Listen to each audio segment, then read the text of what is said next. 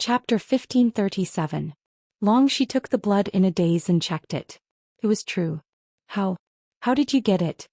She couldn't believe it as it wasn't something that could be bought. Luin said, just use it. Why do you care how I got it? Long she frowned. Lu Yin's appearance seemed to have changed her worldview. His power level had surpassed the 4 young masters, and his status had remained low until now. Now he even had ancestral Mang blood. Even in the entire White Dragon clan, there wasn't much ancestral Mang blood. Only the clan leader and half-ancestor elders could obtain it. She looked at Lu Yin seriously and lowered her head, speechless, to look at the blood in her hand. How is it? Can I use it? Lu Yin asked. Long she nodded, yes. She then looked at Lu Yin, if I use it you won't have it. I'm not a white dragon so it's useless to me. Long she's eyes flashed, come find me in 2 days. Lu Yin immediately left Mount Supreme and waited for Long Shi to use the blood. Inside Mount Supreme, Long Shi began to break through as the blood entered her mouth. Although there wasn't a qualitative change like passing the 3 stages, absorbing the blood of the ancestral Mang was still beneficial for the future cultivation of the White Dragon clan. It was precisely because absorbing the blood of the ancestral Mang wouldn't bring about an immediate leap in strength that Long Shi didn't obtain it before going to the Sovereign Realm. Ancestral Mang blood changed one's cultivation talent, not one's strength. 2 days later Lu Yin met Long Shi. Long Shi looked slightly different from 2 days ago. Her temperament was colder, but she also seemed more noble and fairer. Long Shi frowned and tossed the bottle of ancestral Mang blood to Lu Yin. Inside was a drop of her own blood, just absorb it into your body before the ceremony. Lu Yin was overjoyed and put it away. He suddenly thought of a problem. If I use this blood to worship the ancestors, then if you return in the future won't the White Dragon clan be able to use your blood to confirm that you helped me? Long Shi said indifferently, it doesn't matter. Just say that you forced me. Lu Yin thought about it and agreed. Wait, everyone in Mount Supreme is my prisoner. Why is it so troublesome to make them do things? Can you teach me the ceremony now? Lu Yin asked expectantly. Long Shi looked at him and sighed, let's begin. It was not difficult to learn the ritual of ancestral worship. Although the movements were cumbersome, cultivators could remember them after seeing them once. One had to maintain a devout attitude when worshipping one's ancestors. Lu Yin had performed this many times before and he was pretty good at it. When he learned the etiquette he left immediately. Facing Long Shi he always felt like he would be scolded at any time. After leaving Mount Supreme he originally wanted to meet Luo Shen, but after thinking about it he decided against it. He had extended the time-stop space for a few more months, and with the remaining time he was suddenly interested in the battle technique of, when things reach an extreme they will be reversed. This battle technique had come from the desolate ancestor, and the withered creatures in the withered glory realm had left a deep impression on him. Once they were attacked, as long as the damage did not reach the upper limit, those creatures would only grow stronger. He didn't want to cultivate this battle skill. It wasn't a good thing for him to wither away, but he could still study it. That battle technique had long since been imprinted in his mind. It would be a waste if he didn't learn it. After all, it came from an ancestor realm expert. As he thought about it, Lu Yin sat down cross-legged and began to carefully recall what had happened. Lu Yin entered the time-stop space. At that time the master of Shenwu Heaven Xiaxia had arrived at Dragon Mountain early to meet with the White Dragon clan's elder, Anai Huang. The White Dragon clan was one of the 4 cardinal scales, and they had more than one half-ancestor. Anai Huang was a half-ancestor who was on par with the myriad Daoist clans Wanzi. She was the closest half-ancestor to the progenitor realm, and she was second only to the dragon ancestor in the White Dragon clan. Junior Xiaxia greets senior Anai Huang. So many years have passed. I never thought that the little fellow from back then would become the master of Shenwu Heaven. Senior, may I know what instructions you have for me? Although Xiaxia considered himself a junior, his attitude was very calm. He was the master of Shenwu Heaven, and if he met Anai Huang with this identity, there would be no difference in seniority.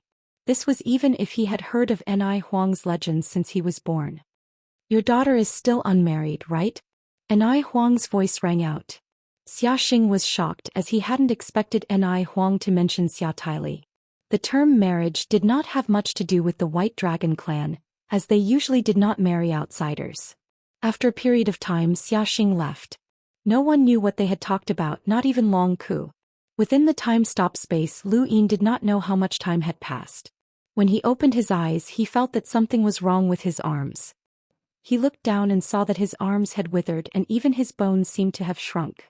He was startled and he quickly stopped cultivating. He watched as his arms gradually recovered and sighed in relief. Fortunately, he had discovered this in time. Otherwise, if his body had withered, he would have had to rely on someone else's strength to recover. That would have been troublesome.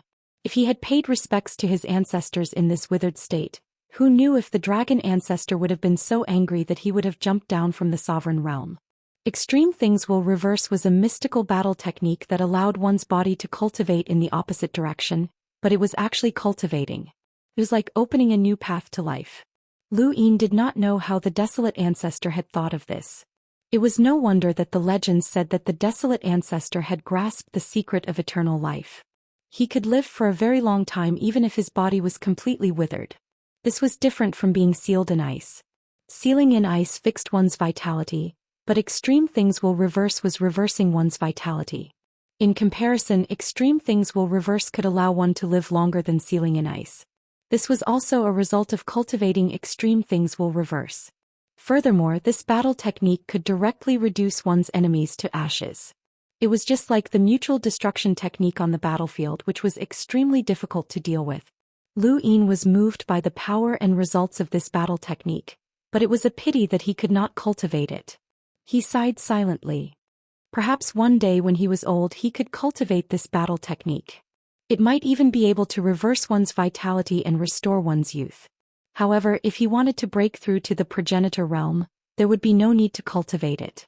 The scene in front of him changed and Lu Yin returned to reality. Only a second had passed. The scenery on the island of Hidden Dragon Lake was very beautiful, and Lu Yin liked to sit by the lake and watch the stars revolve beneath his feet. He could see the development of various civilizations, and there was a restriction on Hidden Dragon Lake. Anyone who tried to rush out of the star would be killed by this restriction. Of course, there were exceptions, and once these people broke through the restrictions of the star and rushed out of Hidden Dragon Lake, they would be accepted by the White Dragon clan and become their guards. Height determined everything, and anyone who managed to rush out of the star would be at the peak of their own planet. Unfortunately, in this part of the universe they were only ordinary cultivators. In the distance a group of people arrived. Lu Yin looked over and saw that the person leading them was Long Shi's maid, Xiaoqian. He had completely forgotten about this cold maid. "Greetings, young master." Xiaoqian bowed and the dozen or so maids behind her bowed as well. "Greetings, young master." Lu Yin was confused. "Xiaoqian." Xiaoqian's expression was calm. "The clan leader has ordered us to serve you." Lu Yin refused. "No need. I don't need to be served." Xiaoqian whispered, "This is an order from the clan. Please don't make things difficult for us." Lu Yin thought about it. "Do as you wish, but I don't need to be served. You can stay here." "Thank you, young master," Xiaoqian replied, and the group of maids behind her entered Lu Yin's residence to help him tidy up. Ever since Lu Yin had stepped onto the path of cultivation, he had rarely been served. In King Zishan's palace, Zhao Ran was not considered serving him, and he was not used to having so many maids. Xiaoqian stood not too far behind Lu Yin and looked at him. Lu Yin did not need to turn around to know what she was thinking. "Is there something you want to ask?" Xiaoqian lowered her voice respectfully. "Xiaoqian doesn't dare." Lu Yin turned around. "I don't know where Long Shi went. We were separated in the sovereign realm." "Yes, Xiaoqian knows." Lu Yin knew that she had a good relationship with Long Shi, so he purposely said this before falling silent. After a while, Xiaoqian suddenly spoke up. "Young master, do you have any plans to leave Hidden Dragon Lake in the near future?" Lu Yin was puzzled. "I didn't before the ancestral ceremony." "Why are you asking?" Xiaoqian whispered. "Before I came here I saw a gathering of people from the side branches. Young Master Long Zhang, Dragon Quarry, and a group of disciples from the side branches were among them. They seemed to want to lure you away from Hidden Dragon Lake and cause trouble." Lu Yin was amused. "You heard that?" Xiaoqian respectfully replied, "Yes." Lu Yin turned around and looked outside Hidden Dragon Lake. The people from the side branches could not enter this place, so if they wanted to cause trouble, they would have to lure him away. However, if Xianxia had not mentioned it, he would have forgotten about it. Xianxia had told him that the governor did not like impulsive people and preferred people who did not show their emotions. If Long Zhang and the others were to cause trouble, wouldn't that be the perfect opportunity for Lu Yin to reveal his true nature? If the governor was Mr. Mu, then he would be Lu Yin's master and would understand him well. If it was not Mr. Mu, then Lu Yin would not be able to find a way to become Mr. Mu's disciple. Xiaoqian, how do you think Long Zhang and the others will lure me out? Lu Yin asked. Xiaoqian shook her head. I don't know. Lu Yin looked outside Hidden Dragon Lake and muttered to himself, I hope they have some brains. Otherwise it won't be fun. Suddenly he shouted, Xiaoqian, do you have a fishing rod? Stars swayed within Hidden Dragon Lake. It looked like a starry sky, but there was also lake water. However, each star was separated by an invisible force and was not submerged by the lake water. Within Dragon Mountain, no matter if it was Hidden Dragon Lake or any other lake, anyone who could fish was not an ordinary person, and Lu Yin could do it now. A strange fish the size of a mountain leapt out of the lake. Lu Yin laughed and tossed it out. It landed on the other side of the lake and smashed into the water, causing the entire island to shake. The next day someone challenged Lu Yin outside Hidden Dragon Lake. Mister, a young master from the Wulong branch is here to challenge you, a maid reported respectfully. All right. Lu Yin shouted, giving the maidservant a fright. Xiaoqian, who wasn't too far away, and the young master from the Wulong branch were startled as well. Even the crouching dragon lake was stirred up by Lu Yin's words. The young master from the Wulong branch was a cruiser, which was not bad for his age group. However, because he came from the four-way scale, he was not very conspicuous and could not even compare to Dragon Quarry. Chapter 1538. The Wulong branch, the Longquan branch, and a few other branches had worked together to compete with the main branch. These were the ones who wanted to lure Lu Yin out this time. It was reasonable to say that Lu Yin would not be lured out of the crouching dragon lake as he was about to become a disciple of the governor. Therefore they had prepared a few backup plans. The Wulong branch prince's provocation was only the first step. Next, they would gradually expose the fact that the Wulong branch prince might have a relationship beyond friendship with Longxi. If Lu Yin could still hold it in, they would still have backup plans. Even Xiaoqian was part of their plan, and they planned to bully her to incur Lu Yin's wrath. They had studied this plan for a few days before finally confirming it. However, they had not expected the Wulong branch's young master to provoke Lu Yin. No, he had not even provoked him. He had only said the word, challenge, and Lu Yin had become excited. Beside Crouching Dragon Lake, the Wulong branch's young master stared blankly at Lu Yin as he tore through the void and descended.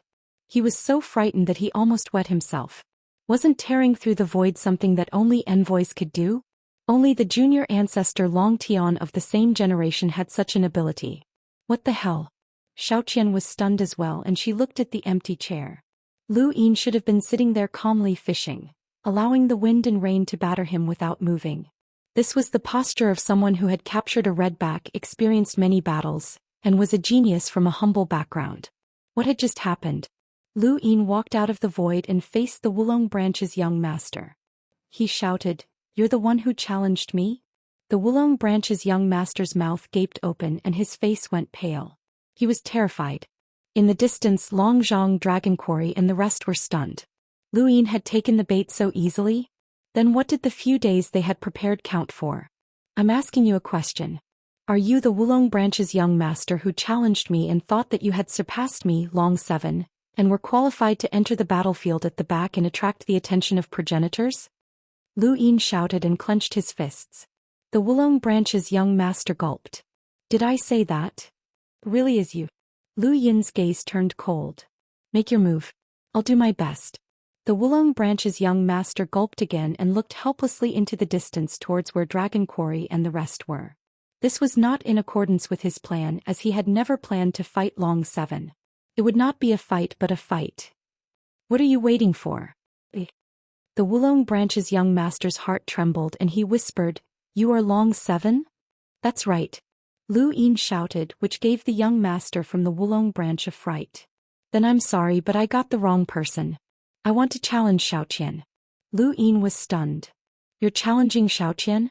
The Wulong branch's young master's expression became serious. That's right, I'm here to look for Xiaoqian. Please invite her out. I want to challenge her. Lu Yin felt that Ku Wei, Fire Realm's Elder Tan, and the others were already shameless enough, but this young master from the Wulong branch was even more shameless than that.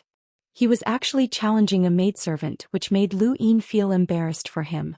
The Wulong branch young master was embarrassed, but compared to being beaten up, he felt that it was okay to lose some face. He was already regretting it. What did it have to do with him if the others were looking for trouble with Long Seven? He shouldn't have come out. Lu Yin didn't even know how to cause trouble for them. His eyes darted around and he stared into the distance at Long Zhang and the others. Long Zhang met Lu Yin's gaze and was shocked. He braced himself and said, "Brothers, Long Seven is out. Let's attack and ruin his reputation. This chapter is not finished. Please turn the page." He doesn't dare to casually attack. The surrounding people gathered their courage and walked out. The scene of Lu Yin tearing through the void had truly frightened them. If not for that scene, the Wulong branch young master would not have been so afraid. Now they were just as afraid. Dragon Quarry's gaze was cold and he walked out to face Lu Yin. Lu Yin ignored the Wulong branch young master as this fellow was already crippled. Dragon Quarry. Dragon Quarry quickly approached Lu Yin and landed 100 meters away from him. Long Seven, if I had followed the junior ancestor to the sovereign realm, then the junior ancestor would not have been trapped, and the princess would not have gone missing. Lu Yin was amused. Just you. Long Seven, how can you speak to your own brother like that? Do you even have any sense of camaraderie? I think you're just too arrogant and don't even care about us anymore. Long Zhang shouted, and the surrounding members of the branch families joined in on the commotion. They were certain that Lu Yin would not dare to do anything at this moment. They would not challenge him as no one would be able to say anything if they were beaten up. However, it was different if he attacked for no reason. At a critical moment like this, even the junior ancestor would be cautious, let alone Lu Yin. That was what they thought. Unfortunately, Lu Yin's thoughts were the exact opposite of theirs. He did not hesitate to slap Long Zhang, sending him flying hundreds of meters away.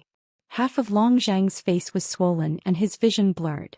He could not see anything and he fainted. Before he fainted, he even spat out a few teeth. The surrounding members of the branch families were stunned, and so was Dragon Quarry.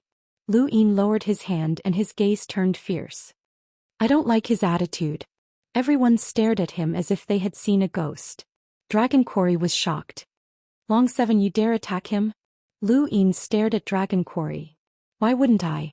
Dragon Quarry clenched his fists and gritted his teeth. You're too arrogant. In the distance, someone approached. It was an elder from one of the White Dragon tribe's branches. He had long since known that Long Zhang and the others were looking for trouble with Lu Yin, and he had been keeping an eye on them just in case. When he saw that Long Zhang had been sent flying, he immediately walked out. What happened? Who hit someone for no reason? Elder, it's Long Seven. He looks down on our branch family and he even took the initiative to hit Long Zhang. A branch family member complained tearfully. The branch family elder stared at Lu Yin. Long Seven, is what he said true? Lu Yin raised his head. Don't you have eyes? Can't you see? He did not even need to guess to know that this old man was helping this group of branch family members. Although he wanted to cause trouble, it had to be said that the main branch was too useless. The branch families had already schemed against Lu Yin, but no one from the main branch had appeared. Long Seven, the ancestral worship ceremony is just around the corner. Your actions are too reckless. Do you know that if news of this spreads, not only will your reputation be damaged, but the governor might also be displeased and refuse to accept you as a disciple. It will also affect the reputation of our White Dragon tribe. Do you know how many esteemed guests have arrived at Dragon Mountain? The branch family elder shouted. Lu Yin did not care. Old man, you think too highly of yourself. Do you have the right to interrupt the governor's decision to accept a disciple? The branch family elder was furious. He was an emissary, but he had been ignored by Long Seven. He wanted to teach the youth a lesson, but he had also seen Lu Yin tear through the void and walk out, which made him feel apprehensive. Lu Yin was about to worship his ancestors and become a disciple of a progenitor, which also made him feel apprehensive. The branch family elder had walked out because he had not expected Lu Yin to be so arrogant. There was no need for him to be wronged or angered as this guy was arrogant to begin with. Long Seven, you have a vile personality. I will definitely report this to the head elder. The branch family elder threatened. The surrounding branch family members also stepped aside. This chapter is not finished. Please turn the page. They all agreed. Lu Yin frowned. Noisy. His body flashed and appeared above everyone's heads. He then pressed down with a single palm using the hollow palm. This was a hollow palm that was magnified several times and pressed down on everyone, including the branch family elder. No one had expected Lu Yin to be so bold as to take the initiative to attack, especially the branch family elder. He was furious and immediately used his white dragon transformation. His astral source whizzed past, but he discovered that he could not suppress any star energy. The hollow palm pressed down. This hollow palm was not fast, but it was more like a strong gust of wind that swept all of the branch family members away. The branch family elder's chest tightened, but he was fine. He raised his hand and a spear appeared in his hand as he stabbed forward. This spear entered and exited from the astral source universe. It could not be seen and its angle was strange as it pierced towards the back of Lu Yin's neck. Lu Yin pulled back and grabbed the spear, but it could not advance any further. The branch family elder was shocked. How was this possible? The golden battle force in Lu Yin's palm was restrained. With his immense strength he could even fight against a gray-eyed corpse king, let alone a branch family elder with a power level of over 500,000. If this person had not used his white dragon transformation, Lu Yin would not even need to use his golden battle force. Lu Yin kicked out and the branch family elder let go of the spear and entered the astral source universe. Lu Yin sped up and entered the astral source universe as well. Facing the branch family elder's shocked gaze, he used his hollow palm. There was a thump and the branch family elder could not dodge in time. He was sent flying by the hollow palm and crashed into the crouching dragon lake. When the branch family members saw this, their faces turned pale. Even an envoy-level elder was not Long Seven's match. The Wulong branch's young master was sprawled on the ground. He had been knocked down by the hollow palm and thought that Long Seven was only... Now that he saw the branch family elder's fate, he was glad that he had made the decision to fight Long Seven alone. There was nothing wrong with his brain. The branch family elder coughed up blood in the crouching dragon lake. This hollow palm was not weak and it had injured him. He rushed out in anger and wanted to attack again, but Lu Yin's spear was right in front of him. The branch family elder was furious that Lu Yin had used his own weapon to attack him. Lu Yin was looking down on him. As he thought about it, he avoided the tip of the spear and reached for the spear. However, Lu Yin's actions were not expected. Lu Yin could predict the branch family elder's movements when he picked up the weapon. This person had studied the spear for many years and the moment he attacked he had a set of attack speed. Lu Yin had received the inheritance from the sword steel, so he could see through the branch family elder's understanding of the spear at a glance. He easily disintegrated this person's attack, and it was impossible for him to snatch the spear away. The branch family elder attacked several times, but he could not even touch the spear. The tip of the spear continued to revolve around his neck, which made his hair stand on end. This was even more frightening than being injured by Lu Yin, because Lu Yin's understanding of the spear far surpassed his own. How was this possible? How was this possible? How many years had this person been cultivating? His understanding of the spear had reached an unimaginable level? How was this possible? With a bang, the tip of the spear swept past the branch family elder's earlobe and pressed down hard, sending the branch family elder back into the crouching dragon lake. Lu Yin held the spear with one hand and stood proudly in the void, looking down at everyone. Many of the branch family disciples looked at him in fear, and Dragon Quarry's hands and feet were cold. He realized that even young ancestor Long Tian might not have such strength. Could this Long Seven have reached or even surpassed young ancestor Long Tian? Impossible. Today the word, impossible, had become the most common word among the branch family members, and their common sense had been overturned. Thank you for your support, brothers. The next volume is about to begin. I want the sky to be surnamed Lu. End of chapter. Chapter 1539. What are you doing? Long Kuei appeared, suppressing the crowd as he stared at Lu Yin. Lu Yin narrowed his eyes and replied in a neither servile nor overbearing manner. A branch family member challenged Long Seven. Challenge? Long Kuei glanced at Dragon Quarry and the rest. You challenged Long Seven? Dragon Quarry gritted his teeth and wanted to retort, but the branch family elder rushed out from the bottom of the lake and panted, Elder Long Kuei, this Long Seven is too arrogant and has a vile personality. He attacked a family member and bullied his peers. He even ignored me, an elder, and spoke arrogantly. Please report this to the family head and the elders. Long Kuei frowned and looked at Lu Yin. Long Seven, what's going on? Lu Yin smiled. A bunch of trash looking for trouble. The branch family elder was furious. Elder Long Kuei, did you hear that? This Long Seven is so arrogant and spouting such malicious words. He's a disgrace to the White Dragon tribe. Long Kuei stared at Lu Yin. How had this brat's attitude changed so quickly? Lu Yin looked up and met Long Kuei's gaze. These people want me to become a disciple? They're courting death. They're lucky that I didn't destroy them.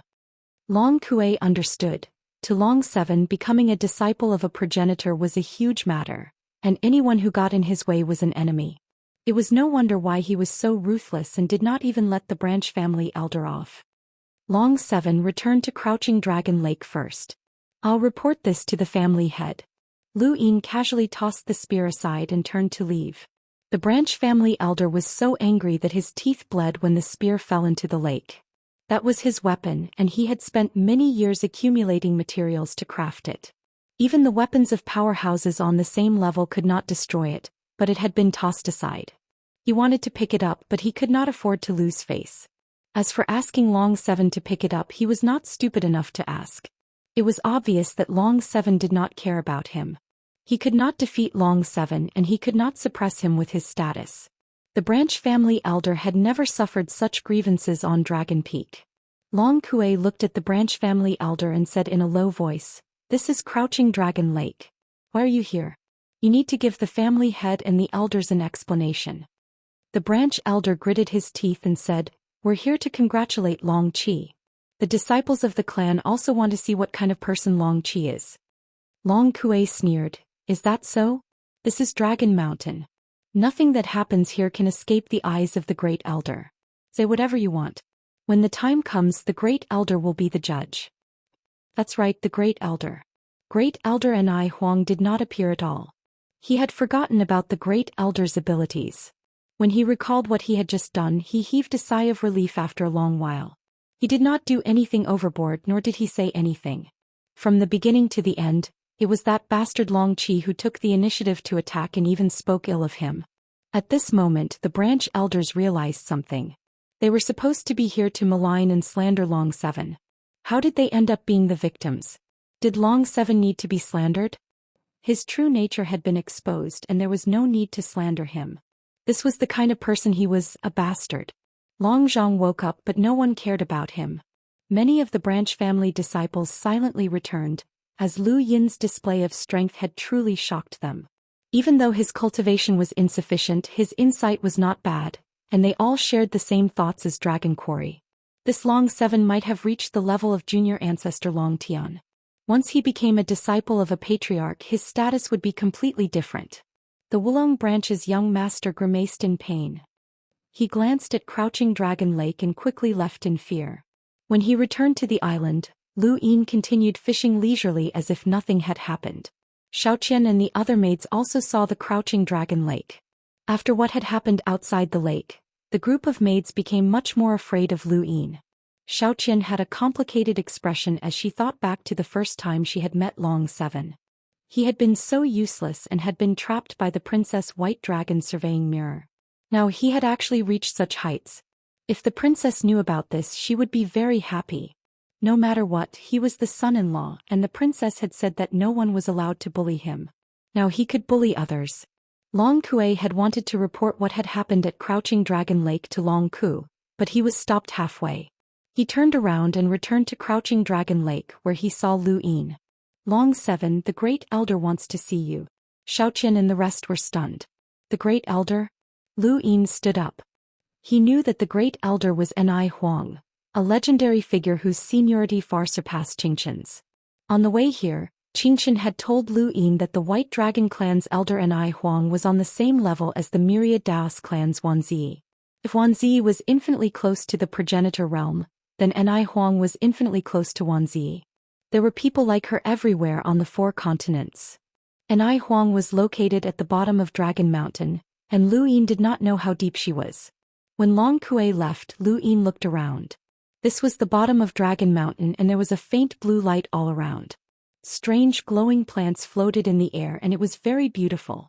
The sound of water dripping could be heard in the distance, and there was a clear spring flowing beneath his feet. Tiny stars rotated within it. Lu Yin stared at the stars in the spring. He had never seen such a small star before. It was like an ant's planet and it was only the size of his palm.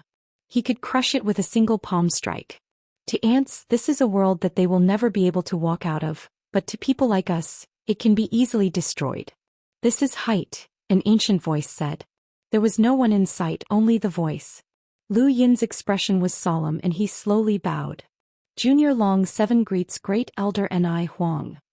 Long 7, your height has long surpassed many people. From now on there is no need to care about ordinary ants. To you, becoming a progenitor is your greatest goal. Lu Yin answered, yes, Great Elder. The governor of the humble school, Senior Wuxia, is a very refined person. Although he controls the killing of the humble school, he does not like people who cause trouble. I will suppress today's matter for you, but you must not be reckless in the future. The internal strife within the clan has nothing to do with you. As long as you acknowledge the governor as your master, I will arrange a marriage for you, and you will step into the clouds. Lu Yin was surprised. Marriage? But I am the son-in-law of the main bloodline, and I am already married to Long Shi. I've already said that there is no need to care about those things. Be it the main bloodline or the subsidiary bloodlines, it has nothing to do with you. Your name is only a formality, and you are no longer the son-in-law of the main bloodline. You are the successor of the White Dragon clan, and your status is equal to Long Tian's. There are very few who are qualified to marry you. Do you have anyone in mind? Lu Yin did not know how to answer as he had not expected such a thing to happen. This Great Elder Ni Huang was basically skipping over the main bloodline. Was the main bloodline so insignificant? That shouldn't be the case. Could it be that the main bloodline was once a subsidiary bloodline? No one in mind. How about Xia Taili? Lu Yin was shocked. Great Elder, this isn't good. I've already discussed this with Xia Xing of the Shenwu Plain. This decision was made by me and Xia Xing as well as the Dragon Ancestor and Xia Ancestor's wishes. You don't have to think too much about it. Go back. Remember, do not act rashly. Your apprenticeship to a progenitor is the most important thing right now, so prepare well. No one will disturb you in the following period of time, and your name will still be engraved in the main bloodline. After speaking, Lu Yin's vision cracked open and his body was sucked in. When he reappeared, he was already in the outside world and Long Kui was not far away. Lu Yin's expression was strange and he felt helpless and speechless. Why were there marriage alliances everywhere? Do I look that much like a marriage alliance? His marriage alliance with Xia Taili was equivalent to the White Dragon clan's marriage alliance with the Shenwu Plain. There was also the governor of the humble family and 3 progenitors. This was the current situation in the Peak Realm. The frigid Immortal sect was too domineering, and this marriage alliance had been forced by them. However, no matter how he looked at it, he felt that he was the most unlucky one. Xia Taili was not to be trifled with, and he did not want her even if he was beaten to death. Long Kui did not say anything to Lu Yin, and he simply sent him back to Crouching Dragon Lake before leaving.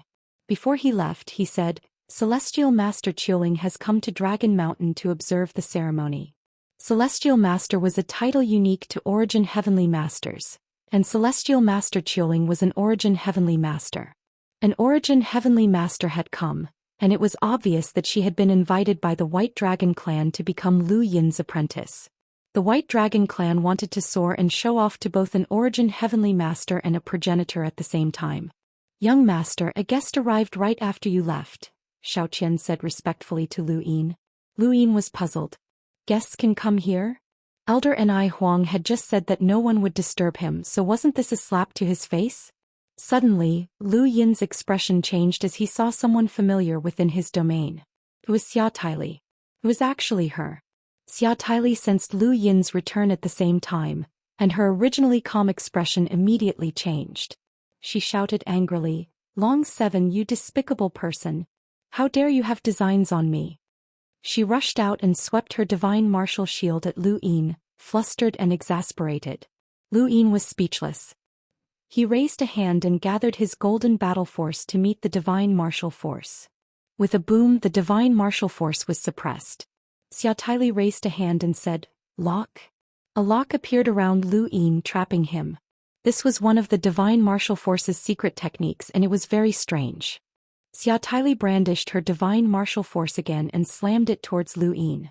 Lu Yin moved his hand and shattered the lock. He raised another hand and unleashed an emptiness palm. Boom. Shockwaves swept out in all directions, and Zhou Xian and the rest were forced to retreat. Waves rose from Crouching Dragon Lake and surged into the distance. Xiaotaili's divine martial force was pierced through by Lu Yin's emptiness palm, and the wind from the palm brushed past her ears and into the void. Xiaotaili paused and looked at Lu Yin in shock. The difference was too great, especially when Lu Yin had shattered the lock faster than Bai Xiaohong. How could this be? Lu Yin said helplessly, "It has nothing to do with me.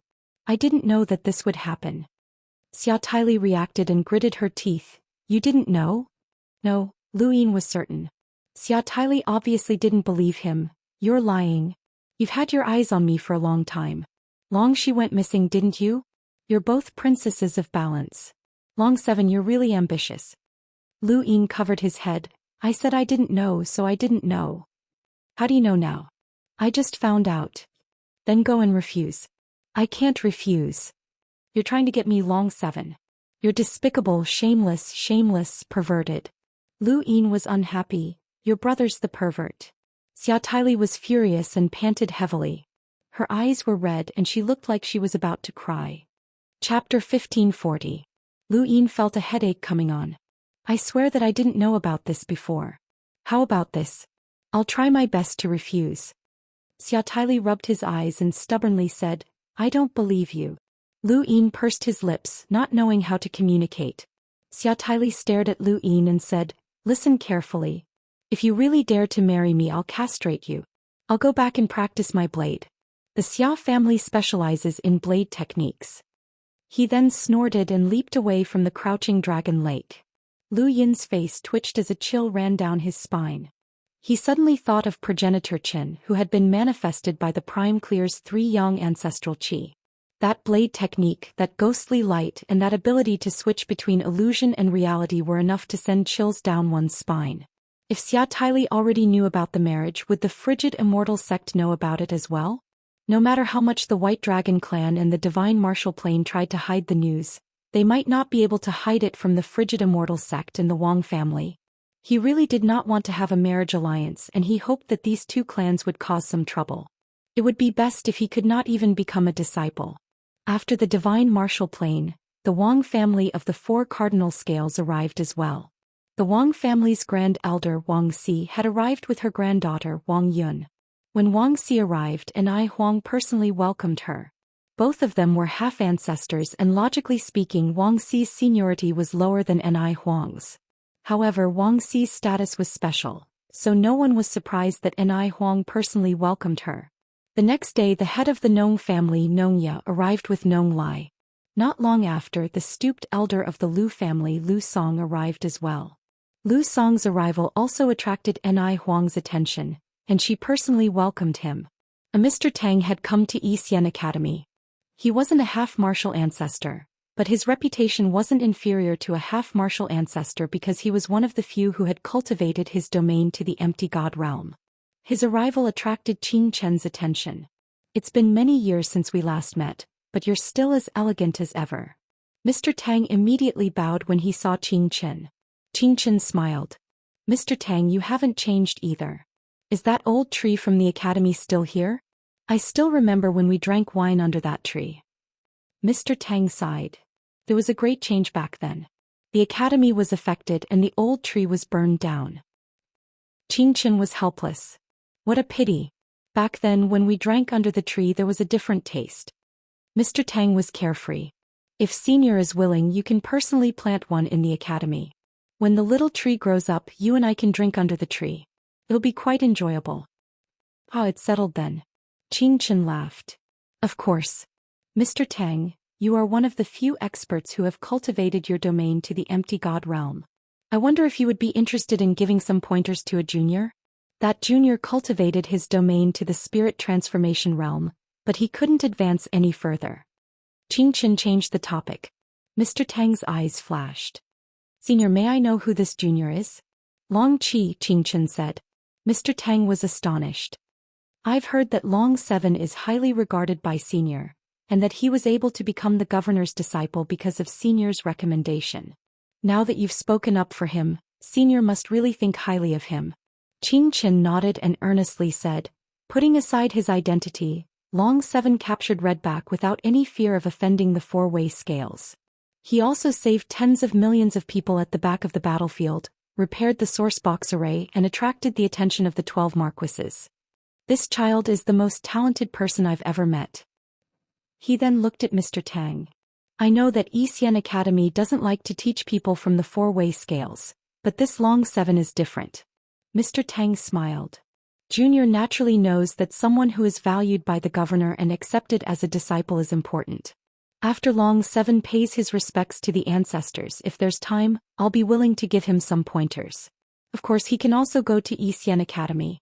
All right, then it's settled. Qianxia smiled. Mr. Tang smiled in agreement. Qianxia really did think highly of Lu Yin, especially after the governor had confirmed that Lu Yin had been accepted as a disciple. Qianxia had treated Lu Yin like a junior, and he could also see that Lu Yin disliked the four-way scales from the bottom of his heart. This had completely dispelled his worries about Lu Yin's identity, which had led to the scene just now. Otherwise, no matter how much Qianxia admired Lu Yin, he would not have been able to pull strings for him. He always had a feeling that Lu Yin would bring changes to this part of the universe in the future. Countless people from the Middle Realm and the Top Realm had gathered at Dragon Mountain. Even some cultivators who were not qualified to set foot on Dragon Mountain were now unexpectedly given the opportunity to enter. The White Dragon clan wanted to use Lu Yin to gain some face, and Long Ku wanted to use Lu Yin to stabilize his position as the main bloodline. He spared no effort in creating momentum, and this was the biggest event in the starry sky of trees. No less than 20 light emissaries had come, and there were even a few half-martial ancestors among them. When Lu Yin heard the news, he could not help but guess that the experts gathered at Dragon Mountain could definitely fight against the entire Fifth Mainland, and they might not necessarily be at a disadvantage. The 10 days of ancestral worship drew closer and closer, and the frigid Immortal sect finally arrived. The frigid Immortal sect master by Ting, Elder Shizi and Elder Shi had come. Many people on Dragon Mountain were shocked when they heard that Elder Shi had come. It was not that Elder Shi was very powerful, but rather that Elder Shi kept his promise. Elder Shi's name was Xianxia, and he was a First Origin Tribulation cultivator. He had been stuck at the First Origin Tribulation for a very long time. It was not that he could not break through to the Second Origin Tribulation, but that he did not want to. Back then, Xianxia used his unparalleled heroic spirit to cultivate his battle chi to the Warring States level, and he used that to break through to the Star Emissary level. His fame was just as great as that of the 7 heroes. Unfortunately, he failed to challenge the 7 heroes, so he kept his promise and never broke through to the Origin Tribulation level. Even after the 7 heroes disappeared, Xianxia didn't break his promise. The frigid Immortal sect master even ordered him to break through, but he still didn't. When the people around him heard this, some of them admired him while others mocked him. Even though he's only at the First Origin Tribulation, no one in the starry sky of trees is a match for him. The frigid Immortal sect's junior ancestor by Xiaohong challenged emissaries, and even defeated emissaries at the First Origin Tribulation. However, he would never challenge Xianxia, because he's invincible at the First Origin Tribulation, someone else said. The Warring States realm is really rare. There are very few people who cultivate battle force, and those who can cultivate battle force to the Warring States realm are even rarer. What a pity. A peerless genius died with the 7 heroes. By the way, who defeated him back then? I heard it was the 7th. As soon as the people from the frigid Immortal sect arrived at Dragon Mountain, they sent away Long Ku from the White Dragon clan and went to Divine Martial Heaven. Princess Tai Li, please tell us what you saw in the meditative ruins, said Bai Ting and Elder Shizi.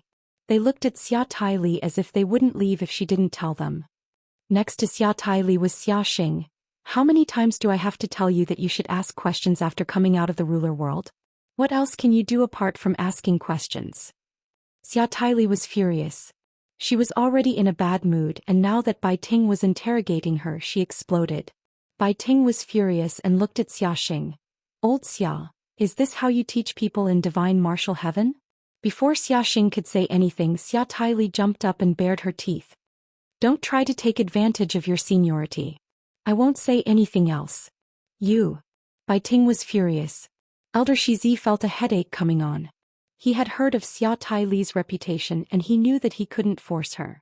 He quickly pulled Bai Ting back and said to Xiaxing, Patriarch Xia, please forgive us. Xiaohong's death isn't just a loss to the frigid immortal sect, it's also a loss to the starry sky of the trees of trees. He had a high chance of becoming a progenitor in the future. The progenitor realm is the greatest barrier protecting this part of the universe. Xiaxing nodded. You're right, Elder, but Taili already told us everything she knew. She didn't miss a single detail from when she arrived in the meditative ruins to when she came out. You won't be able to get anything out of her. Elder Shizi glanced at Xia Taili, who snorted in response. If she wasn't happy, others wouldn't have it easy either. Elder Shizi's gaze swept past Xia Taili and landed on a young man standing in the corner. He had been there since they arrived and he had a respectful expression on his face. An ordinary disciple would have left long ago, but he didn't. May I know who the disciple Patriarch Xia brought is? Have I heard of him? Elder Shizi asked the young man in the corner. The young man met Elder Shizi's gaze and smiled faintly before bowing. Luo Zhong greets the frigid immortal sect. Xiaxing replied, he's a new disciple of divine martial heaven. His talent isn't bad, so I brought him along to train him. He hasn't traveled much, so I don't think you've heard of him before. Xia Taili rolled his eyes. That's not necessarily true. These old fellows probably know as much about divine martial heaven as you do, father. Xiaxing growled, Taili, don't be rude. Elder Shizi didn't get angry. Bai Ting waved his hand. No manners. He then left. Elder Shizi exchanged a few more pleasantries before leaving as well. Xiaxing looked at Bai Ting's back with disdain. This person was just a puppet that he had supported, so he wasn't worth paying attention to. Xia Taili had angered the people from the frigid immortal sect into leaving, and he felt much better. He glanced behind him. Luo Zhong, let's go. Spar with me. Yes, princess. Luo Zhong's expression was calm, and there was a hint of a smile on his face that made others feel comfortable. He was a steady person and there was no lack of stubbornness in his respectful demeanor. His cultivation talent was also extremely high, which was why he had been able to rise up from divine martial heaven in a short year under Xiaxing's guidance. As he followed Xia Taili out, Luo Zhong suddenly looked in the direction of Crouching Dragon Lake and thought to himself, Brother Lu, we meet again. After the frigid immortal sect left divine martial heaven, they went to find the Nong family, but Nong Sanyang wasn't there. Only Nong Lai and Nong Ye were there, so they left in displeasure. They wanted to look for Lu Yin, but they were stopped by the White Dragon tribe. Lu Yin quietly waited on an island in Crouching Dragon Lake. 10 days quickly passed, and the sky distorted as endless light shone from Dragon Mountain, the entire top realm. The day of ancestral worship. Ancestral worship at Dragon Mountain was a major event, and it could illuminate at least one of the 4 regions of the top realm. On this day, Lu Yin changed into the White Dragon tribe's unique ancestral worship attire and solemnly stepped onto the ancestral dragon altar at the center of Dragon Mountain. Chapter 1541. The ancestral dragon altar was located at the center of Dragon Mountain, and it was the highest place in the entire mountain range. Even in the top realm, it was one of the highest places. The 4 scales were balanced and the highest points were the same. This meant that Lu Yin was about to reach the peak of the top realm, and above that would be the sovereign realm.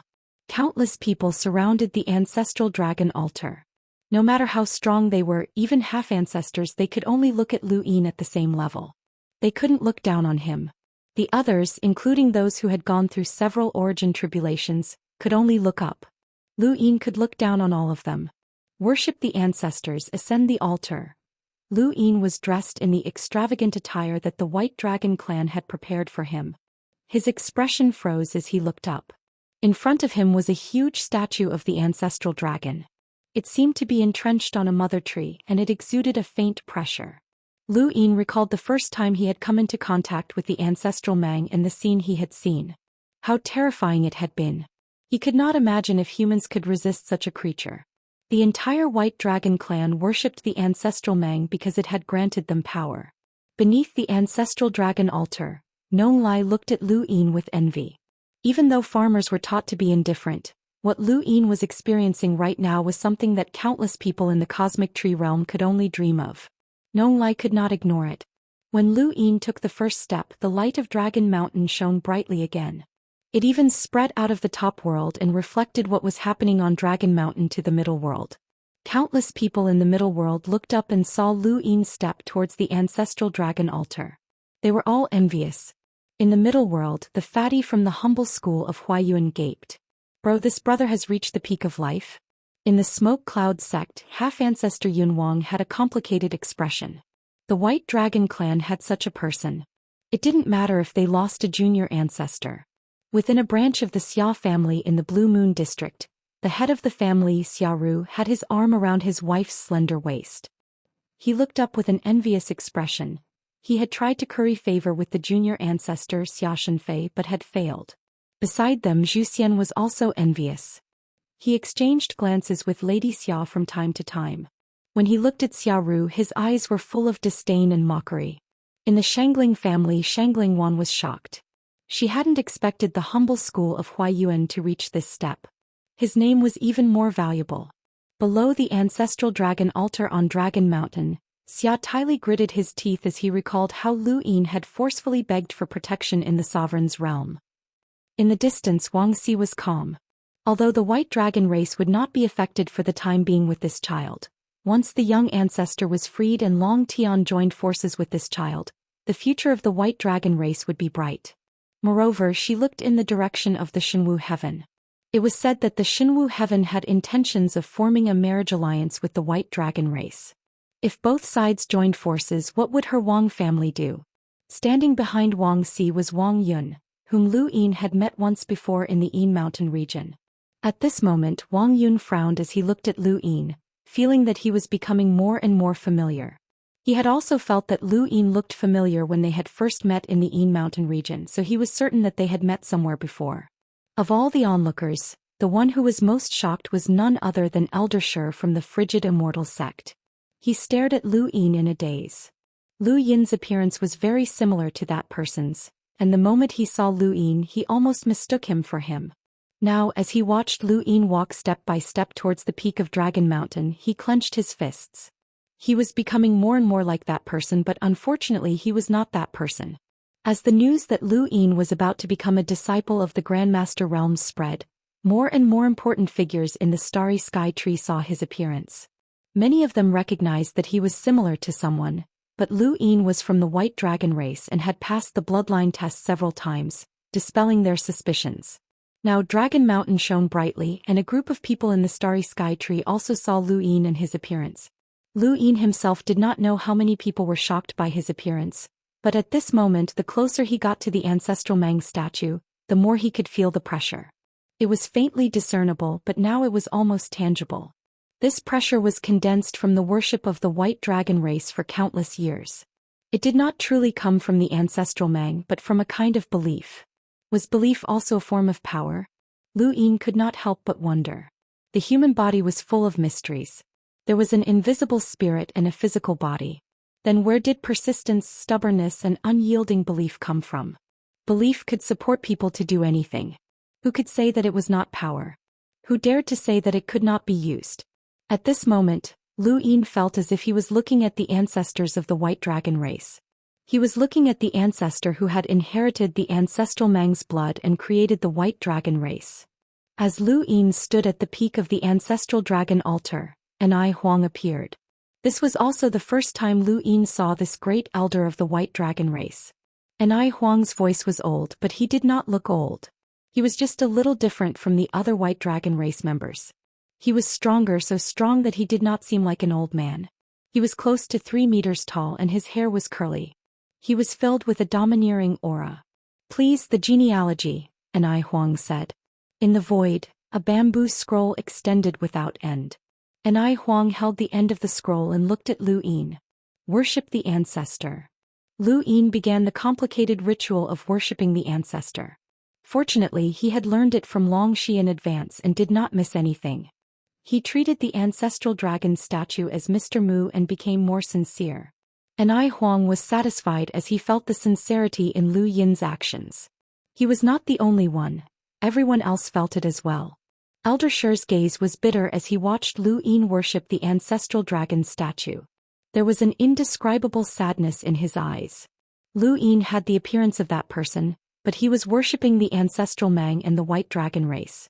It was an insult to that person. The entire set of actions took half an hour and Xia Tyli was getting impatient. However, everyone at the foot of Dragon Mountain looked solemn and respectful.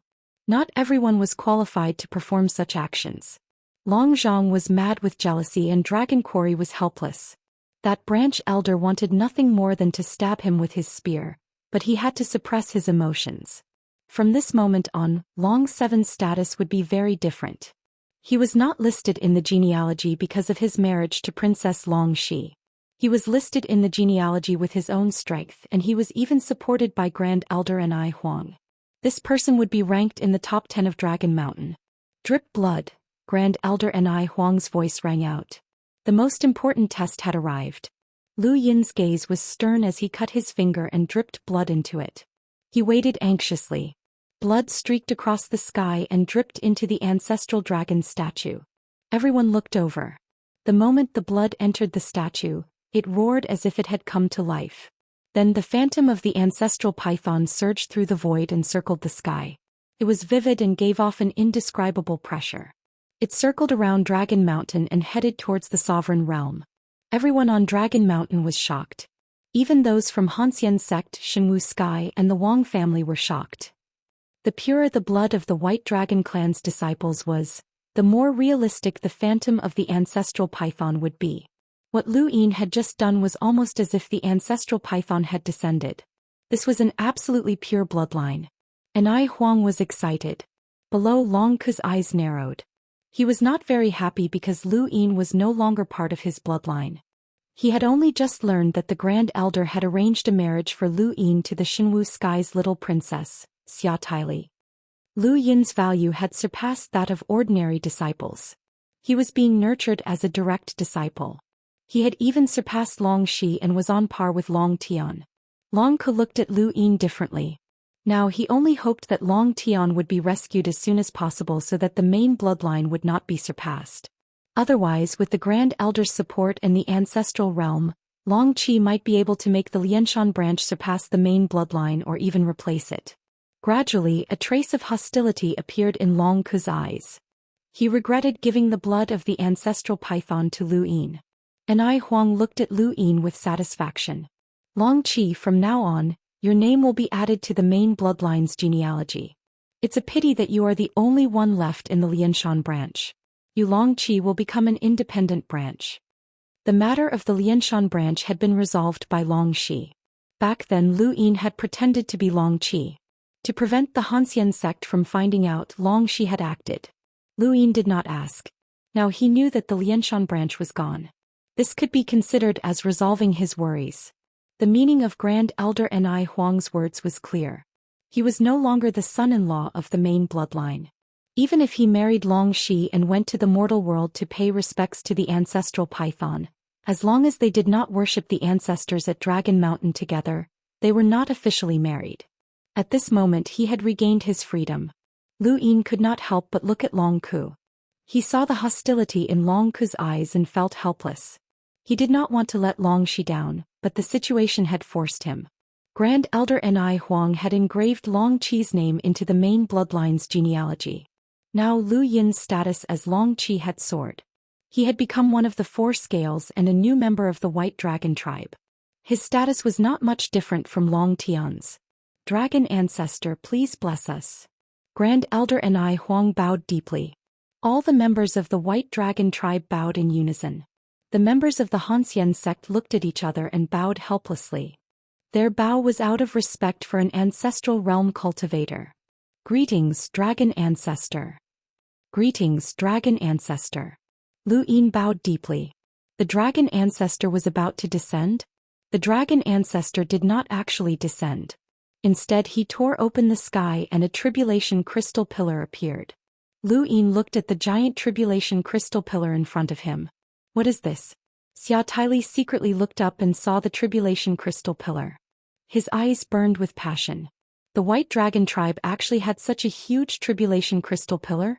Nong Lai, Wang Yun and the rest all saw it and their eyes were filled with envy. That was a tribulation crystal pillar, and it was so big that it was enough to break through the middle finger. This Long Qi had previously snatched Long Xian's son's tribulation crystal pillar to break through the lower finger. Now that he had broken through the middle finger, he was only one step away from breaking through the third stage. Once he broke through the middle finger with the help of the tribulation crystal pillar, this person's cultivation level and realm would be on par with the junior ancestor. He would then be the new junior ancestor. Even Grand Elder Ni Huang and clan leader Long Ku did not know that the dragon ancestor had a tribulation crystal pillar. Long Qi, the ancestor is so kind to you. Quickly be grateful, Grand Elder Ni Huang reminded him. Lu Yin reacted and hurriedly thanked the ancestor. Thank you for your blessing, ancestor. The dragon ancestor's appearance was not as irresistible as the martial ancestor's appearance during the sovereign competition. There was no pressure at all, but it made Lu Yin's heart tremble. He felt that the dragon ancestor was unfathomable. Old heretic Mu, how much longer do you want to watch? A resonant, ancient voice boomed through the sky. Everyone was in awe. This was the dragon ancestor's voice. Lu Yin's fingers trembled as he looked up. Was Governor Wuxia about to appear? Chapter 1542. Very quickly, ripples appeared in the void and a figure slowly walked out. It was as if he had walked out of a painting, completely unaffected. Even the ripples in the void were like water, gentle and comfortable. Everyone bowed in unison. Greetings, Governor. Greetings, Governor. No matter who it was, whether they were from a poor family or not, they all bowed respectfully. Lu Yin looked up and saw Wuxia clearly. It was a middle-aged man who looked refined, but it was not Mr. Mu. Lu Yin was disappointed. Out of everyone present, only Lu Yin dared to peek. Everyone else bowed deeply, including Elder Ni Huang. Even though Lu Yin's seniority was extremely high, he was still not qualified to be a progenitor. Wuxia looked at Lu Yin, and when he saw Lu Yin peek, he smiled.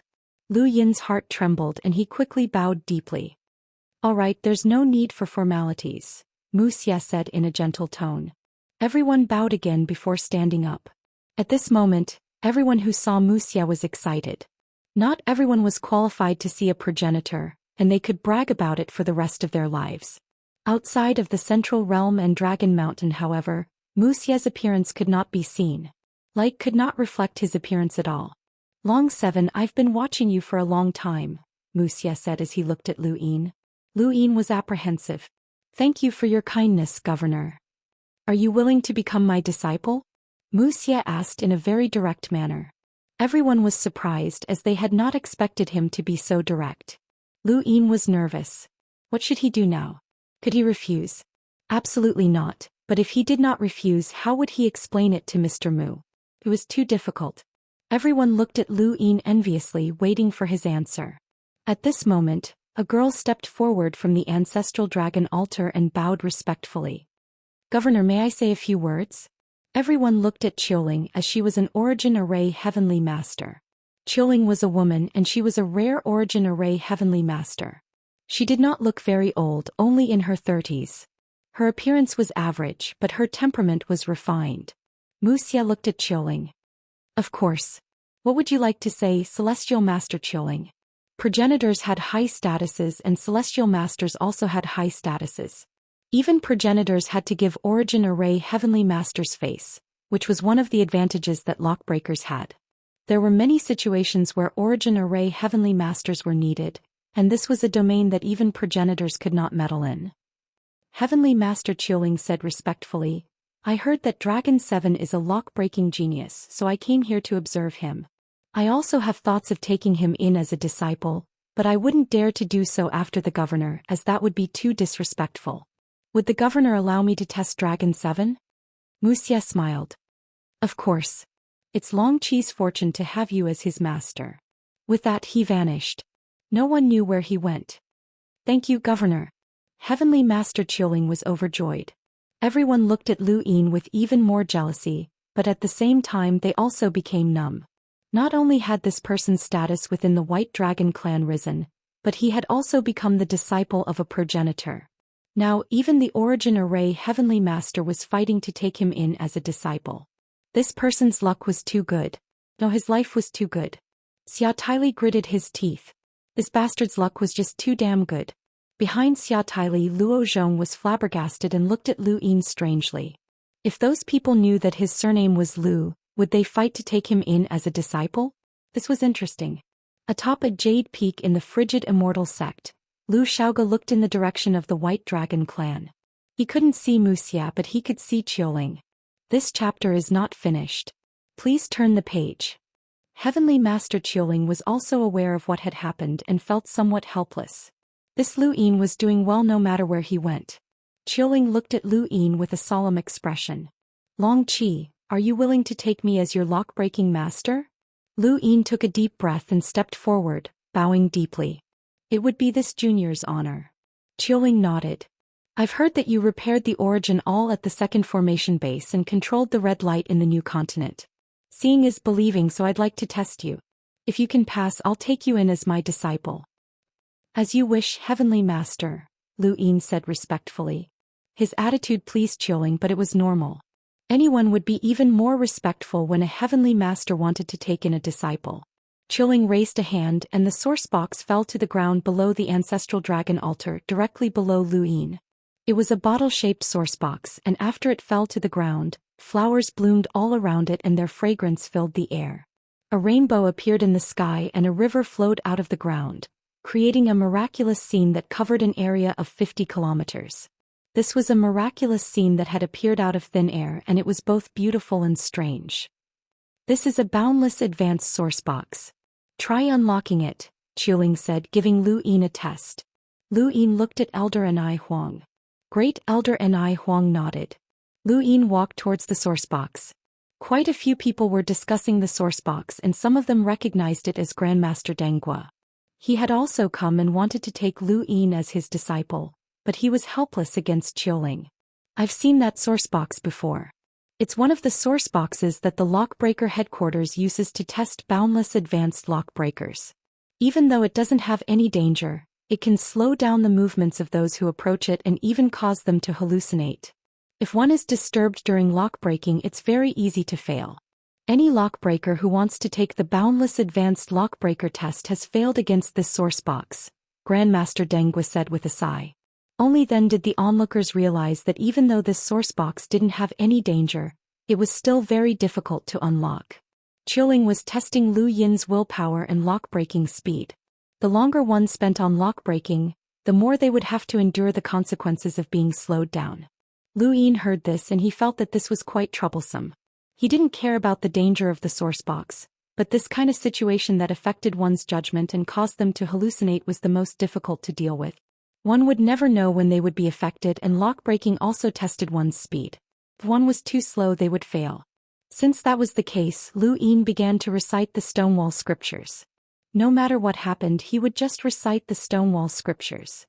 Reality proved that Lu Yin's actions were correct.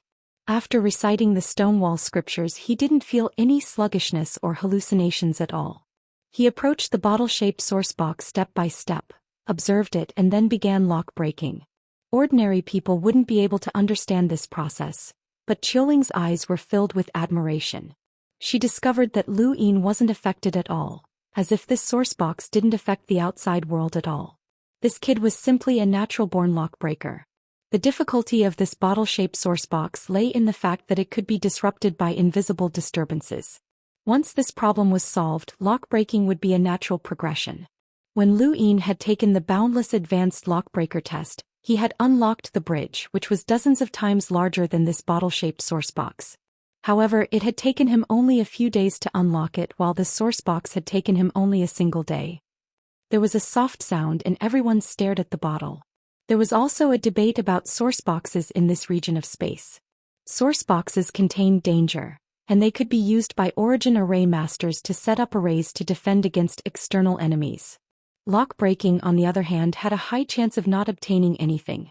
Thus, many people supported the idea of lock-breaking and only setting up source box arrays. This chapter is not finished. Please turn the page. There was a sizable group of people who supported lockbreaking, as they wanted to obtain items from ancient times. No matter how the two sides argued, the moment a source box was successfully unlocked, it would attract a lot of attention.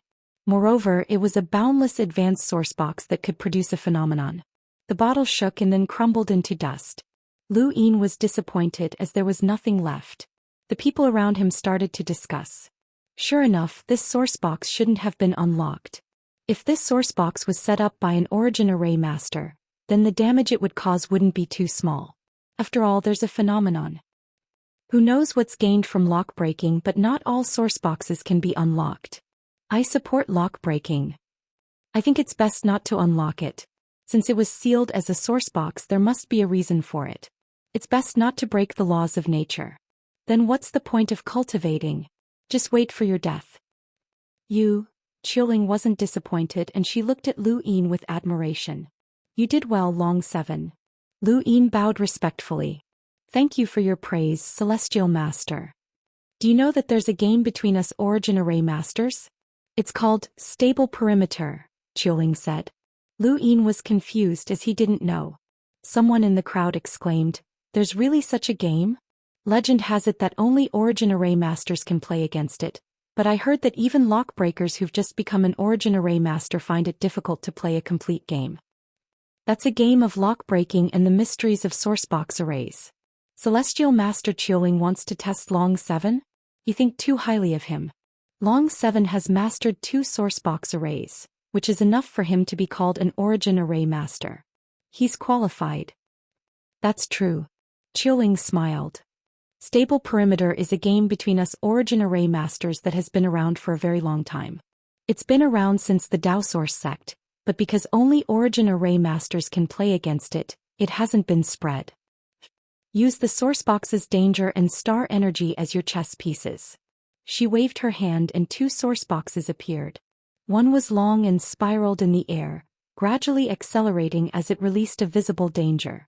It transformed into layers of sharp energy that cut through the surroundings, causing the void to distort and crack. Its power was enough to reach the level of an envoy. The other sourcebox was very small, only about the size of a palm. It looked like a bracelet, but it gave off an even more terrifying feeling because it released a pure red energy. It was obvious that this energy was extraordinary. As the 2 sourceboxes' danger overlapped, an unpredictable destructive force spread out in all directions. Many people in the vicinity retreated, and as the host, Ni Huang acted to isolate the danger. Lu Yin watched as the sourceboxes overlapped with each other, forming a strange and unpredictable destructive force, and he began to understand what was going on. Stable Perimeter is very simple. Whoever can use their sourcebox's danger to destroy the opponent's star energy will win. Star energy appeared beneath Qiuling's feet and spread out to the space between the 2 sourceboxes. The sourcebox's danger immediately tore apart the star energy, leaving behind only a small amount that floated into the air like specks of stars. Celestial Master Qiuling waved her hand, and the remaining star energy that hadn't been cut by the sourcebox's killing intent changed color. Half of it turned black while the other half turned white. It was a perfect 50-50 match, and the 2 sourceboxes' killing intent overlapped like a chess game. You can choose one color, Qiuling smiled at Lu Yin. Thank you for your support, brothers. I'll take a few days off and then continue updating. End of chapter. Chapter 1543. Lu Yin took a deep breath and observed carefully. He found that the remaining 2 colors of star energy were evenly distributed, and anything that obstructed the sourcebox's danger had been destroyed. All he had to do was stir up the danger and destroy the opposing color's star energy. It didn't matter which color he chose. I choose white, Lu Yin said respectfully. After all, she was from the White Dragon clan. Qiuling smiled. I usually play against those old freaks. It's rare for me to play against a junior. She then stepped into the sourcebox's danger zone. In a game, whoever stepped in first was more likely to trigger the sourcebox's danger zone, which would be more dangerous for them. Naturally, Qiuling was the first to step in. Sourcebox's danger zone was very sensitive and dangerous, which was why ordinary people respected lockbreakers so much. Qiuling stepped in, but nothing happened. It was as if the sourcebox's danger zone didn't sense her at all. Lu Yin's eyes grew solemn as he observed the situation.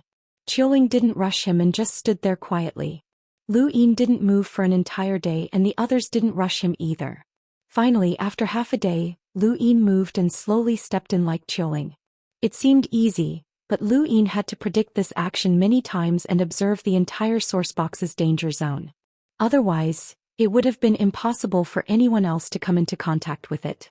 Qiuling praised Lu Yin when she saw that he had successfully entered the game. You're quite outstanding to be able to reach this step. It's rare for someone to be as relaxed as you are in their first game. Let's begin. You make the first move. Lu Yin raised a hand and flicked his finger, causing a gust of wind to howl out and shake a single strand of the sourcebox's killing intent. This single strand of sourcebox's killing intent caused the surrounding sourceboxes to tremble as well, causing the entire game to seethe with killing intent. This caused the surrounding star energy to be destroyed. Not only did it destroy the black star energy, but it also destroyed the white star energy, though the black star energy was mostly destroyed. The onlookers watched intently. Most of them couldn't understand what was going on, but they knew that every move in this game required one to consider one's own safety and also to find a way to destroy the opponent's star energy. This depended on one's control over the sourcebox's danger zone, and it tested one's understanding of the danger zone. There are no identical sourceboxes in the universe, and similarly there are no identical chess games. Regardless of whether there are 2 sourceboxes, 3 sourceboxes, or even multiple sourceboxes, the accumulated danger is different. Every time you play a game, it's like seeing a new sourcebox array. This is a stable perimeter. Grandmaster Dinghua's eyes burned with passion as he stared at the game. He wanted to participate as well, as being able to play against an origin array celestial master was every lockbreaker's dream. Lu Yin didn't care. A game. Beads of sweat dripped down Lu Yin's forehead as he moved. He couldn't immediately turn the situation around, but he could take things one step at a time. Qiuling moved as well. There were no rules in this game and they could do as they pleased. They could stand in place without moving or they could move without stopping. This was a competition of understanding and control over the danger zones of the sourceboxes. Lu Yin continuously stirred up the danger zones, and only then was he able to stop Qiuling's casual movements. Qiuling sighed in admiration. Continue. Lu Yin smiled. This was interesting. It was much better than simple lock-breaking thorns. This chapter is not finished. Please turn the page. Too much excitement. Everyone watched nervously as the danger zones of the sourceboxes continued to slice through the void. The red energy was strange and sinister, and normal cultivators would feel like they were being burned just by looking at it. In this small space, Lu Yin and Qiuling began a game of chess. Although it wasn't as destructive as the one between 2 celestial masters, it was still equally shocking. Not everyone knew about this game and not everyone was qualified to participate or even watch it. How many lockbreakers in the entire astral tree domain were qualified to play this game? Lu Yin was very happy with the game and his smile grew wider and wider. It was truly very interesting. Every move Qiuling made required Lu Yin to spend a lot of effort to decipher, but he could also counterattack. It didn't matter if it was his cultivation or luck, just his lock-breaking ability. He was far from being Qiuling's match, but this kind of game was very beneficial to him. He could feel that his understanding of the danger zones of the sourceboxes was rapidly increasing, and this wasn't something that lock-breaking could bring him. It was no wonder why this was a game that was passed down among the origin array masters. In less than half a day, Lu Yin had seen more than 100 variations of the danger zones of the sourceboxes, which made his understanding of them much clearer. He also recalled Guyu's notes on lock-breaking and understanding of sourcebox arrays, and he began to move faster and faster. Qiuling's initial praise turned to astonishment, and 2 days later she was completely shocked. In the beginning her casual movements were enough to tire Lu Yin out and make him flustered. Now however her attacks were much more frequent, and Lu Yin's responses were much faster as well. Furthermore they were much more effective. It was obvious that he had a deeper understanding of the dangers of these 2 overlapping sourceboxes. It was simply inconceivable and his speed surpassed that of all the youths she had ever met. No, even she might not have been able to comprehend this quickly when she was younger. Gradually not only did Qiuling move her hands, but she also moved her body. The 2 of them shuttled through the black and white star energy, weaving through the danger zones that could kill anyone at any time. Master Dengguo was so shocked that he couldn't speak. He might not even be able to match up to Qiuling. This Draconic Seven's understanding of the danger zones of the source boxes was too fast. He recalled the speed at which Lu Yin had repaired the source all back at the second formation base. He had already been shocked back then, but now he was even more shocked. If he had known earlier, he would have taken Lu Yin as his disciple back at the second formation base. He was now filled with regret, as this kind of disciple would almost certainly become an Origin Array Heavenly Master. Anai Huang and the other half-ancestors looked at each other. Lu Yin's performance was too outstanding and perfect. Xia Taili was stunned. How was this possible? This guy's lock-breaking talent was this strong? Luo Zhong's lips curled up. This was Lu Yin, the genius who had walked out from a tiny fringe weave of the Outerverse and unified the Outerverse. He was an incomprehensible genius. The stooped elder Lu Song was amazed. This kid could really compare to Longxing. The more Elder Shi looked at Lu Yin, the more he felt that he resembled that person. This heroic bearing, this talent, this spirit. The danger zones of the source boxes were completely different from before, and under Qiuling and Lu Yin's interference, they were constantly changing. If Qiuling had been able to easily destroy Lu Yin's white star energy at the start, then it was no longer that easy now. Long 7, is this game fun? Qiuling suddenly asked. This chapter is not finished. Please turn the page. Lu Yin replied, yes. Then let's add another one. Qiuling's interest was piqued as well. She raised her hand and another source box appeared. This source box's killing intent was a strange rhythm that had no pattern, but it was enough to cause one's brain to tremble. As the rhythm descended, the source box's killing intent completely changed. Lu Yin was shocked, as this changed source box's killing intent was likely to completely destroy his white star energy. If that happened, he would lose. He looked around and saw Qiuling continuously attacking, and very little of his black star energy had been destroyed. Fortunately, she did not attack his white star energy at the same time, which gave him time to react. Lu Yin hurriedly attacked, but with the addition of the rhythm, the source box's killing intent was completely different. All of his previous efforts had been wasted. Suddenly, he felt a chill run down his back as the source box's killing intent had already reached him. He turned around and used the rhythm to sweep past him, followed by a sharp red energy. The three source boxes' killing intents overlapped, and their combined power completely surpassed that of an emissary. Lu Yin withstood a wave of attacks that tore open a large wound on his abdomen. Many people around him cried out in alarm. Anai Huang's expression changed and she wanted to end the game. Lu Yin gritted his teeth and continued to avoid the source box's attacks. He no longer cared about the white star energy. Preserving his own life was a priority. He could still survive the source box's killing intent, and with the help of the flow diversion diagram, the greater shift array and the planned secret art, he was no longer harmed by the source box's killing intent. However, he had no time to pay attention to the white star energy, as he was certain that the white star energy that belonged to him was decreasing. Another few days passed. Sourcebox masters could play a game like Go for years, let alone a few days. The more sourceboxes there are, the more complicated their killing intents become, and the more complicated the game becomes.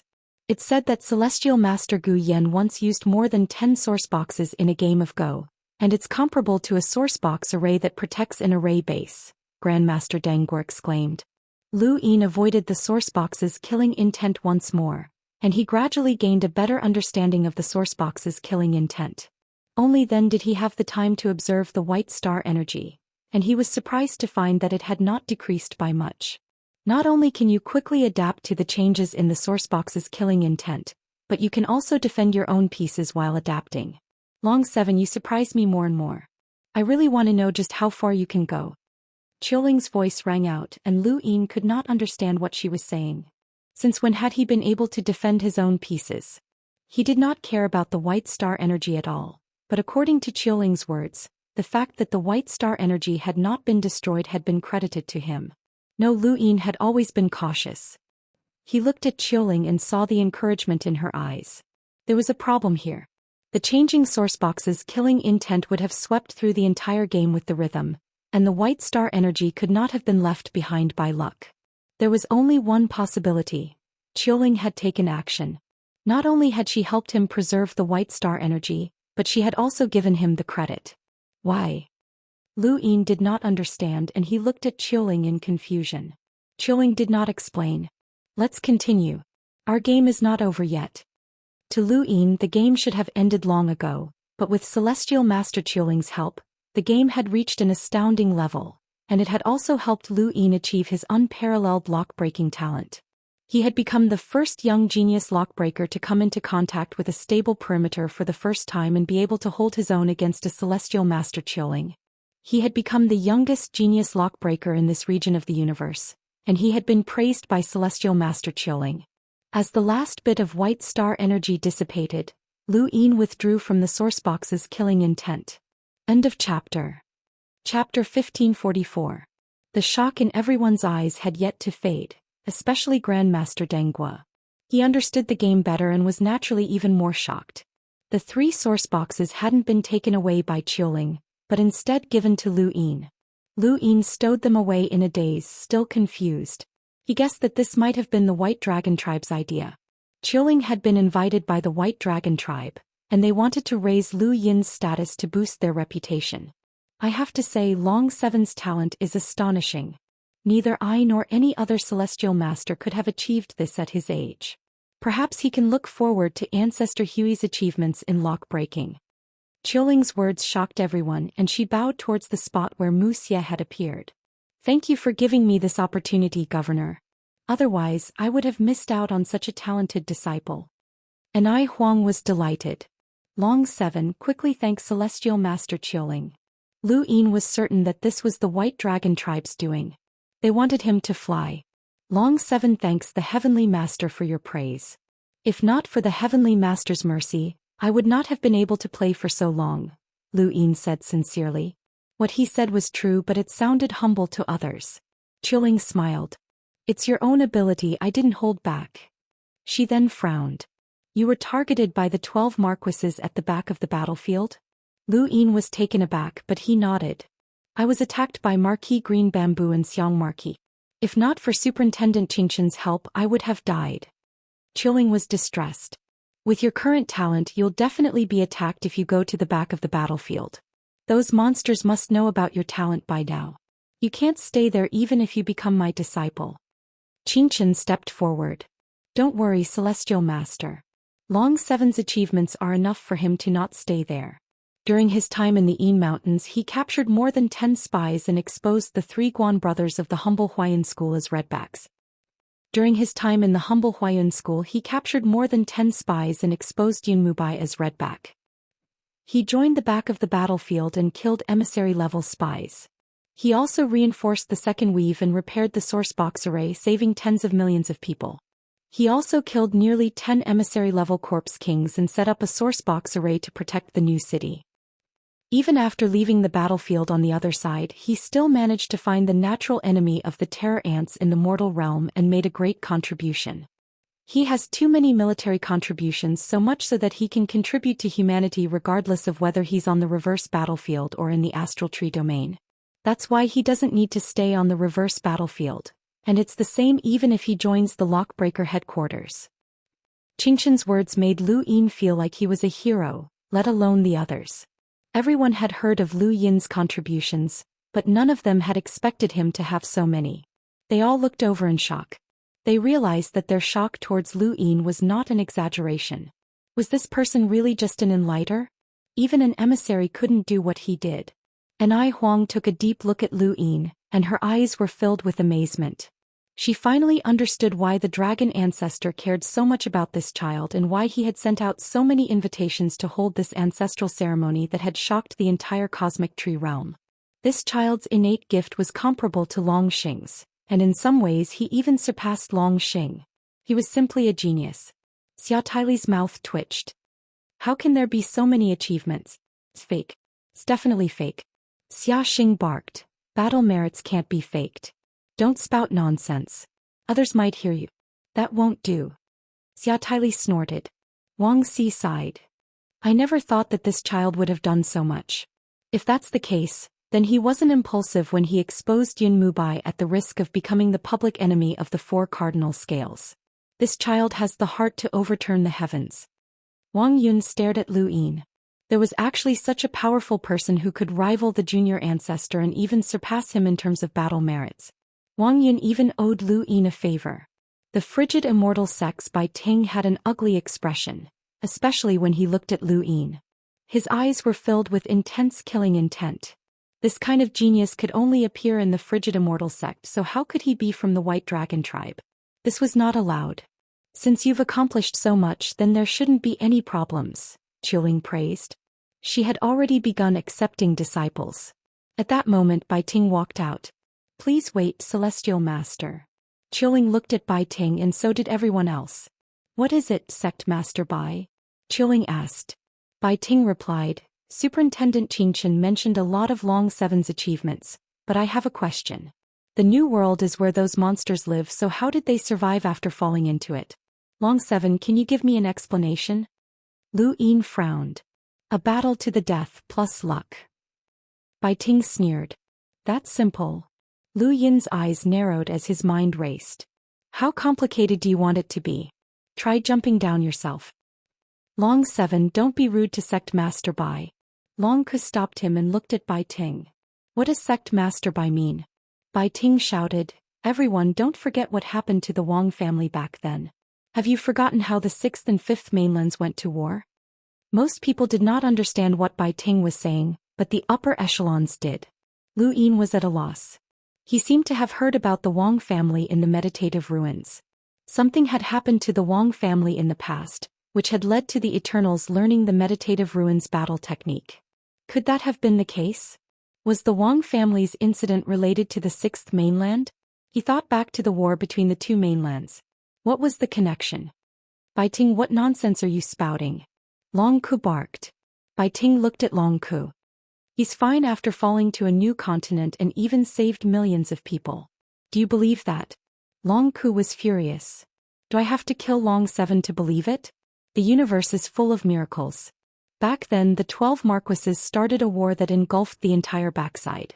All 5 array bases were activated, and the new city's ever-victorious army came to their aid. The commander of the array bases and the eye of the array acted at the same time to keep the 12 Marquises busy. That's how Long Seven and the others managed to survive, Qianxia explained. Bai Ting said, That's too much of a coincidence. Qiuling frowned. Sect Master Bai's suspicions are far-fetched, but they do make some sense. She looked at Lu Yin with a puzzled expression. Long Seven, you killed nearly 10 envoy-level monsters. How did you do it? Lu Yin acutely sensed the change in Qiuling's attitude and found it strange, but he still replied, I overdraft Superintendent Qianxia's contribution points to exchange for the Cloud Barrier robe. That robe can block attacks that surpass 5 origin tribulations. That's just defense. How did you kill them? Elder Shizi asked. Lu Yin replied, I had the help of my comrades. Che Zhan from the Alliance, Zhou Tang, Old Mother East Mountain, and Mr. Guo all helped me. Then it's not your contribution points. It's your own contribution points. Superintendent Qianxia really knows how to give contribution points to her own people, Bai Ting mocked. Qianxia was furious. Lu Yin's gaze turned cold. Sect Master Bai, what are you trying to say? And I Huang asked in a low voice. For Bai Ting to say such things at this juncture was clearly targeting the White Dragon tribe and trying to destroy this genius. Bai Ting replied coldly, I just want to know why you killed Xiaohong Long Seven. Lu Yin's pupils shrank. Everyone was in an uproar. And I Huang was furious. Bai Ting, do you know what you're saying? Bai Ting looked up. Of course I know.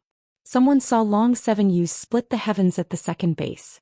This battle technique is a secret of the frigid immortal sect, and even the core disciples might not be able to learn it. How did Long Seven do it? Lu Yin felt a chill run down his spine. That's right, he had indeed used split the heavens at the second base against the hammer-wielding Corpse King. He had used Bai Xiaohong's split the heavens array. Someone had seen it, and even reported it to the frigid immortal sect? Who? The first person he thought of was Hua Beibei. That person had been begging for protection and had probably been watching him all this time. Long Seven, what else do you have to say? Bai Ting barked. Everyone looked at Lu Yin. Lu Yin's palms were covered in sweat as he stared at Bai Ting. I didn't use split the heavens. Nonsense. Someone saw you use it. Bai Ting barked. Lu Yin's voice was hoarse. Who? Bring them here for a confrontation. Bai Ting shouted. They're at the back of the battlefield and haven't come out yet, but it's a fact that you used split the heavens. How did you learn it? With your current innate gift, you must have hidden something from the sovereign realm. What is your goal? You were the one who killed Xiaohong, weren't you? Lu Yin relaxed as no one had confronted him. That meant that he had been wrongly accused. Although he had used the split the heavens array in an emergency, who would have paid attention to him in that kind of battlefield? He had definitely been wrongly accused. This Bai Ting had simply wanted to drag him down and prevent him from successfully becoming a disciple. Although Lu Yin did not want to become a disciple of the governor, he had not been wrongly accused. If he could figure it out, then so could the others. And Ai Huang was furious. Bai Ting, you're making wild accusations without any evidence. Is this how you should act as the sect master of the frigid immortal sect? Bai Ting, you're accusing my frigid sect master in front of the governor. Qingshan was furious. Even if he had Yun Lui's protection, how could Long Seven have killed an emissary-level corpse king? Everyone knows that corpse kings have an advantage against human experts of the same level. Long Seven is just an enlighter, and even Xiaohong can't kill so many emissary-level corpse kings. How can he do that? Your frigid sect is protecting your own, Bai Ting retorted, unafraid of Wuxia's existence. He had indeed been wrongly accused. No matter what, he could not let the White Dragon tribe succeed. He could see that the White Dragon tribe was trying to create momentum and suppress the frigid immortal sect in terms of reputation. The frigid immortal sect had just lost their young ancestor, which had been a huge blow to the sect. Now that an absolute genius had appeared, the entire frigid immortal sect would feel uncomfortable. The frigid immortal sect was tyrannical, and they would not allow such a thing to happen. There was no evidence that Long Seven had used split the heavens, and he had only raised his suspicions. However, when Qingshan had lied about his battle achievements, he refused to let it go. Qingshan also regretted it. He shouldn't have revealed all the military exploits. In fact, he didn't believe it himself, but those people from the Star Alliance stayed in the new continent. It was useless to take the military exploits. It was better to give them to Long Qi. Bai Ting was right. He was indeed protective. Chapter 1545. He had killed so many corpse kings on his own without anyone's help, but he still couldn't say anything. Otherwise, he wouldn't be able to explain the origins of the dagger, the water plant, and the spear. These external items had all come from the fourth young ancestor. Bai Ting's plan had succeeded. He wanted to ruin Lu Yin's reputation and prevent him from becoming a disciple of the governor and the Origin Array Heavenly Master. He wanted to prevent the White Dragon tribe's reputation from rising to the top. He also suspected that Bai Xiaohong had died at Lu Yin's hands. The four young ancestors were relatively balanced, and they should not have joined forces to kill Bai Xiaohong. Of all of them, Lu Yin was the one who had hidden the deepest secrets. And Ai Huang was infuriated. Initially, the four sides of the balance were at peace. However, Bai Ting's actions were tantamount to falling out with them. Bai Xiaohong's death had driven them crazy. Bai Ting, don't be unreasonable. Long Xing shouted angrily. Bai Ting sneered.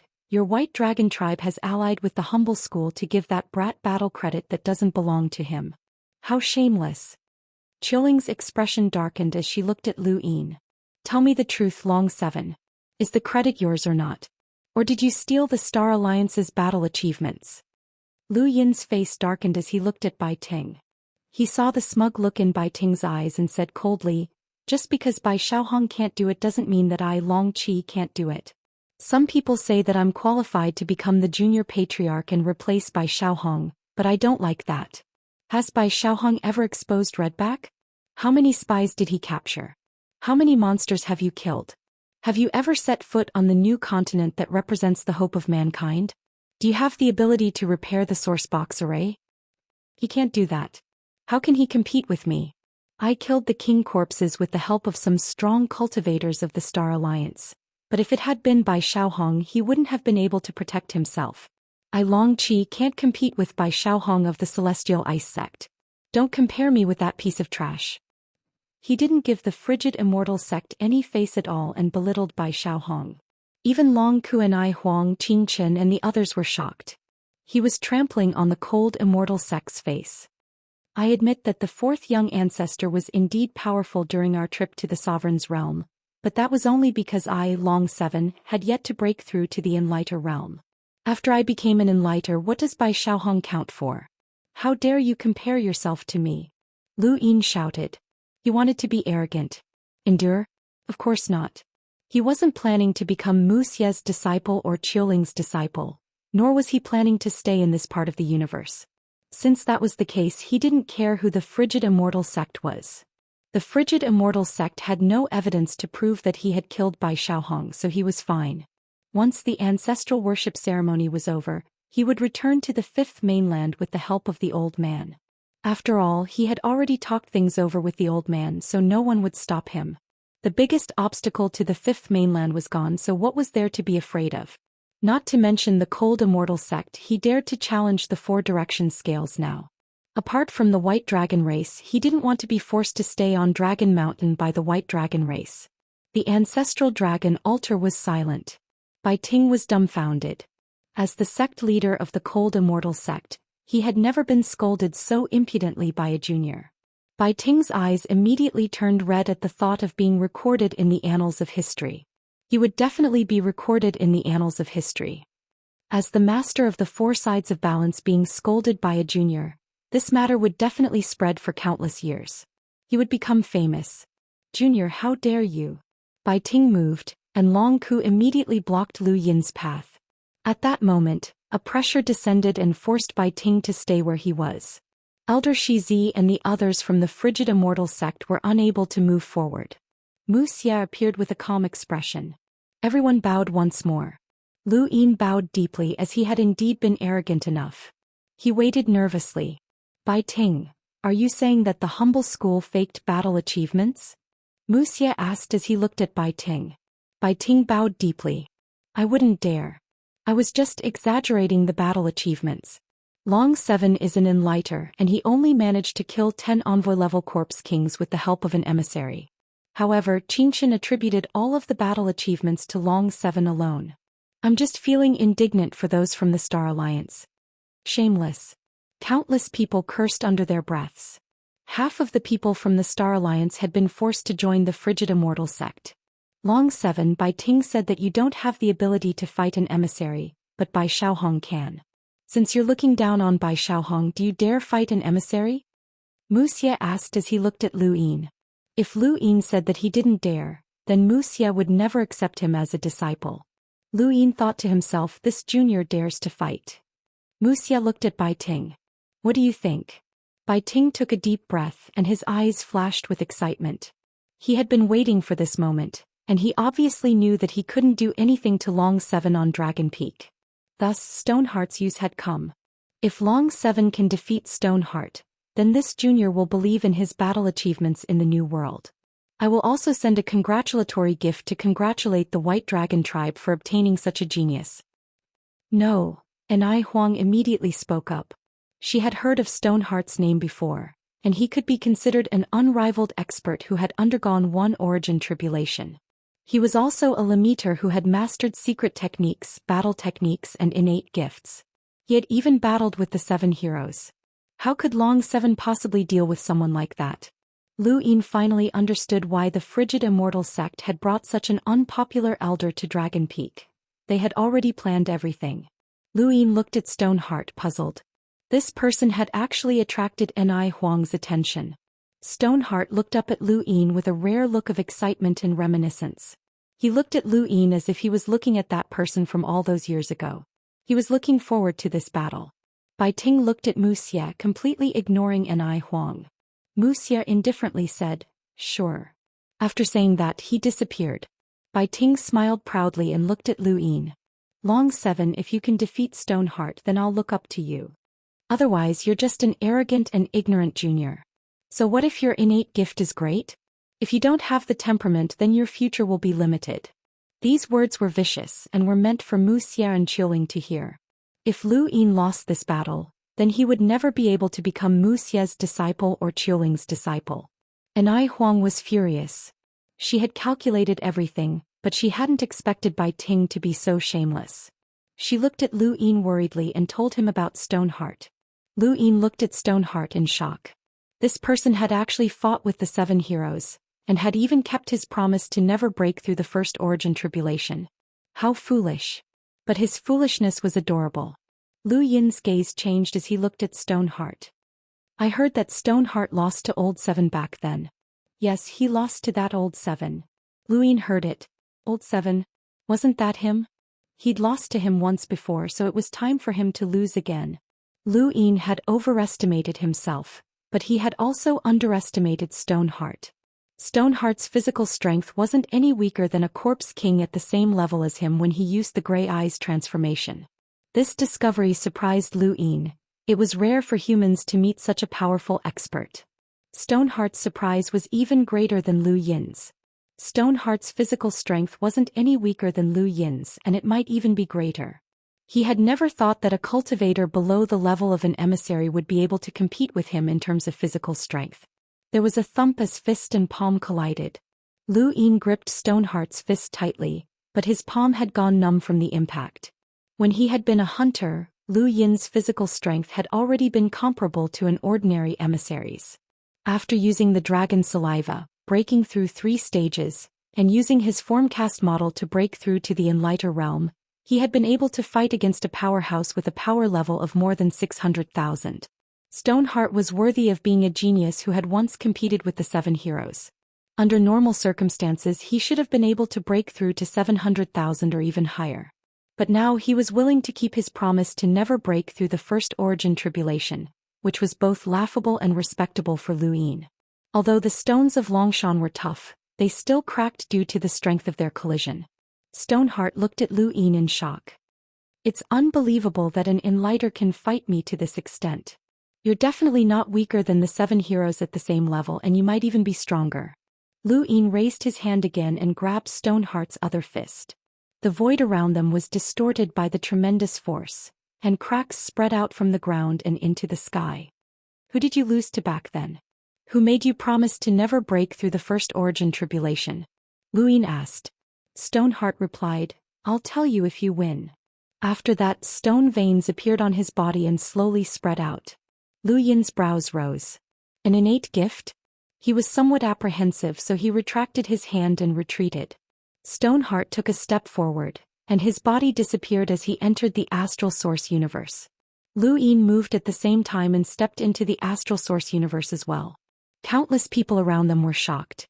They had only heard of the 4 young ancestors who had been able to step into the astral source universe before, but now there was one more person. More importantly, this person had not stepped into the astral source universe for a short period of time. Instead, he had stayed within the astral source universe, which exceeded many people's expectations. Lu Yin did not have the time to care about what others thought. He just wanted to defeat Stoneheart, but this person was so fast that even after entering the astral source universe, Lu Yin still found it difficult to catch a glimpse of his shadow. This was the frigid immortal sex wind god battle technique, and it was on par with the Wang family's 4 ultimates techniques and the White Dragon clan's White Dragon roaming steps. Golden veins appeared on Lu Yin's body as his 10-lined battle force illuminated his surroundings. His domain spread out at the same time and his spiritual force followed suit. Behind him to the right, Stoneheart's body swayed and his expression changed. A spiritual force battle technique? Lu Yin turned around and struck out with an empty palm.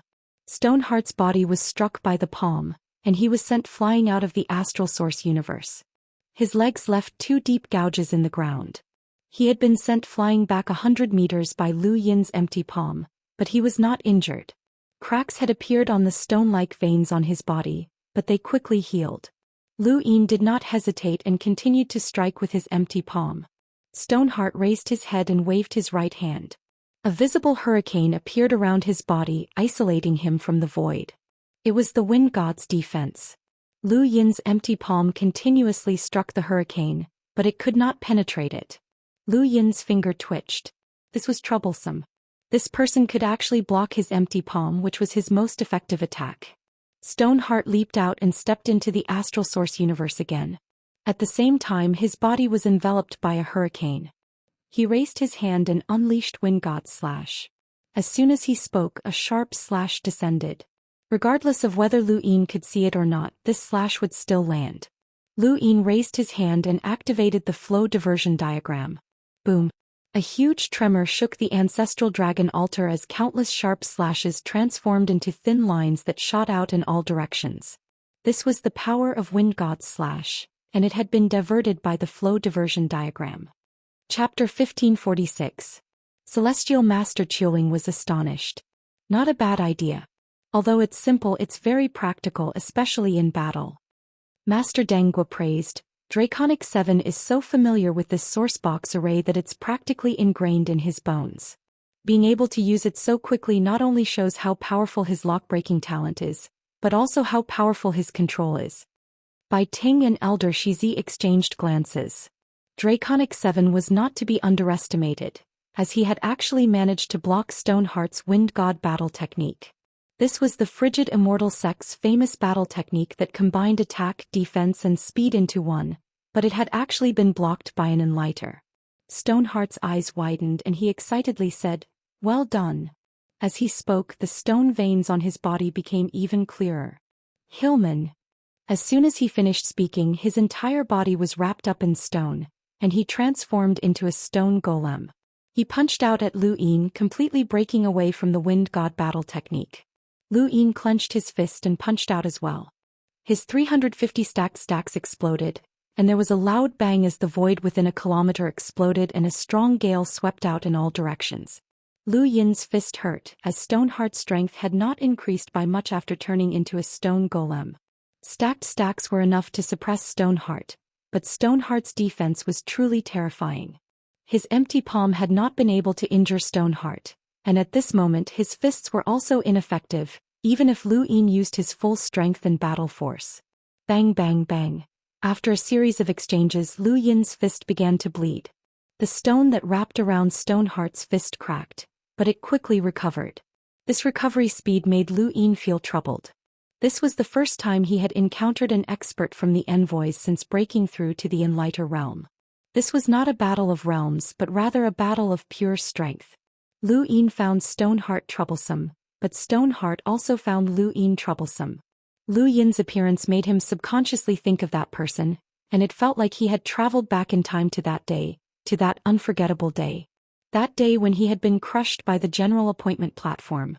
Stoneheart's gaze turned cold and his attacks became heavier and heavier. As the void trembled, the air within a 5-kilometer radius began to burn. No, the entire void was burning and twisting. This was the feeling of a warring state.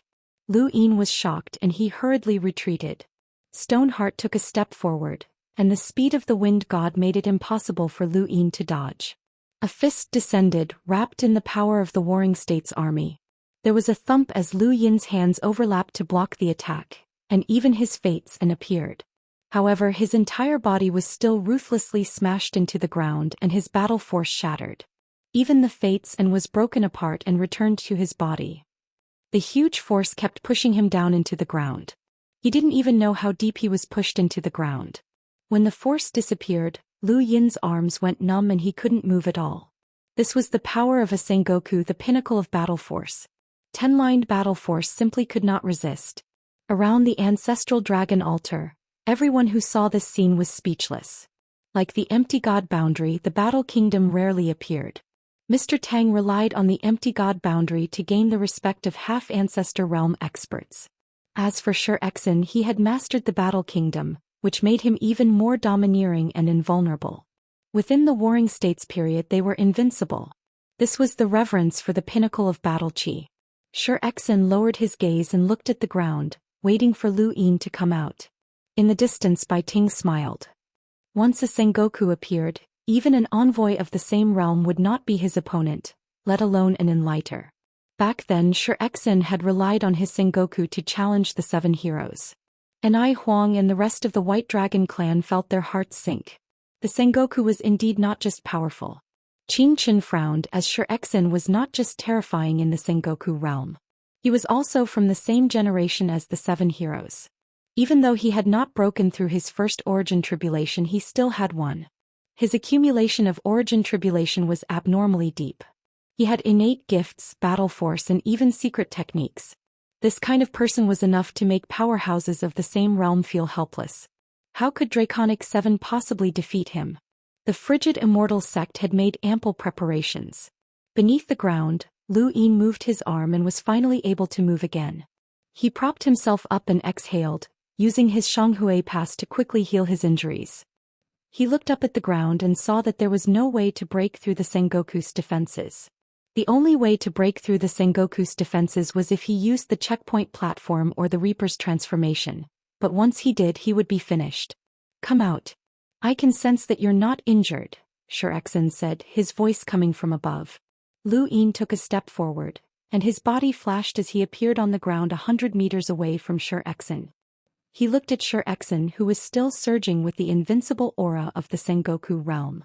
That tyrannical and unbreakable power was not only present in this region of space, but also spread throughout the astral source universe. Zhou Tang's Sengoku realm extended for 50 kilometers, which was enough for him to easily kill the giant corpse king that far surpassed his power level. Xianxia's Sengoku realm only extended for 5 kilometers, which was far inferior to Zhou Tang's. However, it was enough for him to stand at the peak of his realm. Lu Yin recalled his conversation with Zhou Tang. Although the Sengoku realm was domineering, it could not be used continuously. What he needed to do now was to drag it out until Xianxia withdrew. Xianxia raised a hand and aimed it at Lu Yin. He clenched his fingers together and then slammed his palm forward, blasting open a black tunnel in the void as an unparalleled destructive force swept towards Lu Yin. The star chessboard appeared beneath Lu Yin's feet and he moved. His body appeared behind Stoneheart, who abruptly turned around and lashed out with a kick. Lu Yin didn't expect the strategy secret art to escape Stoneheart's eyes. Since the frigid Immortal sect had already prepared a method to deal with him, they had naturally told Stoneheart about the power he possessed. Stoneheart's reaction was completely within Lu Yin's expectations. Thus, when Xianxia kicked out, Lu Yin once again used the Greater Shift Array to dodge. After dodging 2 consecutive attacks, Xianxia leapt up, his battle force boiling within a radius of 5 kilometers. From above, it looked like a steamer, and as Xianxia's palm descended, the Sengoku realm erupted. Lu Yin looked up, his face deathly pale. He could not dodge in time and was bound by the Sengoku realm. Xianxia's palm struck Lu Yin's forehead, but the sensation was different. It was not his forehead but rather a similar palm strike. Then a terrifying backlash forced Lu Yin back. Xianxia retreated 100 meters before falling to the ground. He retreated another dozen steps and looked up to find that his opponent was not Lu Yin, but rather an emissary with 3 origin tribulations. Lu Yin was 1,000 meters away from him. Spiritual force, Xianxia's first thought, and he stared at Lu Yin with apprehension. The emissary who had clashed with Xianxia was from the top realm, and he had been congratulating the White Dragon clan on his own.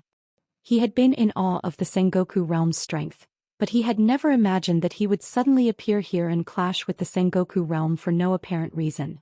It was very sullen, but it had also allowed him to personally experience the Sengoku realm's strength.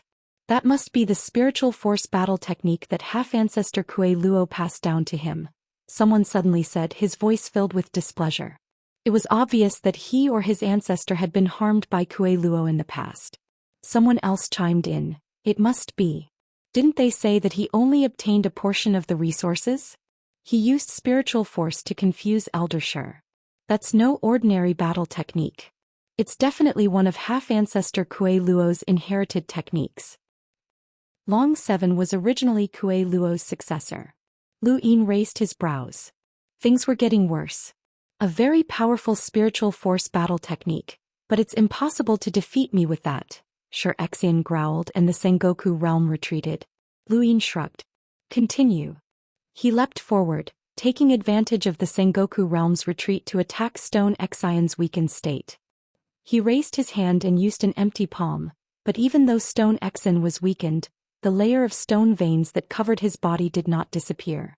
It was an innate gift, and the empty palm attack could not harm him at all. In the blink of an eye, the two collided once more, fist against fist, palm against palm, and knee against knee like two wild beasts fighting. The void cracked open and the cracks spread out like a black flood. In the distance, Wang Yun, who had been standing behind Wang Si all this time, watched the void crack open. He watched as Lu Yin and Xianxia used overlaying stacks, and the shock in his eyes grew stronger. Overlaying stacks, overlaying stacks. Suddenly his face changed. I remember now. It's you. It's you from the abandoned lands. Wang Yun shrieked loudly, startling everyone around him. Wang Si frowned. What are you talking about, Yun? Wang Yun shouted and pointed at Lu Yin. He's not Long 7. He's from the abandoned lands Astral Combat Academy. Lu Yin, who had been fighting Xianxia, was shocked when he heard this. He looked at Wang Yun in shock, but he was caught off guard and was punched in the chest by Xianxia. He was sent flying, but he didn't have the time to deal with Xianxia. Instead he stared at Wang Yun. How did this woman know him? Wasn't she the woman from the Wang family in the Yin Mountain region? How did she know that he was from the Fifth Mainland and accurately say that he was from the Astral Combat Academy? Wang Yun's words shocked everyone, and Bai Ting hurriedly asked, Little Yun, are you telling the truth? Yun, this is a serious matter. Don't speak carelessly, Wang Si said in a low voice. And Huang and the rest stared at Wang Yun, causing her to feel even more pressure. She knew that these people weren't the only ones staring at her. Even Wuxia and the dragon ancestor were watching her. She stared at Lu Yin. You're from the abandoned lands and you're from the Astral Combat Academy. We fought once in the tournament of the strongest and I represented the technocracy. Lightning flashed through Lu Yin's mind. She's that Yun. During the tournament of the strongest, Yun had defeated Lu Xiaoqiu and lost to Lu Yin. That battle had left a deep impression on Lu Yin, as Yun possessed unfathomable strength. He would never have dreamed that the robot from the technocracy was actually this woman. Lu Yin's limbs went numb and his entire body went cold. I don't know what you're talking about. Yun sneered. You don't know? I have a deep impression of you. At that time the sky of the abandoned lands was changed by the Sixth Mainland, and your strength was suppressed regardless of whether you faced the Sixth Mainland or us. You were the only exception and I remember that you were called Lu Yin. There was a loud crack as the sky rumbled, but it happened to cover up Lu Yin's name. In the distance, the sky split open as a pair of giant scarlet eyes appeared and stared at the topmost realm at Longshan. The tree realm was broken once again, and the progenitor realm corpse king was seen by the entire astral tree. Even the mother tree was shaken. Wuxia appeared with a serious expression, but he had no time to care about what was happening. He left in an instant and the dragon ancestor disappeared as well. Meanwhile, Lu Yin crushed Mr. Mu's jade and used the Night King heaven-splitting technique on Wang Yun in an attempt to knock her out. However, Wang Si discovered his actions and she stared at Lu Yin with killing intent.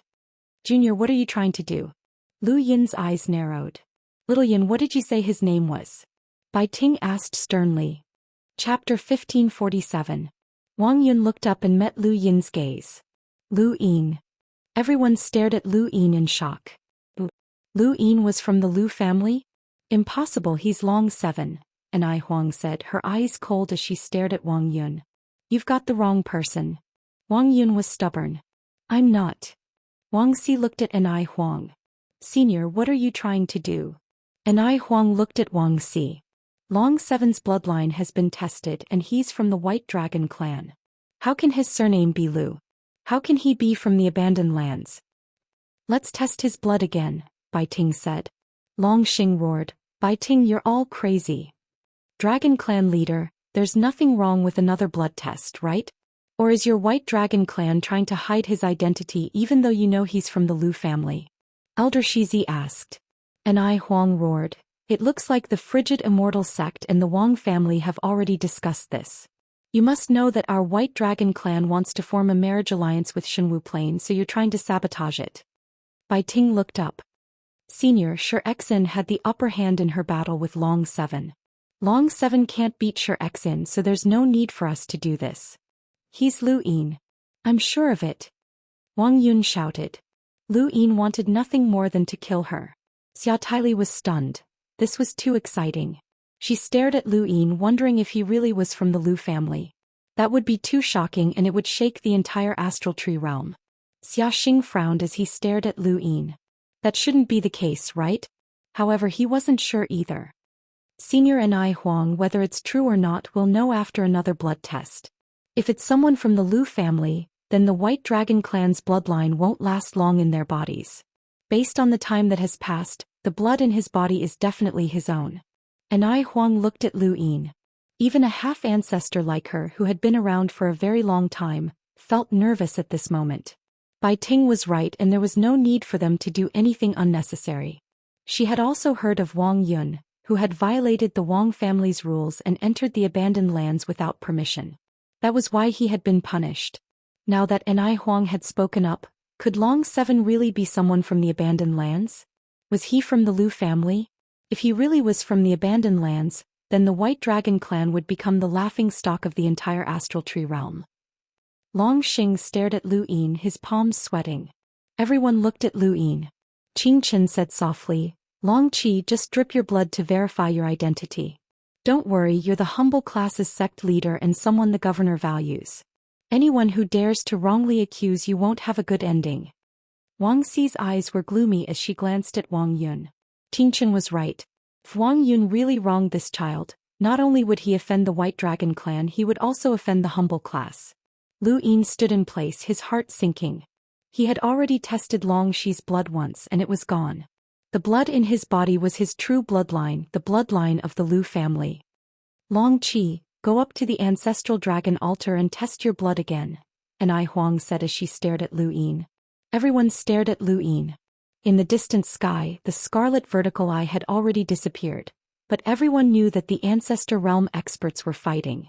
Under everyone's gaze, Lu Yin slowly walked towards the ancestral dragon altar, waiting for Mr. Mu. At this moment only Mr. Mu could save him. However, when he arrived in front of the ancestral dragon statue, Mr. Mu still did not appear. Ni Huang was right in front of him, staring at him intently. After living for so many years, he had never been this nervous even when he was facing death. This matter concerned the reputation of the entire White Dragon tribe. Bai Ting and the others also felt the same. If this person was really from the abandoned lands, then the White Dragon tribe would suffer an indescribable burden and become the biggest joke of the four cardinal scales. This was the best news for the frigid Immortal sect, whose young ancestor had just died. Lu Yin's identity concerned the balance of the four cardinal scales, as well as the balance of the entire astral tree realm. "Drip some blood," Ni Huang said. Lu Yin took a deep breath and raised his hand. Just as he was about to drip some blood, a chilling laughter sounded out. It was so familiar and terrifying. "Kikik, how lively." A small doll appeared on the ancestral dragon altar, causing Ni Huang and the others' expressions to change. The witch spirit god? Everyone's five senses were thrown into chaos. The witch spirit god doll's figure flashed and it appeared beside Lu Yin. "It's actually the bloodline of the Lu family. I'll take it back and reproduce it. You humans don't have the Lu family, but the everlasting race will have one. I'll let you all have a taste of the general platform and those old fogies have a taste of the divine seal catalog. Kiki." With that, Lu Yin's body was brought away from Dragon Mountain by an uncontrollable force. "Don't even think about it." Qing Chen barked. The power that isolated the void knocked the witch spirit god out and Lu Yin fell down. At the same time, a drop of clear water descended and suddenly became incomparably large. It enveloped the ancestral dragon altar and everyone present. This was Qing Chen's innate gift. Clear water absorbs impurities. I originally wanted to take advantage of the White Dragon tribe's ancestral ceremony to eliminate a group of human elites, but I didn't expect to encounter someone from the Lu family. This child must be brought back to the everlasting race. A loud voice rang out as the void tore apart to reveal a corpse king that was several hundred meters tall. "Corpse god." Ni Huang barked. "How dare you behave so atrociously on Dragon Mountain?" Lu Yin fell to the ground and looked up. The witch spirit god and corpse god had appeared, and each of them was a half-ancestor. In front of him, Bai Ting sneered. "Stop struggling, kid." He reached out and grabbed Lu Yin. Long Ming stood in front of Lu Yin and faced Bai Ting. "The blood test hasn't been completed yet." Bai Ting, stop. "You're still trying to deceive yourself? That kid is clearly stalling for time. He doesn't dare to test his blood." Bai Ting barked. Long Ku could naturally tell, but he could not admit to it. Otherwise, the White Dragon tribe would truly become a laughingstock. "Nonsense. The White Dragon tribe is here to protect Long Seven. Anyone who dares to attack Long Seven will be an enemy of the White Dragon tribe." A group of White Dragon tribe experts stepped forward. Wang Si barked. "Long Ku, you're actually helping someone from the Lu family." The silhouette of a mountain appeared around her body and covered the surroundings, pressing down on Long Ku and the others. How could they possibly be a match for a half-ancestor? At that moment, a sword swept out and the stooped elder Lu Song stepped forward to face Wang Si. The results are still undetermined. Wang Si, you're still so impatient. Lu Song, is your Lu family really protecting the remnants of the Lu family? Wang Si shouted. Lu Song shook his head. You're clearly a member of the White Dragon tribe, so where did the remnants of the Lu family come from? Wang Si, you're mistaken. Wang Si was furious, but the old thing was still pretending to be confused. Lu Yin continuously retreated and put on his universal armor. The situation was clear. Even if the White Dragon tribe was certain that he was from the abandoned lands, and even if they were certain that he was from the Lu family, they would not allow him to be exposed. What he needed to do now was flee. Little brat, come with me. Elder Shizi broke through the void and grabbed at Lu Yin. On Lu Yin's other side, a White Dragon elder stepped forward to stop Elder Shizi. Does the frigid immortal sect really want to start a war on Dragon Mountain? Elder Shizi did not say anything and her gaze swept past Shi Exin. Shi Exin frowned and leapt towards Lu Yin. At the same time, an emissary from the White Dragon tribe tried to stop her. For a moment, the experts from the Wang family and the frigid immortal sect all wanted to capture Lu Yin, but the White Dragon tribe stopped them. Those from the Shenwu plain quietly stood to the side and did not interfere. The same went for the School of Agriculture. Those who had come to congratulate the White Dragon tribe did not interfere either, and they all retreated far away. If Lu Yin was confirmed to be someone from the abandoned lands, then even the White Dragon tribe would have to capture him. However, they had not confirmed it yet, which gave the White Dragon tribe an excuse to act. Come with me. The urgent voice of a White Dragon tribe elder reached Lu Yin's ears. Lu Yin observed his surroundings and tried to think of a way to leave. Come with me. The White Dragon tribe elder grabbed Lu Yin's arm and tried to forcefully take him away. They were almost certain that Lu Yin was someone from the abandoned lands, so they did not hold back. The White Dragon tribe would not allow the frigid immortal sect to take Lu Yin away, and the Wang family would have to deal with him themselves. Lu Yin suddenly shook off the elder's hand and quickly stepped into the astral source universe, rushing out of Dragon Mountain. The White Dragon tribe elder was furious. Bastard. He also broke into the astral source universe and raised a hand. Lu Yin felt pressure from all directions. This was an expert who had undergone multiple tribulations. Back in the battlefield, Lu Yin had been able to rely on the cloud lattice robe to resist, but this time it was impossible. He was blasted out by the surging astral source and slammed into the ground. Evil creature, come with me. The White Dragon tribe elder tried to grab Lu Yin again. The star chessboard appeared beneath Lu Yin's feet and he tried to move, but he found that he could not. The void around him was distorted and was forcefully interfering with his star energy. The White Dragon tribe elder's gaze turned cold. Little bastard, how dare you impersonate a member of the White Dragon tribe and make us a laughingstock? You will suffer the harshest punishment and you won't even be able to die. He could not help but strike out with a palm that contained astral source. Fortunately, Lu Yin's universal armor blocked the attack, so he was only pushed back and was not injured. Otherwise, this palm would have seriously injured him. I am a member of the White Dragon tribe.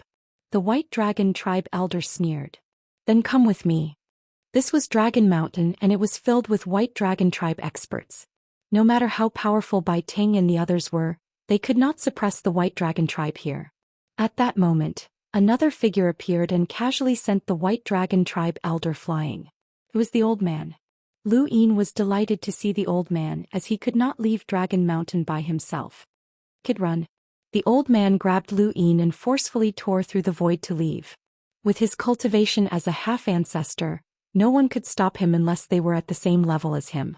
Suddenly, the void's reflection around Dragon Mountain distorted.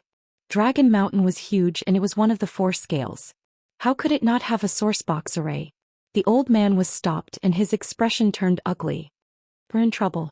Lu Yin looked at the source box array that covered Dragon Mountain and his heart sank. It was impossible for a half-ancestor to break through it. This was one of the 4 scales, but Mr. Mu still had not appeared? In the distance, Anai Huang, who was battling the corpse god, had a gloomy expression on her face. She was the one who had activated Dragon Mountain's sourcebox array.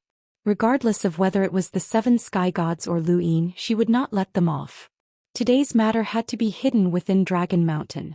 As for the frigid Immortal sect and the Wang family, Ai Huang would think of a way to cover up this matter. At worst he would pay the price. As for Long 7, Ai Huang had thought of 10,000 ways to torture him. The old man's spiritual force was boundless and he wanted to forcefully break through the sourcebox array, but it was useless. He even suffered a backlash from the sourcebox array, causing him to spit out a mouthful of blood. Kid, we won't be able to leave today. Tell me, what did that person tell you? Chapter 1548. Lu Yin gritted his teeth. Take me back to the 5th mainland and I'll tell you. If you can't go back, you're dead. The old man shouted. You're Kue Luo, aren't you? The old man did not retort. Tell them something so that they can kill each other, Lu Yin reminded him. The old man's eyes darted around, and a majestic spiritual force swept out. It swept past the sorcerer god, Qing Chen, the corpse goddess, and Ai Huang, Wang Si, Lu Song, and everyone else. I'm Kue Luo. I'm not dead. Ha! Everyone looked over and gritted their teeth. Bai Ting, you're the greatest redback in the astral tree realm. Everyone was stunned. Bai Ting himself was stunned. What? You're the greatest redback among the Eternals. Bai Ting, that's you. Don't play dumb. The old man shouted, and then he stared at Wang Si. Old woman Wang Si, you were the one who killed Elder Long Xuanxin of the White Dragon tribe. Others might not know, but I do. Wang Si's expression changed as this was the truth. The old man stared at Xiaxing. What are you looking at, Shenwu Plain? Your daughter is pregnant with Long 7 seed and you're still not helping? Are you trying to make her a widow? Xiaxing's scalp exploded and he stared at Xia Taili in disbelief. Xia Taili's face flushed red and he jumped up in anger. What nonsense are you spouting, old thing? The old man cackled. In the sovereign realm, the one who killed Bai Xiaohong was your brother and you had Long 7 with you. Bai Xiaohong drugged you and your brother found out and fought him to the death. Long 7 happened to arrive at the same time and had sex with you. In the end, the two of you worked together to kill Bai Xiaohong and even threw him into the meditative ruins. Your brother was even willing to stay in the meditative ruins to cover up his tracks. The child was conceived in the humble Huayuan plain. I saw it, and that's why Long 7 sent you there. Xia Taili trembled and he was so angry that he didn't know what to say. Bai Teng and the others from the frigid Immortal sect glared at Xia Taili, their eyes filled with killing intent. Not only because of Bai Xiaohong's death, but also because she was pregnant with the Lu clan's child. Lu Yin was stunned and he stared at the old man in disbelief. It was no wonder why this guy had been hunted down by the entire astral trees. He could spout anything he wanted and he had to be crazy to believe everything that the old man had said. He was too talented. Did you kill Xiaohong? Bai Ting roared, glaring at Xia Taili. Xiaxing was furious and glared at Bai Ting. Bai Xiaohong, how dare you drug my daughter? Nonsense. Bai Ting shouted. Bai Ting, you're a redback. One of the experts from the humble class stared at Bai Ting. Bai Ting was furious. I'm not. Wang Si, you're the one who killed Xianxia. Long Xing shouted at Wang Si.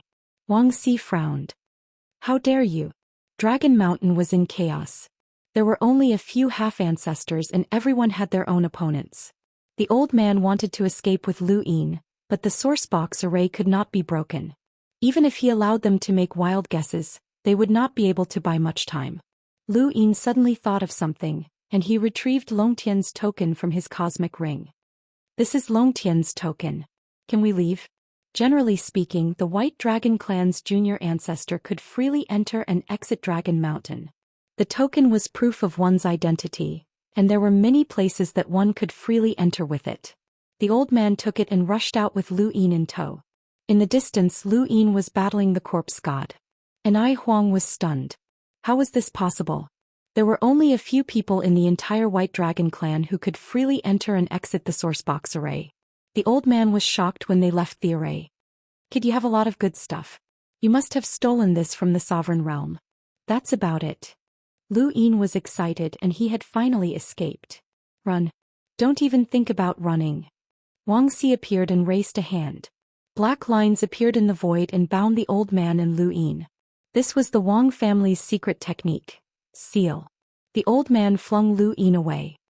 Kid, think of a way to escape. He then turned around and revealed a cold, killing intent for the first time.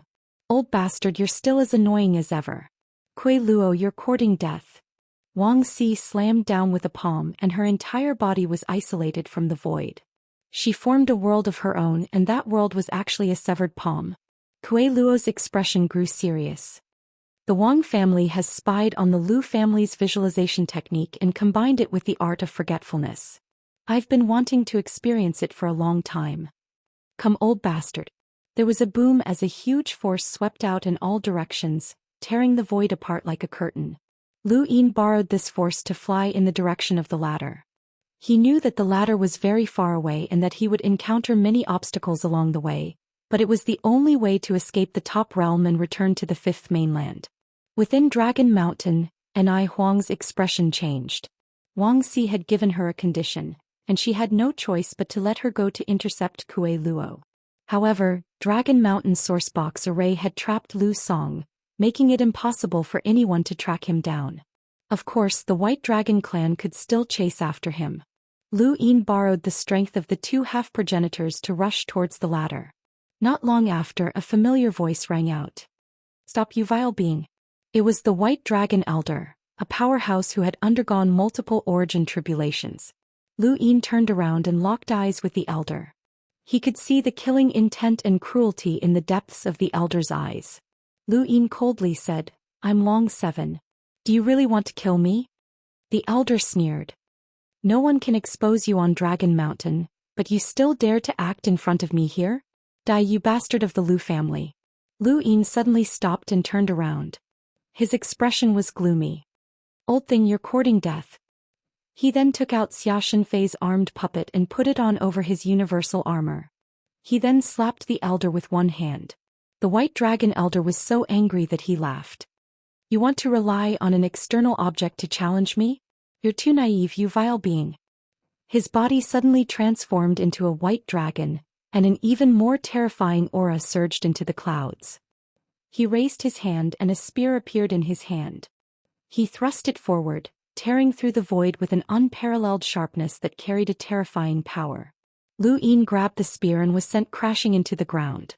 A small city nearby had been destroyed by the aftershocks, and the White Dragon Elder tried to pierce through Lu Yin.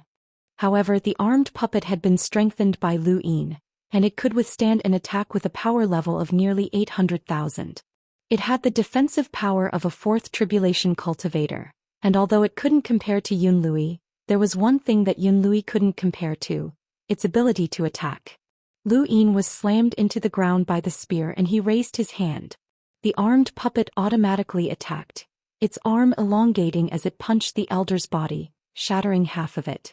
The White Dragon Elder was infinitely close to reaching the fourth tribulation stage, but his attack and defense were both weaker than the armed puppets, so this punch heavily injured him. The White Dragon Elder couldn't even hold on to the spear and he was forced to retreat. Lu Yin leaped out and attacked again, but the Elder wasn't a corpse king and didn't want to face him head-on. Lu Yin stood where he was, panting. In the distance, the White Dragon Elder appeared, looking exceptionally miserable. Half of his body was bleeding and he glared at Lu Yin venomously. Lu family's bastard, I'll make sure you die without a grave. Lu Yin stared at him deeply and then turned around. He continued to flee towards the escalade. However, he didn't get far before an emissary appeared in a city in front of him to intercept him. Lu Yin gritted his teeth and took out Split the Heavens, unleashing his final attack without hesitation. Two black lines streaked across the sky, and the emissary's head fell off. The head fell into the city, and countless people in the city were stunned as they watched Lu Yin flee towards the east. Behind him, the White Dragon Elder recognized Split the Heavens, and even further away the people from the four-way scales also recognized Split the Heavens. The junior ancestor really was killed by this bastard from the Lu family. We must take revenge. He won't be able to escape. The sect master has already given the order for everyone from the frigid Immortal sect and the Wang family to capture him.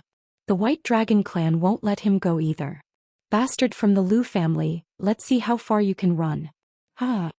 Someone laughed loudly and Lu Yin gritted his teeth and flew towards the escalade without looking back. Soon after, many people appeared in the surroundings as they had all received orders from the frigid Immortal sect to capture Lu Yin. However, Lu Yin had just killed an emissary, and these people didn't dare to act rashly. The White Dragon Elder's miserable fate made them even more fearful, so they only dared to chase after Lu Yin and taunt him. Bastard from the Lu family, this is the top realm. Where can you run to? Bastard from the Lu family, do you remember the myriad Daoist family? You're the Lu family's henchman. Many of their women have been turned into slaves and they're living miserable lives. Why don't you come and save them? Bastard from the Lu family, you once said that the Lu family's people who followed you have all betrayed you. If you have the ability, then come and clean up your family. Bastard from the Lu family. Lu Yin gritted his teeth. He had heard the voices of the people around him and he had memorized them all. He didn't need to listen, but he had to. He wasn't a magnanimous person and he had memorized all of their words. One day he would pay them back. Ah! There was a scream, and Lu Yin turned around to see someone's arm being sliced off by an unknown attack. The people around him were shocked and they hurriedly searched for the source of the attack, but they couldn't find it. Lu Yin's domain was still active, and he could vaguely see an old farmer bowing in the middle of the underground mountain range. The farmer was also bowing in the direction of Lu Yin. He was both cutting grass and bowing to Lu Yin. This was someone from the Lu family. Bastard from the Lu family. Someone else spoke up, but he was then hit by another attack from another direction. There were many people who insulted the Lu family, but there were also many who supported them. Lu Yin had lost his memories, so he didn't know what the Lu family had done in this part of the universe. However, the remaining members of the Lu family, as well as the experts who would rather die than embarrass the Lu family, made him feel that the Lu family was different from the four cardinal scales. Bastard from the Lu family, stay here. A loud voice boomed through the void as an elder from the frigid Immortal sect walked out.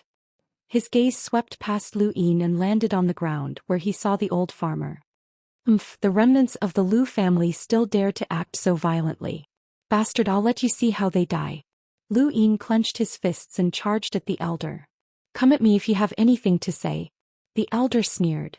Are you even worthy? He was a cultivator with 4 origin tribulations and was much more powerful than the White Dragon Elder. His appearance of cloud fall had shocked the world. Fall down for this old man, he said as he pressed down with one hand. I'm going out on a business trip tomorrow. I originally wanted to write more chapters after that, but it seems like my brothers can't wait any longer. I'll stay up late tonight and write more chapters. Thank you for your support, brothers. Chapter 1549. Lu Yin's pupils shrank, and he took out a palm-sized ring that he had obtained from Celestial Master Gu Yan. The Celestial Master had once said that this ring contained the power of one of his attacks. Cloudfall's secret technique descended, and the palm-sized ring vanished as it swept past the old man. Without a sound, the old man's face turned ashen, and his body was split in two as he slowly fell into the mountain range. Cloudfall's secret technique also slowly disappeared. Everyone fell silent as they stared blankly at the scene. A 4th tribulation cultivator from the frigid Immortal sect who could use a secret technique had died without any warning. They all looked at Lu Yin with eyes full of fear. Lu Yin had no time to feel sorry for the old man, and he continued rushing towards the ladder. He wanted to get as far away from the old farmer as possible, as well as the Lu family's remnant that had helped him. After Lu Yin left, the old farmer looked up with bloodshot eyes. Run. You have to survive. Only by surviving will there be hope. A day later, another emissary arrived to block Lu Yin's path. Lu Yin used his dagger and a secret technique to heavily injure this 3rd tribulation emissary under the protection of an armored puppet. He then continued fleeing towards the east. The armored puppet was recognized and Xinwu Plain also sent out experts to intercept him. Finally, 2 days later, Lu Yin was trapped in a mountain range by a sourcebox array. The person who had trapped him was Grandmaster Denggua. Lu Yin glared at the old man with murderous intent, but the old man raised his head. Someone from the Lu family must die. What enmity do you have with the Lu family? Lu Yin asked coldly. Grandmaster Denggua remained calm. It was the Lu family who suggested that the Outerverse Lockbreaker Society's headquarters be located at the back of the battlefield. The Lu family is the enemy of all lockbreakers. Lu Yin smiled brilliantly even as blood dripped from the corner of his mouth. Thank you for showing me how great the Lu family is. Grandmaster Deng's face darkened. What a pity. With your innate gift you'll die here. He had set up a simple source box array in this mountain range ahead of time. As a formation master of Realm Yuan, he had more than one source box array. Lu Yin looked at the countless spots around him that flickered like stars. He used the armored puppet to force his way through, but these spots were not very powerful. However, they had a binding power that was difficult to break through, and any emissary outside could trap him. Regardless of whether it was a secret technique or external items, he could not break out. The source box array covered half of the mountain range. In the surroundings, more and more people from the four-way scales gathered. The White Dragon tribe still refused to admit that Lu Yin was from the abandoned lands. They wanted to preserve their dignity in front of outsiders, but their desire to kill Lu Yin was stronger than anyone else. Only Lu Yin's death could calm this storm. So this is how the Lu clan rules the Starry Sky Tree. Do the bastards of the Lu clan only have external objects? It's just a useless clan that was destroyed. Looking at this person, I can see that the Lu clan probably had too many external things back then. That must be the case. Hey, son of AB*TH from the Lu clan, do you only have external objects? He must have relied on a sneak attack to kill young Master Bai, right? Someone asked loudly. A disciple of the cold Immortal sect glared at Lu Yin. Yes or no? Your Lu clan is just that despicable and shameless. Shameless clan. Shameless. Lu Yin stood at the peak of the mountain range and looked around. There were many people who had been ordered to capture him, including Xia Taili, Nong Lai and the others. There was also Jin Feiyuan from the Zijin clan.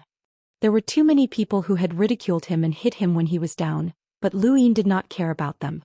He would not be able to escape unless Mr. Mu arrived. Long 7, the armed figure belongs to my brother. How did you get it? Xia Taili had come to ask about this matter, and the people from Shenwu planet were also eager to know. They knew that Xia Shenfei was not dead, but how had Lu Yin obtained the armed figure? Lu Yin looked at her. I picked it up. Xia Taili was furious. Bullshit. Lu Yin looked around at the crowd. It was true, he could not escape.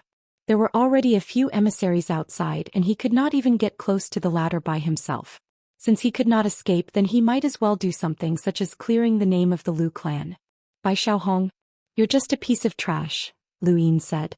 His voice was not loud, but his words echoed throughout the area and even covered an entire city. The people from the frozen Immortal sect were furious. You're just a piece of trash who used an external object to escape. How dare you insult the junior ancestor? Lu Yin looked up.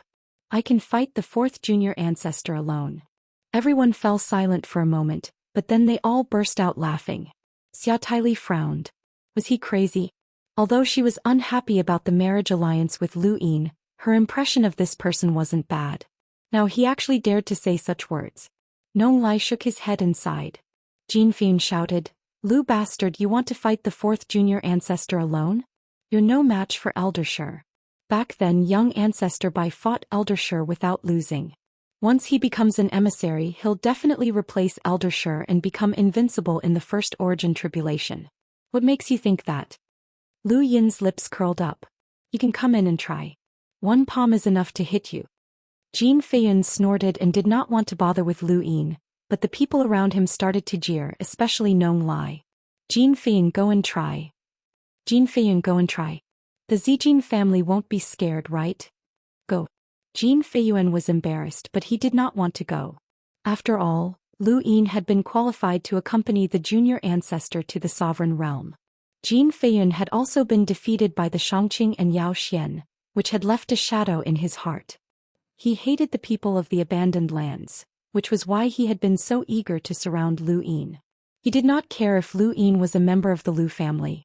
All he needed to know was that Lu Yin was from the abandoned lands. He treated Lu Yin as someone from the Shangqing and Zhou Xian. Jin Feiyun, go and take the combat doll back, Xia Taili ordered. The Zijin family was a vassal of the Shenwu plain, and if Jin Feiyuan was scared, it would not look good for her. Jin Feiyun gritted his teeth and stared at Lu Yin. Don't use any external objects. Lu Yin immediately withdrew the combat doll in universal armor. He then raised his right hand and beckoned. Come. Jin Feiyun clenched his fists and transformed into a purple-gold undying bird. He soared into the sky, burning with flames as he charged into the sourcebox array and attacked Lu Yin. Lu Yin looked up and struck out with his palm. Empty palm. The purple-gold undying bird shrieked and spat out a mouthful of blood. However, it was burned by the flames and fell to the ground in an extremely miserable state. Just as it was about to crash into the ground, the purple-gold undying bird returned to its human form and then turned around to charge outside. Jin Feiyun did not want to fight anymore. The empty palm had severely injured him, and the only way he could escape was by relying on his power vessel. Lu Yin sneered. You want to escape? He took a step forward and directly walked in front of Jin Feiyun. He grabbed Jin Feiyun's hair and viciously slapped him, knocking him out. The surrounding people were stunned. Jin Feiyun was the Zijin family's young patriarch, so how could he be so weak? Everyone knew that Jin Feiyun was not Lu Yin's match, but they had stipulated that Lu Yin could not use external objects. They had not said anything about Jin Feiyun not being able to use them. This was also why Xia Taili had allowed Jin Feiyun to attack. She would not let Jin Feiyun die, but who would have thought that Lu Yin would be so fast that Jin Feiyun would not even be able to escape? If one did not fight Lu Yin head-on, they would not be able to understand how powerful he was. For a moment no one dared to say anything. Given Lu Yin's age, he had been able to knock Jin Feiyun out with a single slap. This was already very shocking to them. At that moment, Stoneheart arrived and walked into the sourcebox array step by step. He faced Lu Yin directly. Should I call you Long Qi or Lu Yin? Lu Yin's expression was solemn. Lu Yin. Stoneheart exclaimed as he looked at Lu Yin's appearance. You really look like that person. Who? Lu Yin asked. Stoneheart replied, Lu Xian. Lu Yin's mind trembled. Lu Xian, Lu Xian. The moment he heard these three words, he knew that this was his own name. He was the seventh son of the Lu family and his name was Lu Xian. So this was his original name. It was the name of the person who had defeated Stoneheart, the name of the person who had planted the grass in the seed garden, the name of the boss that Tu Qiming had been waiting for many years, and the name of the future Lu Yin would use to take revenge in this part of the universe. Are you really from the Lu family? Stoneheart asked with a complicated expression. Lu Yin flexed his fingers. In this situation, was there any difference whether he was or not? Since there was no difference, then so be it. You fought with Lu Xian before. How was his general appointment platform? Stoneheart's eyes flashed with a complicated expression. The Lu family is very troublesome. Because of the general appointment platform, you didn't just fight one person but many. Lu Yin smiled again. Then the feeling that I haven't felt in a long time is back. I heard that you fought with Bai Xiaohong. Let's try it again. With that, the general appointment platform appeared in front of him. The moment it appeared, the sky exploded, and an indescribable aura seemed to sweep through the entire astral tree domain. It also seemed as if the mother tree was trembling. Everyone was stunned, and some of the older people's jaws dropped as they stared at the general appointment platform in shock. That familiar feeling had returned. The Lu family that had once ruled over a country by itself had returned. When they had surrounded Lu Yin, everyone had called him a bastard of the Lu family. However, not every member of the Lu family had a general appointment platform. Only the direct descendants of the Lu family could activate the innate gift of the platform. The appearance of the general appointment platform represented Lu Yin's identity. He was a direct descendant of the Lu family. The astral tree domain had undergone great changes and everyone's minds had been sealed. They could not recall or speak of anything related to the Lu family, but when the general appointment platform appeared, the heads of at least 100 people exploded as they forcefully recalled the terror of the past. Stoneheart's expression changed and she blurted out, "You're Lu Xian." Outside, the White Dragon Elder was shocked, and so were the envoys from the frigid Immortal sect. Xia Taili and the others felt their minds explode, and they looked over in disbelief. Lu Xian, the seventh of the seven heroes, a genius who was destined to become a progenitor, a legend of the astral tree domain. Was he still alive? Lu Yin knew that his identity would be exposed the moment the general appointment platform appeared, just like how Bai Xiaohong had recognized him the moment he saw the general appointment platform. Lu Yin's appearance was similar to his own before he had lost his memories, and with the general appointment platform, it was not strange for him to be recognized. The strange thing was that Lu Yin's appearance had changed. He was of the same generation as Stoneheart, but his bone age could not be measured. If the general appointment platform had once appointed a general, then why was there nothing there? It was as if he had just awakened. Even so, Bai Xiaohong and Stoneheart had recognized him at a glance. What was the reason behind this? I'm going on a business trip today, so I'm a little tired, but I can't stop updating. I'll update at 3 p.m. Chapter 1550. How are you so sure that I'm Lu Xiaoxian? Lu Yin asked, staring at Stoneheart. Stoneheart's eyes flashed and then he laughed. So it really is you. I had my suspicions back at Dragon Mountain, but I didn't think that it would really be you. Lu Xiaoxian, you're back. How are you so sure that I'm Lu Xiaoxian? Stoneheart replied, because only a few people in the Lu family can use the innate gift of General's platform. Everyone else is gone and you look very similar. Who else could it be? Looks like you really did lose your memories. Lu Yin looked outside and saw the White Dragon elders and the envoys from the frigid Immortal sect looking confused. Stoneheart knew all of this, but they didn't. What do you know? Lu Yin asked. Stoneheart shook his head. It's a pity. Your appearance is enough to shake the entire astral tree domain, but it won't cause any ripples. Although you won't die, it'll be more painful than death. Before that, I want to finish this battle and see how you're different from the Lu Xiaoxian from before. Stoneheart veins appeared on his body and Wind God's speed vanished. He walked out of Astral Source Universe and attacked Lu Yin. Stoneheart didn't say anything, and Lu Yin knew that he wouldn't be able to learn anything more. With my blood I summon the general. As soon as he finished speaking, some of the star energy in his body was consumed. Bai Xiaohong walked out from beside him and raised his hand to summon Xian Fanyao to face Stoneheart. Outside, the frigid Immortal sect's members were shocked by Lu Yin's identity being revealed, but they were also furious that Bai Xiaohong had been summoned. Lu family bastard, return our junior ancestor. An emissary from the frigid Immortal sect rushed in, wanting to attack Lu Yin before he could use any external items. This emissary had only survived one origin tribulation, so Lu Yin raised his hand again. With my blood I summon the general. The giant emperor appeared, roaring as it punched out. The giant emperor wasn't a match for the emissary, but Lu Yin needed it to keep him busy. Someone else was attacking from the shadows, a second origin tribulation expert. Lu Yin moved to the side and the void in front of him was torn apart. A broken blade fell from the sky and moved horizontally, slashing towards Lu Yin again. It was a muscular man from Shenwu planet. Lu Yin raised his foot and kicked out, causing the ground to shatter and dust to fly everywhere. Lu Yin was forced back 100 meters, but the Shenwu expert spun the hilt of his sword and slashed at Lu Yin once more, his attack filled with killing intent. Lu Yin raised his head. The frigid Immortal sect and the Divine Martial Society, 3 emissaries, besieged me. Who dares to say that the Lu family relied on external objects? Who can do it? There was a clang as the broken blade swept past, slicing through space horizontally. Lu Yin raised a hand. Against an emissary he could only use his physical strength since his star energy was completely suppressed. There was a bang and the Shenwu expert used his broken blade to block the attack. He took a few steps back and stared at Lu Yin in shock. As expected of the Lu family's 7th brother. Your talent is amazing, but you must die today. He then slashed out with his blade again and at the same time his Shenwu's chi shield appeared. Stoneheart leaped out of the source box array. He wanted to fight Lu Yin, but he wanted to be fair, not ganged up on. He did not want to become someone's weapon. Even though Xianxia had retreated, 2 more emissaries rushed in.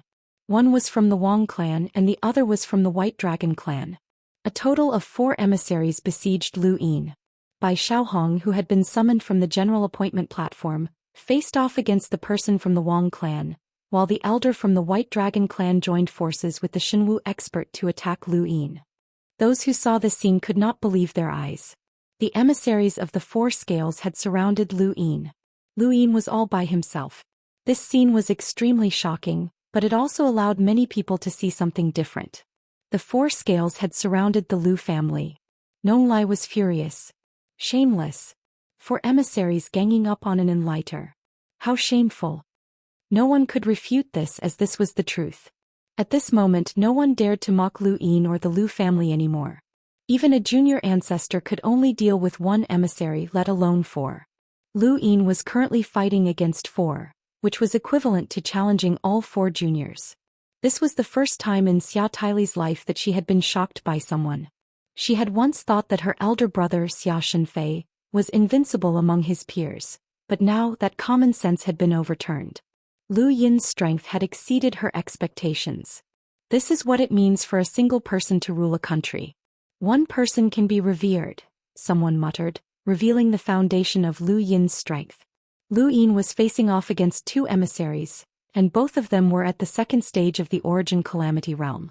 He could not hold on much longer, and this feeling was similar to when he had faced off against the 4 juniors in the Sovereign Realm. No, it was even more miserable than that time, as the juniors could not restrain his star energy, but these 2 emissaries could. The Giant Emperor and Bai Xiaohong were constantly being weakened. No matter how strong the general appointment platform was, it could not withstand the astral source's suppression. After all, they were made of star energy. As the star energy in Lu Yin's body weakened, the Giant Emperor disappeared. Even if he had not been summoned, the Giant Emperor at his peak would not have been a match for a second-stage emissary. The only reason he could last for a few seconds was because his star energy could be reborn without a physical body. Bai Xiaohong quickly disappeared as well. It was not that he was weaker than a second-stage emissary, as his peak strength was enough to fight a second-stage emissary. Whether or not he could win was another matter, but he could definitely put up a fight. However, Bai Xiaohong did not have any intelligence, and his body was completely made of star energy. Forget about battle techniques, even his body was not stable, and he quickly disappeared as well. Lu Yin pushed back the White Dragon Elder with a single palm. The emptiness palm was extremely powerful, and even though the White Dragon Elder had used his White Dragon transformation, he still managed to leave a palm print on Lu Yin's body. However, the attack did not injure Lu Yin at all. Above his head, a broken blade wrapped in divine martial qi descended and locked down the void, making it impossible for Lu Yin to dodge. It slashed down, and even further away, the emissaries from the frigid Immortal sect and the Wang family attacked at the same time. Lu Yin avoided the broken blade, but he could not avoid Xian Fanyao's palm and Skyblade from the 4 Ultimates technique. His body was flung away and his blood splattered across the ground. Everyone was shocked, as 4 second-stage emissaries had worked together to suppress Lu Yin. How many second-stage emissaries could do such a thing, let alone those of the same generation? A large wound appeared on Lu Yin's abdomen, and his right shoulder had been struck by Xian Fanyao's palm. His flesh had dried up and his vitality had been stolen. This was the frigid Immortal sect's palm technique. Lu Yin looked up and faced the emissary from the frigid Immortal sect. The other 3 emissaries were scattered around him and they completely surrounded him. In his current situation, no one could say anything even if he used external items. He had already shocked the world enough. At the very least, he had not died from the first round of attacks from the 4 emissaries. Throughout history, there had never been an enlighter who had single-handedly challenged 4 second-stage emissaries. Not even the 7 heroes had been able to do so. However, did he need to use external items? No, as he had not used his full strength yet. Whether he lived or died, he wanted to leave behind a legend in the cosmic tree, one that was not inferior to the 7 heroes. The sorcerer god hoped that Lu Yin would display his peak talent. Even if he fled to the 5th mainland, he would still be hunted down by the cosmic tree. The sorcerer god was the same, as he wanted to restore the Lu family's name.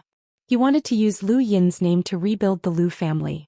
This legend caused the cosmic tree, who were hostile to the Lu family, to be unable to sleep peacefully. He wanted to give all of the remaining members of the Lu family hope. He wanted everyone to know that he and the Lu family would become progenitors in the future. Since each of them was a nation, as long as he was alive, the Lu family would have hope. Lu Yin looked up and let out a long breath. He slowly said, "My name is Lu Yin. There's no need to care about what happened in the past. I, Lu Yin, am here to announce to the entire cosmic tree as the current head of the Lu family. The Lu family will return and I will take back everything that belongs to the Lu family." "Shut up, you bastard from the Lu family. You're going to die today," one of the frigid Immortal sect's experts shouted. Outside the sourcebox array, the White Dragon Elder's killing intent was even more intense than that of the frigid Immortal sect's experts. Lu Yin's identity had been exposed, and the White Dragon clan would become the biggest laughingstock in the cosmic tree.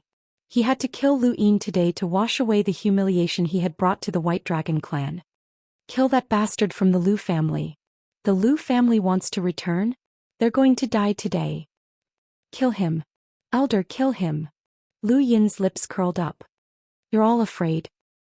He then took out a skeleton from his cosmic ring that emitted a black aura. It was the skeleton that he had obtained from Prince Zhou Xian.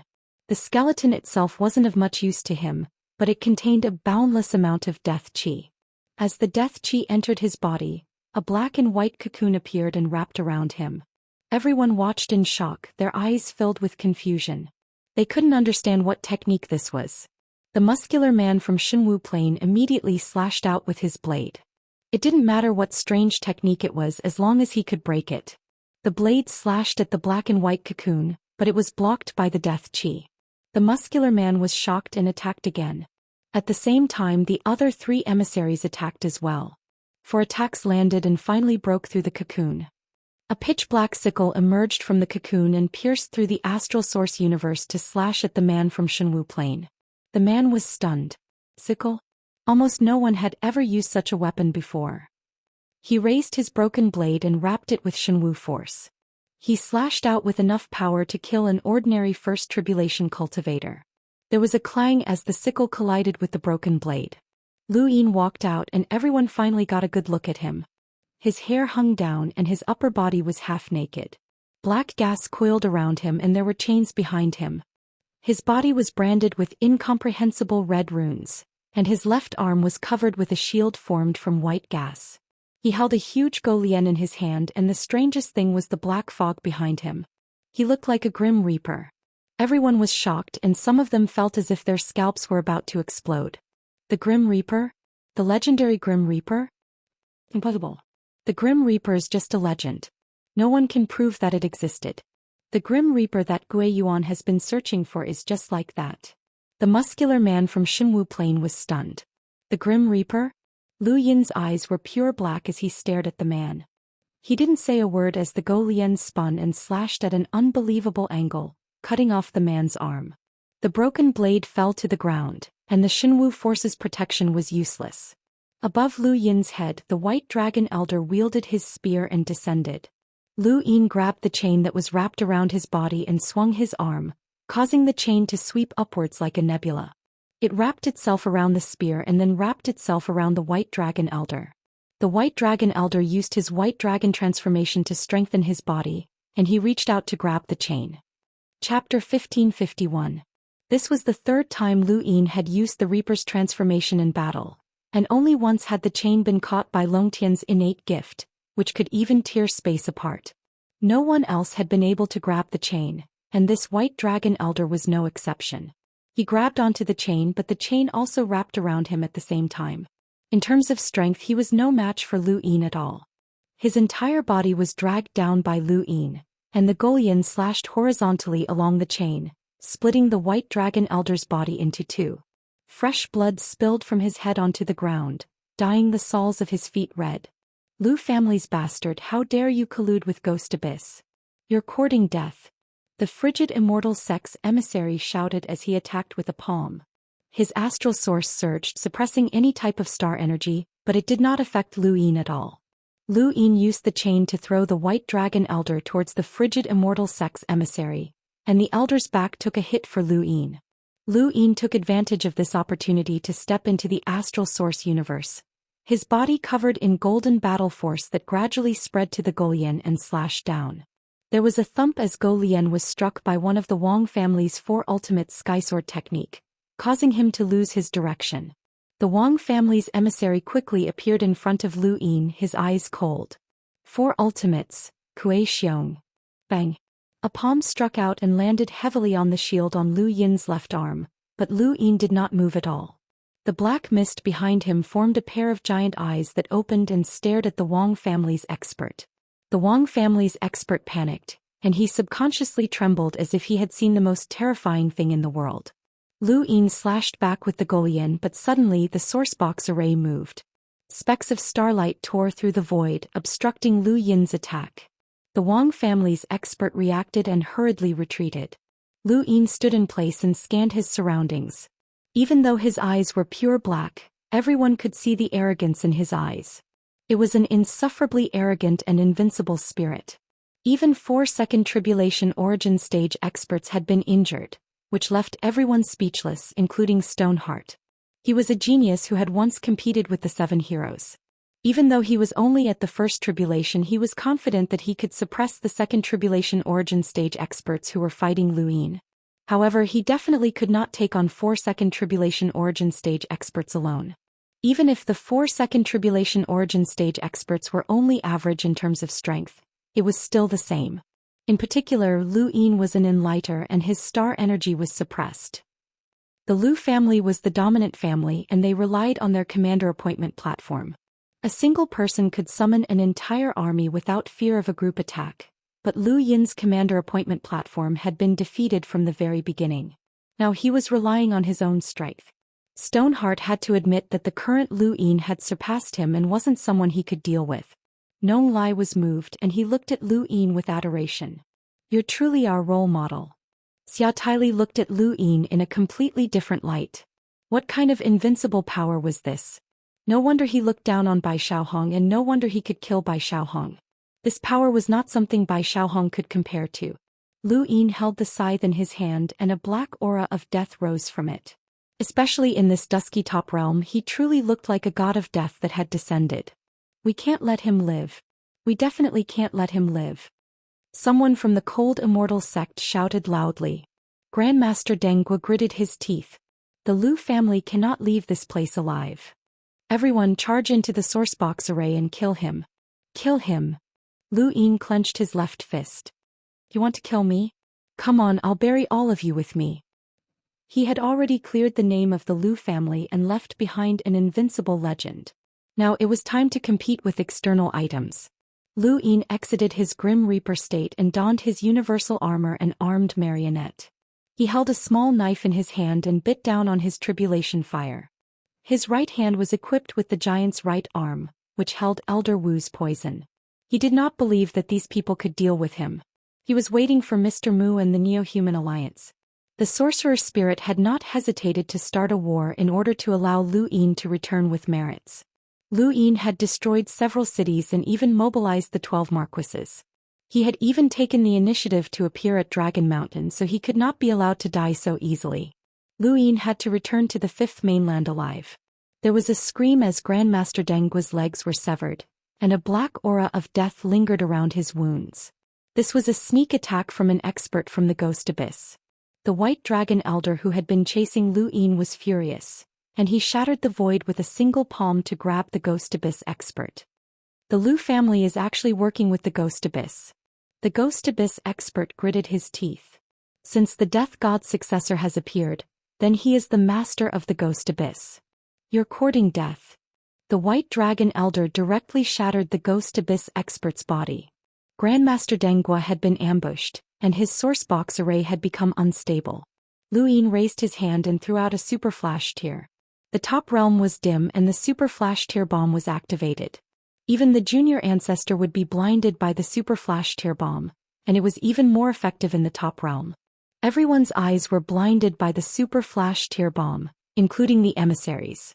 Lu Yin leapt out and tore through the void as he swept past Grandmaster Dengua. His knife slashed out and Grandmaster Dengua's pupils shrank. A strange sourcebox array appeared in front of him and blocked Lu Yin's knife attack. Lu Yin felt that it was a pity as he really wanted to kill Grandmaster Dengua. Unfortunately, this person was a realm plane formation master. Even though he was not proficient in battle and had wasted the strength of a 3rd tribulation cultivator, his knowledge of sourcebox arrays was second only to that of a sage. It was impossible to kill him with a sneak attack. After his attack failed, Lu Yin headed east without looking back. The White Dragon Elder immediately attacked. "Say, you bastard." Lu Yin raised his hand and threw out Elder's poison. This poison had been upgraded 12 times and it was enough to threaten an emissary. It was useless against this White Dragon Elder, but it could at least give him a scare. Lu Yin had used too many external items and they were all extremely powerful. The White Dragon Elder was naturally afraid, and when he saw Elder's poison being thrown out, he hurriedly retreated. Lu Yin sped up and fled as he did not know how the old man was doing. He was incomparably glad that he had been protected by Gate Xianxia and the others in the Huayun River domain. Otherwise they would have been finished. You still want to run, you little bastard.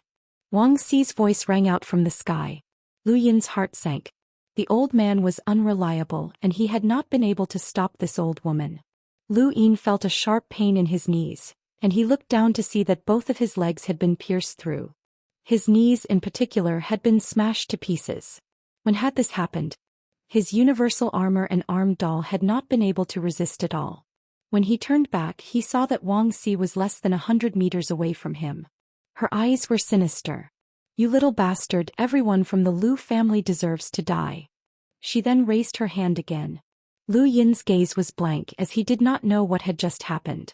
The Wang family's meditative oblivion technique had been used by Wang Xi, and Lu Yin had not even been able to react in time. This was different from the meditative ruins, which had been a complete version of the technique, but because no one had been controlling it, it had given Lu Yin time to react. However, Wang Xi's technique had given him no time to react at all. 2 consecutive explosions rang out as the joints in both of his arms were broken. Just like his legs, intense pain spread throughout his body. Lu Yin's vision recovered and he spat out a mouthful of blood.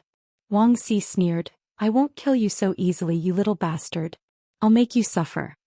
There was blood at the corner of Lu Yin's mouth, and he could not control his limbs, causing them to continuously bleed. His gaze was ferocious. Old bitch, you must have been abandoned by the elders of the Lu family. You must have become a pervert. Wang Xi's gaze suddenly turned icy.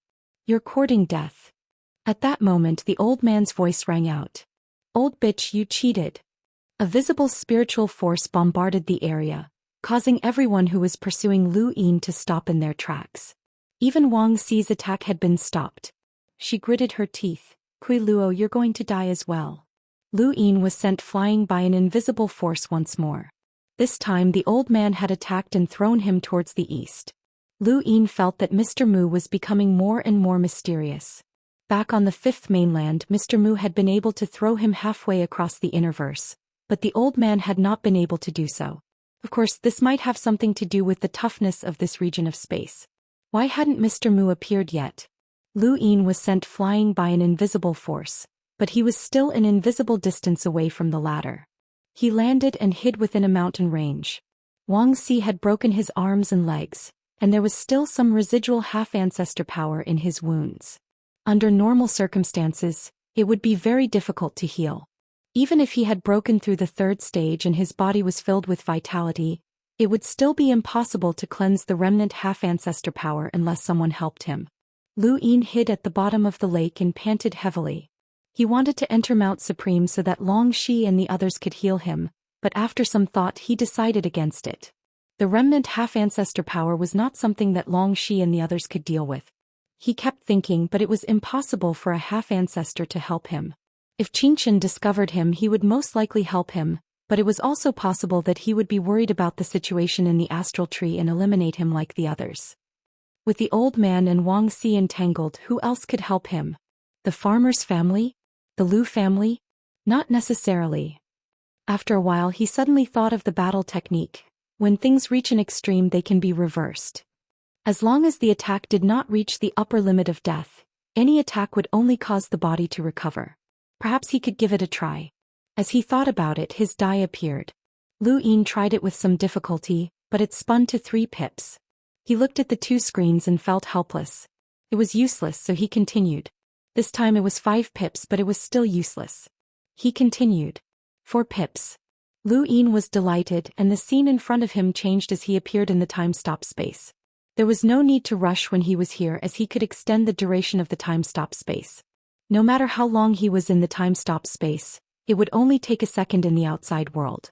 Lu Yin took a few deep breaths and swallowed some healing pills. He slowly closed his eyes and began to cultivate.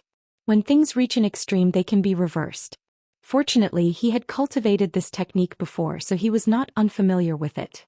In the blink of an eye, half a year passed. Lu Yin opened his eyes and saw that the joints of his broken limbs had all dried up. He could still feel the remnants of Wang Xi's power within them, and it was constantly destroying them. However, when things reach an extreme, they can be reversed to heal his body. This technique was simply a holy healing technique. It was no wonder why it was rumored that the desolate ancestor had grasped the mysteries of immortality.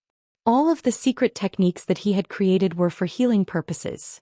This technique was the most valuable. When things reach an extreme, they can be reversed.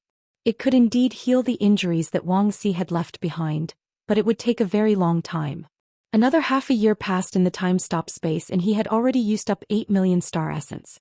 The longer he stayed in the time-stop space, the more he would not be able to easily use up the remaining star essence, even if it was just a few months. He looked at his limbs and saw that most of the dried-up areas had recovered, but there were still remnants of a half-ancestor's power within them. It would take at least a few years for him to fully recover. This was the power of a half-ancestor. Fortunately, he could move now. Even though he was not very nimble, it was fine as long as he could move. The next volume is about to be released. I want this sky to be surnamed Lu. Thank you for your support, brothers. I'll give you more chapters. Motion sickness is so painful. Chapter 1552. Time was something he didn't lack the most. Thinking about it, he exited the time-stop space and continued to roll the die. He had just rolled 3 times, so he still had one more chance. Unfortunately, he didn't manage to roll 4 pips for the 4th time. He rolled 1 pips and got something useless. Sighing, he looked up and saw someone passing by. He didn't know if they were searching for him or if they were just passing by. During this period of time, the starry sky of trees should be in an uproar. The moment his identity was exposed, the entire starry sky of the trees went into an uproar. First was Zhou Xian. And I Huang, who was facing the zombie god, was in disbelief. General appointment stage? He's Zhou Xian? Qingshan was shocked and Lu Yin's face appeared in his mind. Zhou Xian? Is he Zhou Xian? Are you kidding me? Even though he was a half-martial progenitor who had experienced countless life and death situations, he was still stunned. It was undeniable that he once felt that Long Qi and Zhou Xian looked similar, but there were many people who looked alike. It was too ridiculous for him to be Zhou Xian. When Xia Xing heard this, his expression changed. Inform the Divine Martial Academy that we cannot let Zhou Xian go to the abandoned lands alive. Bai Ting was furious. Even if he leaves this place alive, the frigid Immortal sect won't let him go. The wasteland can't stop us. Elder Ni Huang was still in disbelief. She felt a strong sense of disappointment. In the end, the clan member who was so talented that even the patriarch had to show up was actually the Lu clan's 3rd son, the 7th son of the 7 heroes, Zhou Xian, whom they hated the most back then but had no choice but to flatter. The 4-way scales had exiled the Lu family to its current position.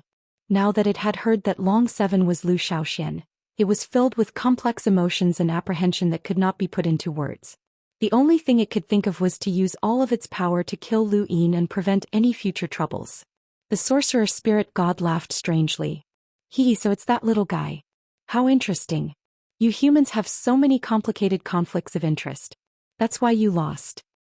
Zhou Xian? I think I've heard of it before. The corpse god's voice reverberated throughout Dragon Mountain, causing ripples in the air.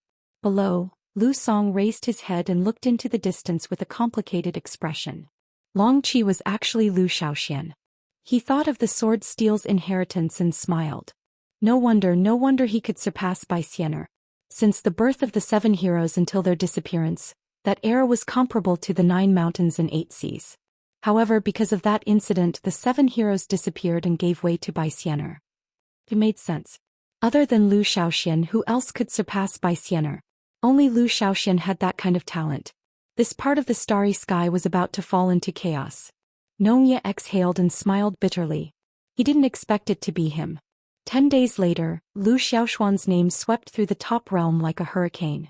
Countless people heard it and countless people were shocked. Some cursed angrily, some mocked him, and some looked forward to it. Within the humble class, many hidden members of the 14th door received a mission to protect Long Qi, Owl. Lu Yin had disappeared and there was no news of him for several days. No one could find him. The only news he had was that Wuxia had severely injured him and was certain that he would not live for long. The moment the frigid Immortal sect learned of Lu Yin's true identity, they were in an uproar. Many experts planned to kill Lu Yin, but what they learned was that he might die and that no one had found him yet. A group of people had arrived at Yun Peak and wanted to use Yu Dai to find Lu Yin, but Yu Dai would not know. Elder Qing Xing sent off group after group of people. When she was alone, she muttered to herself, I didn't expect him to come from the abandoned land. I wonder what those people will do. At the bottom of the lake, Lu Yin raised his hand and summoned his Dai. 10 days had passed and he could roll it again. He tapped it with a finger. His luck was very good and he immediately rolled possession. The scene in front of him changed and he entered the time-stop space. Lu Yin stayed in the time-stop space for almost a year, and when he reappeared in the real world only 1 second had passed. When he looked down he saw that his withered limbs had recovered quite a bit. They no longer looked withered but rather thin. He would be fine in another year. As he thought about this he looked up and continued to roll the die. On his third try he rolled possession and entered the time-stop space once more. By the time he came out his limbs had completely recovered. To the outside world it had not even been half a month since he had been injured. It was unimaginable that a half-ancestor could fully recover in half a month. Lu Yin changed his appearance and walked out of the lake, heading east. At this point, countless people in the top realm were searching for Lu Yin, and he himself was also searching. Brother, did you find that Lu family kid? Lu Yin shouted, causing a group of people in front of him to look over. No, it's been more than 10 days but no one has found him, someone said gloomily. Lu Yin was puzzled. He was clearly heavily injured, so how could he have disappeared? A woman's clear voice rang out. The family told us to pay attention to people with injured limbs. She then looked at Lu Yin's limbs and saw that they were unharmed, so she did not look any further. If you find anyone injured, immediately capture them. Lu Yin nodded and brushed past the group. With his strength, these people would not be able to detect him even if he changed his appearance unless he was an emissary. As soon as he encountered an emissary he would think of a way to hide. However, even if he could hide once he would not be able to hide a second time.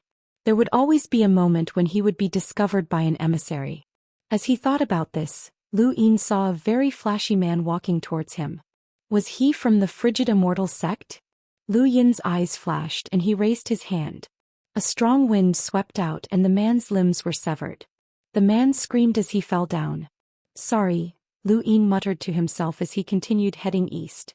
Along the way he encountered enlighters who were searching for him, and he would break their limbs and throw them away. In just a few days he had broken more than 100 people's limbs. These people did a good job of diverting the attention of the searchers. Uncle, I don't even know who did it. It's definitely a bastard from the Lu family. Uncle, you have to avenge me, the flashy man complained tearfully to an emissary from the frigid Immortal sect. The emissary grew impatient. Useless thing. You didn't even see who did it. Uncle, it's definitely a bastard from the Lu family. The flashy man shouted. The emissary angrily retorted, do you think that you're the only ones with broken limbs? Everyone knows that we're searching for enlighters with severed limbs. The remaining members of the Lu family, as well as some people who are dissatisfied with the four-way scales, have secretly taken action. There are enlighters with severed limbs all over the top realm. The flashy man grimaced. Uncle, you have to avenge me. In a small city in the top realm, Lu Yin was drinking wine as he listened to the occasional discussion. Have you heard? The city lord's eldest son has had all his limbs broken and is still in the mountains. Of course I have. It's not just enlighters who are suffering. Some explorers, cruisers and hunters are suffering as well.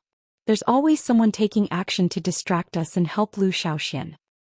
Now that Zhou Xian is back, the Lu family's people have become more active. There's also a group of people who don't like the four-way scales and are secretly taking action. Right, I heard that the humble school is using all sorts of methods to obstruct the four-way scales.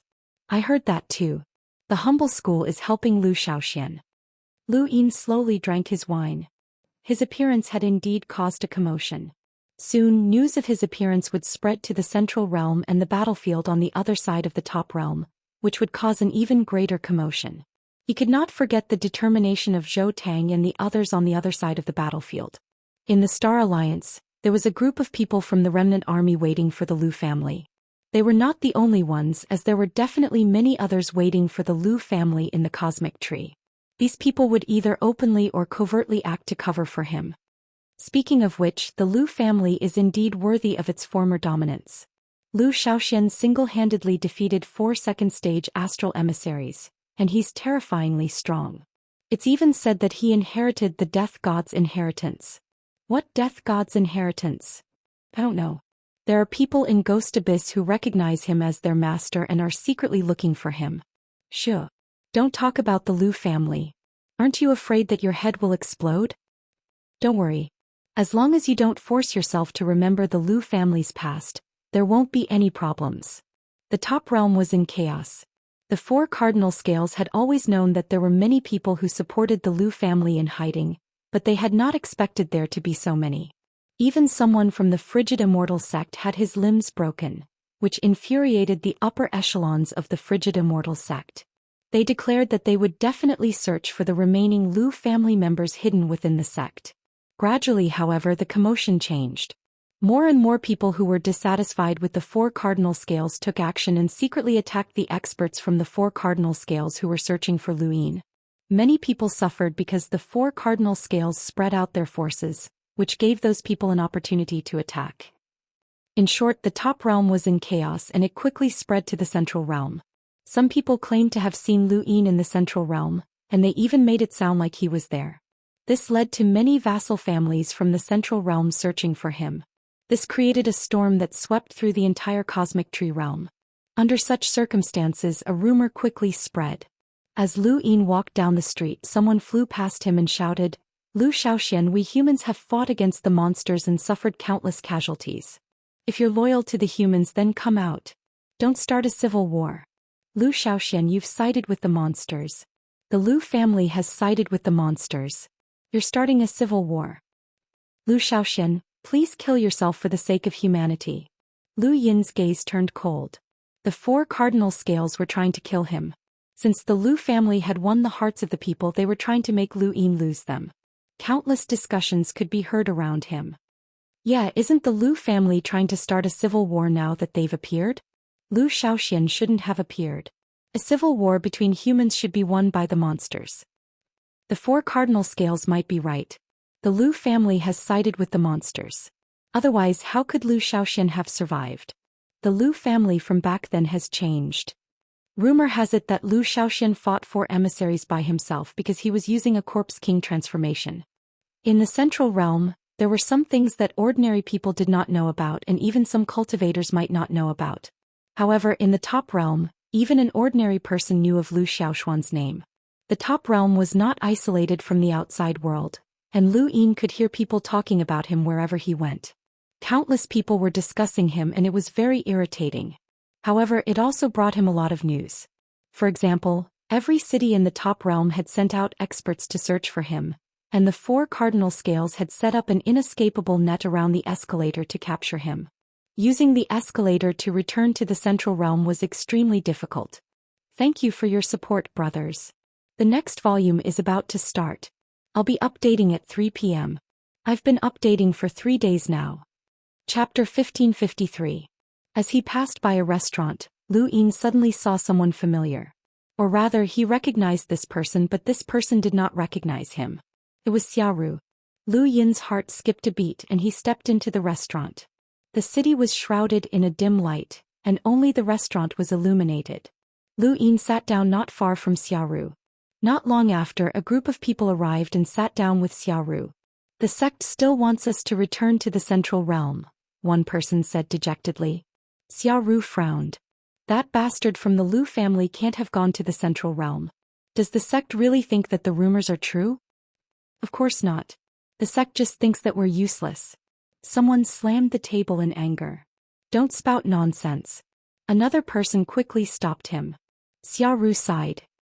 "It wasn't easy for us to get a chance to contribute, but the sect is too harsh on us. That bastard's limbs were crippled and he might even be dead by now. If we can find him, we'll definitely become famous in the Tree Galaxy." Everyone fell silent. But if you think about it from another perspective, it might not be a bad thing. Xiaoru changed the topic, and when he saw their puzzled expressions he continued, "Don't forget that the Liu family was exiled not long ago. There are too many people who followed the Liu family and received their kindness. The reason why the Central Realm and the Peak Realm are in chaos is because of those people. If we find that bastard, do you think that the remaining members of the Liu family will let us off? Who knows how many of them there are? There's probably a group in the Star Alliance. The group looked at each other. Forget it. Since the sect has given the order, we'll return to the central realm. That's the only way. They stood up to leave, but Lu Yin's gaze shifted as he recalled the information he had obtained from Zhou Xian's consciousness. He shouted at Xiaoru, "Second uncle." Xiaoru and the others were stunned, and they turned around to see Lu Yin excitedly staring at them. "Kid, what did you say?" one of them asked. Lu Yin excitedly walked over to Xiaoru and the others went on guard. "Second uncle, is that you? Second uncle?" Xiaoru was confused. "Do we know each other?" Lu Yin hurriedly asked. "Are you the head of the Xia family in the Blue Moon District, Xiaoru?" His gaze was filled with apprehension and anticipation. Xiaoru was surprised. "That's me." "You are?" "It's me, second uncle. I'm Zhu Tong. Zhou Xian is my uncle and you're his sworn brother. We've met before." Xiaoru pondered for a moment and suddenly recalled something. Realization dawned on him. "That child from back then, Zhu Tong?" Lu Yin nodded excitedly. "That's my second uncle. You still remember me?" Xiaoru was surprised. "Are you really Zhu Tong? Aren't you in the middle realm?" "I came to the top realm specifically to become a disciple of Shenwu Heaven," Lu Yin explained. Xiaoru nodded and didn't doubt this at all. Not many people knew about this and there was no reason for anyone to pretend to be Zhou Xian's nephew. As such, he said to the people around him, "He's Zhou Xian's nephew, Xiao Tong. Greetings, seniors." Lu Yin bowed respectfully. Zhu Tong greets the seniors. The few of them nodded and didn't say much. They were already in a bad mood. Xiaoru, on the other hand, did not mind. Back then he had gone to Wangyu to get in touch with Xia Shenfei but had failed. Now that he had come to the top realm, he was chased away. He was already used to it. "Little Tong, since you've become a disciple of Shenwu Sky, why are you here?" Xiaoru asked and they all returned to their seats. Although Xiaoru wanted to make use of Zhou Xian, he still acted well on the surface. However, he also did not know what Zhou Xian and his wife were doing. Lu Yin felt wronged for Zhou Xian as this person was a little reserved. "I originally wanted to become a disciple of Shenwu Sky, but..." For an hour, Lu Yin had portrayed himself as a pitiful youth who had worked hard to cultivate and had a bit of talent. There were too many cultivators in the astral tree realm who were in such a situation. Xiaoru and the others all believed that they were the same, and they all looked at Lu Yin with sympathy and approval. The others also looked at Lu Yin with a bit of emotion. Lu Yin's experiences were very similar to theirs when they were younger. Xiaoru patted Lu Yin's shoulder. "Little Tong, it's been hard on you wandering the top realm by yourself." Lu Yin resolutely replied, "I must become outstanding and break through to become an emissary in the future. Then I'll raise the Zhu family's prestige. No matter how hard or tiring it is, I won't back down." Xiaoru praised, "Well said." The others also felt slightly better after hearing Lu Yin's words. "Brother Xia, your nephew is very ambitious." "That's right, Brother Xia. Why don't you take him to your Xia family and nurture him well? You might even be able to use your Azure Moon District's Xia family branch's quota to get him to join Shenwu Sky." Lu Yin looked at Xiaoru excitedly. Xiaoru thought about it. "I can try." He wasn't being perfunctory. There were many branches of the Xia family, and only a few could actually enter Shenwu Sky each year. Talent was the most important factor, and if Lu Yin really had the talent and had the ambition, then it wasn't impossible to give it a try.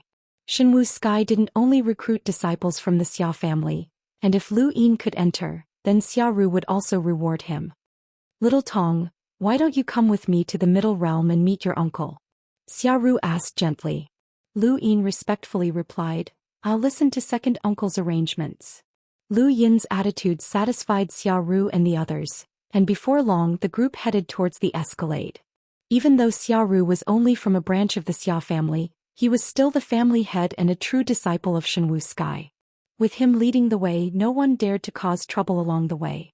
Furthermore, everyone was certain that Lu Yin's limbs had been crippled. No one would have thought that Lu Yin had not only recovered, but had even mixed in with the Xia family. With Xiaoru leading the way, the journey was much smoother. A few days later, the escalade was in sight. "Brother Xia, the humble school is becoming more and more arrogant. They actually blocked our path and forced us to take a detour," someone complained. Xiaoru replied, "The humble school is different from the four cardinal scales. They don't care who rules over the astral tree domain. That bastard from the Lu family has contributed too much to the humble school, and the humble school has always been protective of him. There's nothing they can do about it. Fortunately, the governor didn't take him in as a disciple in time. Otherwise, it would have been even more troublesome. The Lu family is the Lu family. Lu Xiaoxian was once one of the 7 heroes, and now that he's returned, he's also shocked the entire astral tree domain. He challenged 4 emissaries by himself. If we meet him, we won't be able to survive. The only reason we dared to follow him is because he's been injured. I hope he's really dead, or else there will be huge changes in the future. Don't worry, the 4 cardinal scales have already stabilized the astral tree domain. The Lu family's remnant won't be able to cause any trouble. Lu Yin quietly listened to their discussions without saying a word. He didn't have the right to interrupt. He looked at the escalade in the distance, where an inescapable net had been set up. Although the battle between the half-ancestors was still ongoing, Lu Yin believed that the monsters were also holding back the progenitors, but there would be no shortage of emissaries.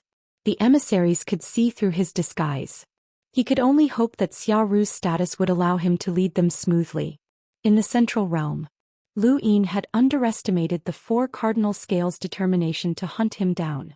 Xia Ru and the others led him to the escalade, where Lu Yin discovered that anyone who wanted to go to the central realm would be searched one by one. Even their cosmic rings would be searched. It was even more stringent than going from the central realm to the top realm. Everyone was certain that Lu Yin's limbs were crippled, but the 4 cardinal scales were still so strict that they didn't give him any chance of survival. Little helper, take out everything from your cosmic ring and show it to them. Don't resist, Xia Ru reminded him. Lu Yin nodded. Don't worry, second uncle. Xia Ru turned around. He was very satisfied with Lu Yin's respectful attitude and the reverence in Lu Yin's eyes. Xia Ru enjoyed it, but it was a pity that Lu Yin wasn't his nephew. Brother Xia, where's little helper? One of his companions asked. Xia Ru was puzzled. Isn't he behind us? He then turned around. Where was he? In the distance, Lu Yin was trying his best to stay away from the escalade. He wanted to hide for a while and wait for the guards to relax before leaving. He also wanted to think of some other way to leave, but who would have thought that the danger of a source box would suddenly appear around him? His heart sank. Someone's trying to escape. Catch him. Someone shouted. Everyone looked at Lu Yin, including Xia Ru and the others. Their eyes were filled with anger. Why was this Xu Tong causing trouble at this juncture? A group of people tried to capture Lu Yin, but Lu Yin raised his hand. It wasn't an empty palm strike, but rather a powerful shockwave that sent the group flying. Xia Ru and the others were shocked, as they hadn't expected Lu Yin to have such strength. At this moment, Xia Ru felt that something was wrong. How could Xu Tong have such strength at such a young age? There were enlighters among the people who had been sent flying. Lu Yin took a step forward and hurriedly fled. Let me see who's trying to escape. A loud voice boomed out as an indescribable spiritual force whizzed past. Lu Yin's eyes trembled. It was a spiritual force expert. He looked up as the spiritual force bombarded him, causing his body to sway. Fortunately, he was able to withstand it, as this person was just a first-stage astral envoy. In the void, an elder was shocked. He actually blocked my attack? Lu Yin put on his universal armor and took a step forward, tearing through the void and entering the astral source universe. The elder was shocked. It's a bastard from the Lu family. Looking at all the cultivators below the emissary level, who could enter the astral source universe. The 4 young ancestors were the top geniuses of the various great families, and the most eye-catching one was naturally Lu Yin. No one had expected that not only would Lu Yin not be injured, but his strength would also not decline at all. The moment Lu Yin stepped into the astral source universe, he knew that he would be exposed, but he had no other choice. He could only try his best to escape. He recalled the speed at which Long Kuei had traveled to the middle realm, and the 4-way Libra had a unique method to leave the top realm. Perhaps he could use that. Die, you bastard.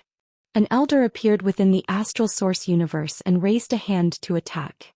Lu Yin was about to retaliate when the elder's face suddenly changed. The astral source within his body had been forcefully extracted. He was shocked. Not good, I've been exposed.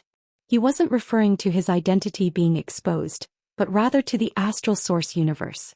Lu Yin recalled that someone had once said that emissaries could not fight without restraint, especially in the astral source universe. Otherwise, the astral source within one's body would be forcefully extracted by the astral source universe. It was similar to astral source liquid being exposed to the air. Thus, emissaries searched for strange objects to conceal their auras. This elder had probably just become an emissary and wasn't familiar with the astral source universe. He had attacked too heavily, causing the astral source within his body to be forcefully extracted. Lu Yin directly struck out with a palm that pierced through the elder's body and sent him flying out of the astral source universe. The elder spat out a mouthful of blood along with his internal organs and died. Chapter 1554. Lu Yin did not hold back at all. These people who had called him a bastard deserved to die. In the distance, Xia Ru and the rest were stunned. That child was long 7? Oh, it was Zhou Xian. They felt their scalps go numb. They had actually spent a few days with that killing god and they had even talked a lot during that time. Wasn't that killing god crippled? Everyone wondered where he had died. How could this be? Even a half-ancestor was useless? Stay here, kid. A voice rang out in Lu Yin's ears, and he was pressed to the ground as he fell from the astral source universe. The terrifying pressure caused his universal armor to shatter, and he spat out a mouthful of blood. Suddenly, a shout came from the distance. "Young master, run." Lu Yin turned around and saw one of the envoys who had been standing guard outside the ladder attacking the void. The envoys had the strength of 2 tribulations, but Lu Yin knew that the one attacking him was at least 5 tribulations. Don't. Remnant of the Lu family, you could have worked for humanity but you chose to die. A man walked out of the void, not even looking at the emissary who had attacked him. His gaze was fixed on Lu Yin, and the emissary's attack stopped a meter away from him. The man waved his hand, and the emissary who had tried to cover Lu Yin's escape was torn apart, falling to the ground. Lu Yin had watched this person die with his own eyes, and right before he died, the emissary had shouted for him to run. He would never forget that gaze. It was the ecstasy of seeing that he was still alive, and the fear that he would die. Lu Yin stared blankly at the emissary who had died for him, and his entire body went cold. "Kid, there's no need to look. This person was transferred here on his own accord just to cover for you." The man looked down at Lu Yin, his gaze full of pity. "It's a pity that an emissary died just like that." Lu Yin looked at him, his eyes filled with murderous intent. "How many people will die for you if you live? He's just one of them. Over 1,000 people have been found to have rebelled against the 4 cardinal scales, and they've all been captured and killed. Do you know how many of them are remnant members of the Lu family? How many of them died to protect you? If you live, this number will only increase. The upper realm, the middle realm, and the lower realm. You haven't forgotten the remnant army, have you?" Lu Yin's body trembled and he clenched his fists. The man looked at Lu Yin with pity. "Do you want the remnant army to be buried with you?" Lu Yin wiped the blood from the corner of his mouth. "I can't escape. Why are you spouting so much nonsense? Do you want me to kill myself?" The man shook his head. "What you need to do is admit the Lu family's failure and return peace to the starry sky trees. Humans should unite against those monsters instead of killing each other unless that's what you want." Lu Yin sneered. "You betrayed my Lu family and now you're trying to pin a crime on my family? The 4 cardinal scales are all bitches." The man's face sank. "Impudent." Lu Yin suddenly released his domain, and the danger from the source boxes that had been isolating the area around the ladder suddenly went into chaos. The source boxes attacked in all directions and the man was especially targeted. The man was shocked. How could this be? Lu Yin's eyes flashed as the astral chessboard appeared beneath his feet. He tried to move but the void around him distorted and he couldn't move. He could only rush towards the ladder. Someone had helped him just now and that person was Celestial Master Qiuling. The source box array here had been set up by Celestial Master Qiuling. It was fine to enter, but the moment someone tried to turn around the array would sense them, which was why Lu Yin had been discovered. Lu Yin had never expected Celestial Master Qiuling to help him. Grandmaster Denghua had said that the Lockbreaker headquarters was located at the back of the battlefield because of the Lu family's arrangements. Most Lockbreakers hated the Lu family, so why had Celestial Master Qiuling helped him? Lu Yin didn't believe that Celestial Master Qiuling wanted to take him in as a disciple. This wasn't a question of whether or not Lu Yin wanted to take him in as a disciple, and Celestial Master Qiuling's attitude at Dragon Mountain had been very strange. Lu Yin didn't have time to think about these things for now. With Celestial Master Qiuling's help, he knew how to control the source box array. He just wanted to leave the top realm as soon as possible. The man was furious. Lu family bastard, you won't be able to escape. This person was at 5 tribulation origin stage and wasn't someone Lu Yin could withstand. Even if Lu Yin put on the armored doll in time, it would still be useless. It had been destroyed by Wang Xi earlier, and the man's palm had shattered it again. Lu Yin's back was in intense pain, and his vitality was being sucked away. This was Xian Fanyao from the Frigid Immortal sect, and this man was an expert from the Frigid Immortal sect. If not for the armored doll, this palm would have been enough to take his life. However, the armored doll had been completely destroyed, and Lu Yin could only borrow the power of the man's palm to jump down from the top realm. He couldn't take the ladder and slowly descend, so he had to jump down. The man took out a power vessel and tore through the void. He pressed down with one hand, causing a terrifying phenomenon to sweep out. It then transformed into an enormous destructive force that enveloped the entire ladder. Lu Yin looked up and his pupils shrank. He couldn't block or dodge this attack no matter what he did.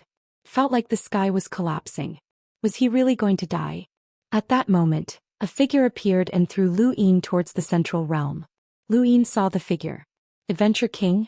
There are also experts below. You're on your own now.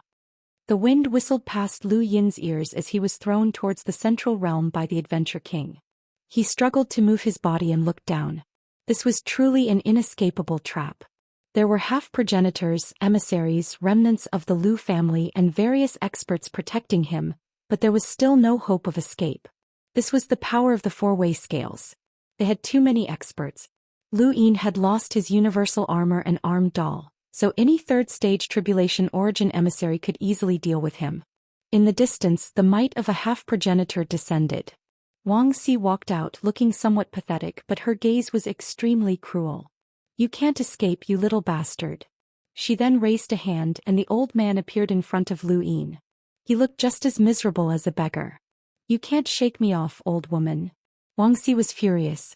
If you want to die, Kuei Luo, I'll fulfill your wish. She then took out a bewitching red flower from her cosmic ring. Kuei Luo's expression changed when he saw the flower. Lu Yin's expression changed as well. He didn't know what the flower was used for, but the old woman had obviously not taken it out for show. Suddenly the scene in front of Lu Yin changed. The old man was gone, Wang Xi was gone, and the attack that was descending from above had disappeared. He looked around. Was this the agreed location? He had actually mysteriously appeared at the agreed location. Off in the distance, the void split open and extended out in the direction of the ladder. Wang Xi and the old man were fighting there, but Lu Yin had already arrived at the agreed location. He guessed that Mr. Mu might have made a move. Regardless, since he had arrived at the agreed location, he might as well go back. He pressed one hand against the ground and star energy spread out in a unique pattern. At the same time, in a corner of the Fifth Mainland's glory realm, Elder Chan and the others widened their eyes. There's a reaction. Lu Yin's star energy spread out, causing the ground to shatter and the void to distort as it gradually took shape. Lu Yin relaxed. Suddenly, a white light flashed from afar. Alarm bells went off in Lu Yin's mind and he subconsciously shifted his body. A palm-sized arrow pierced through his shoulder, piercing through his body and into the void, leaving a huge wound on his back. Lu Yin spat out a mouthful of blood as he stared straight ahead. Several arrows had shot out, aiming for his head, neck and heart. His vitals. Move quickly. Time seemed to slow down, and Lu Yin could clearly see the trajectories of the arrows as they appeared. He watched as one arrow almost touched his forehead, but he couldn't move. The arrow contained astral energy, so he couldn't use the planned secret art to move. He also didn't have the time to set up a source box array. His body was also heavily injured, so he couldn't move. Move. I'm going to die. Lu Yin screamed in his heart, but he still couldn't move. At the critical moment, a willow leaf appeared in front of him and blocked 3 arrows. Lu Yin stared blankly at the person who had appeared in front of him. A willow leaf, flying flower? You're really... Before Mr. Willow Leaf could finish his sentence, the 3 of them were sucked into a spatial tear by a powerful suction force and then disappeared. Only a pair of narrow eyes remained in the distance, staring at the agreed location with a flickering gaze. News of the cosmic tree realm had finally reached the battlefield on the other side. Even if the 4 cardinal scales tried to seal it off, it was useless. Xiaoyan and Old Monster Long were stunned. Long 7 was actually Zhou Xian? How is this possible? He passed the bloodline test, so he's a member of the White Dragon clan. How can he be Zhou Xian? Old Monster Long couldn't believe it. He was a dignified half-ancestor, but he was about to go crazy. The White Dragon clan had become the biggest joke in the cosmic tree realm. Those invitations were basically slaps to the White Dragon clan's face. Even a half-ancestor like Old Monster Long was stunned. Xiaoyan sighed. No wonder he looked familiar. Now that I think about it, he does look a little similar to Zhou Xian. Impossible, how is this possible? Old Monster Long muttered to himself. He couldn't imagine what Long Shan was like, nor could he imagine how angry An Huang would be. He also couldn't imagine how the dragon ancestor would react. This meant that everyone, including the dragon ancestor, had been fooled. This was unimaginable. Lu Yin had fooled the dragon ancestor, which meant that he had also fooled the dragon ancestor. He had been the one who had facilitated this entire situation. Old Monster Long was panicking. As for the appearance of the Lu family's heir, he had completely forgotten about it. A mere heir of the Lu family couldn't do anything. The battlefield on the other side was abuzz with discussion because of Lu Yin's appearance, especially those who had experienced life and death with him in the New World. I thought we hated the 4 cardinal scales the most. Who would have thought that Long 7 was the most ruthless? Someone whispered. He's the only one who dared to make that oath. How ruthless. I wonder how Long 7 is doing. Please don't die. I still want him to lead his brothers to watch 100 female disciples bathe. Scram. Senior Zhou Tang will probably go crazy if he finds out that Long 7 is Zhou Xian. On the first formation base, a person was curled up and shivering. It was Bai Jing. He had been like this ever since he had found out about Lu Yin's true identity. He had never thought that Lu Yin would actually return. He thought back to everything that had happened. He had been Lu Xiaoshuan's follower, but he had been bribed by the frigid Immortal sect and betrayed the Lu family. Wu Xiaoxian is back. He's actually back. It's over, it's all over. The Lu family will come back. They're all going to die, all of them, Bai Jing muttered to himself in fear. He took Yun Lui on purpose. He must have. He must know where I am and everything about me, so he took it on purpose. He'll come back for revenge. This is just the first step. Lu Xiaoxian is coming. Thank you for your support, brothers. Chapter 1555.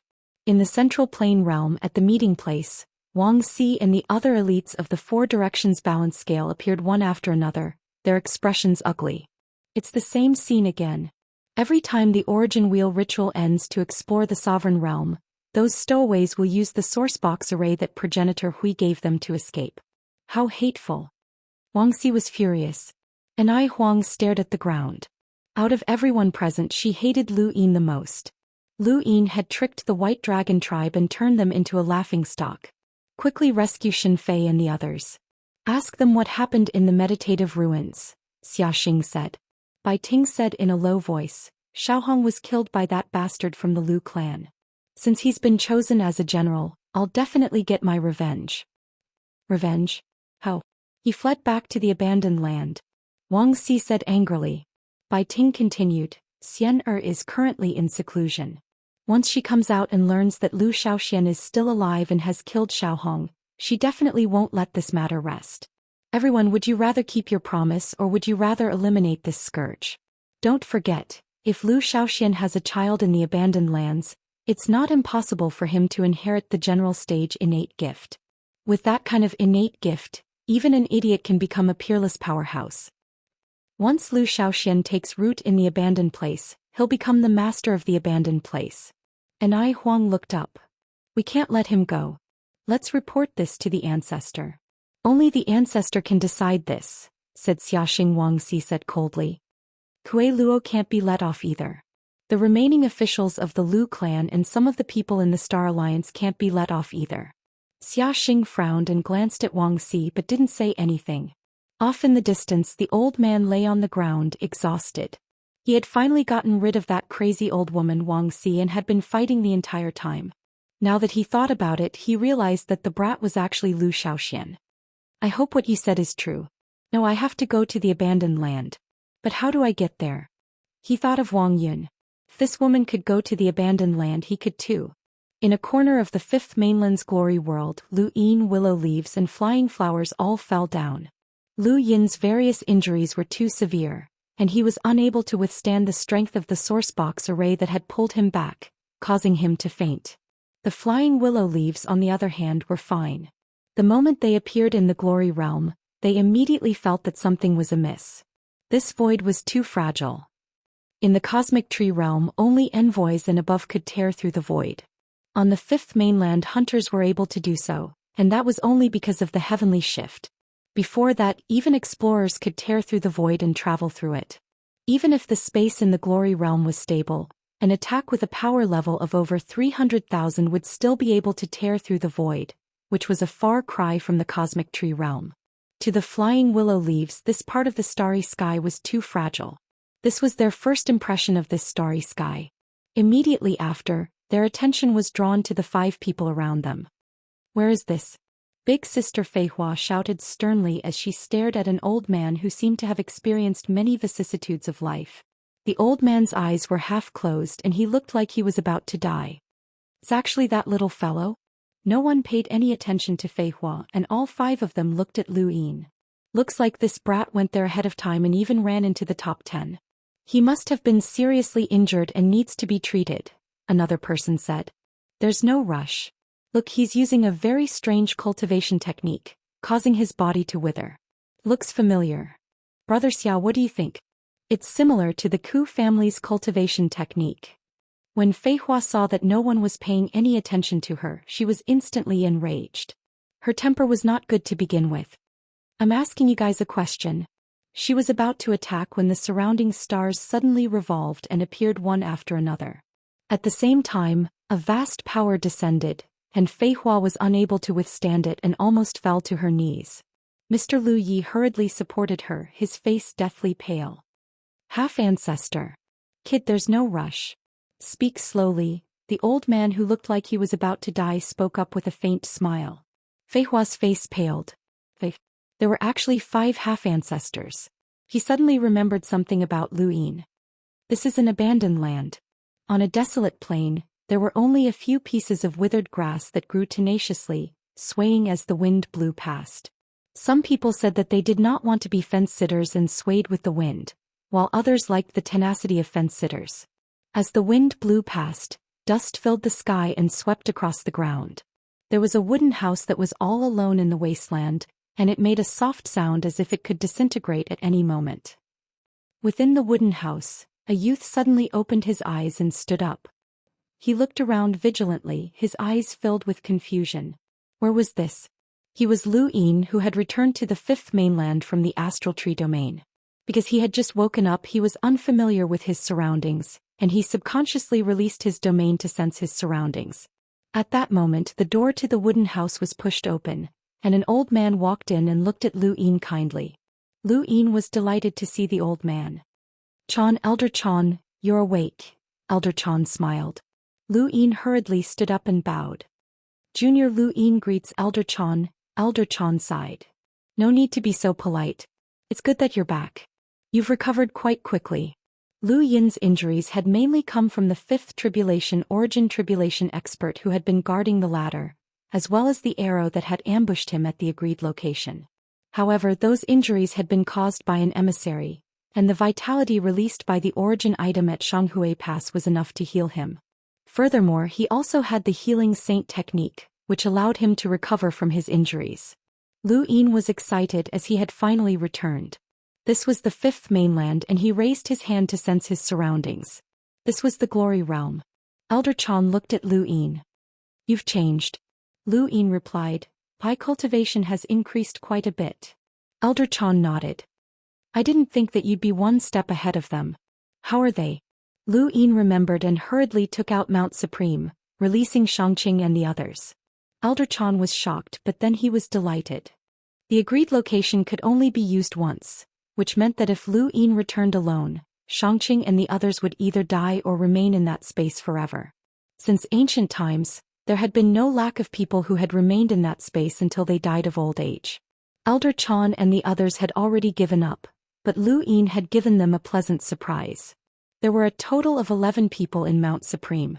Aside from Long Shi, Wen Xingyi, Prince Gui Qian, Yun Tingting and Lu Hao, the others had all been released by Lu Yin. Shangqing, Lu Tianmu, Ming Guang, Yao Xian, Yu Hua and Luoshan had all been released. When they saw Elder Chan, they understood that they had returned to the fifth mainland, but they didn't seem too happy. They had gone to the astral tree to find a way to obtain the origin item and pass the 3 trials, but they had only managed to escape. Although they had kept their lives, they hadn't accomplished anything.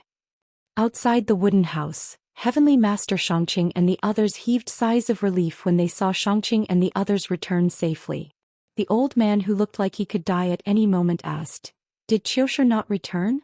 Lu Yin respectfully replied, "She was trapped and I was unable to do anything."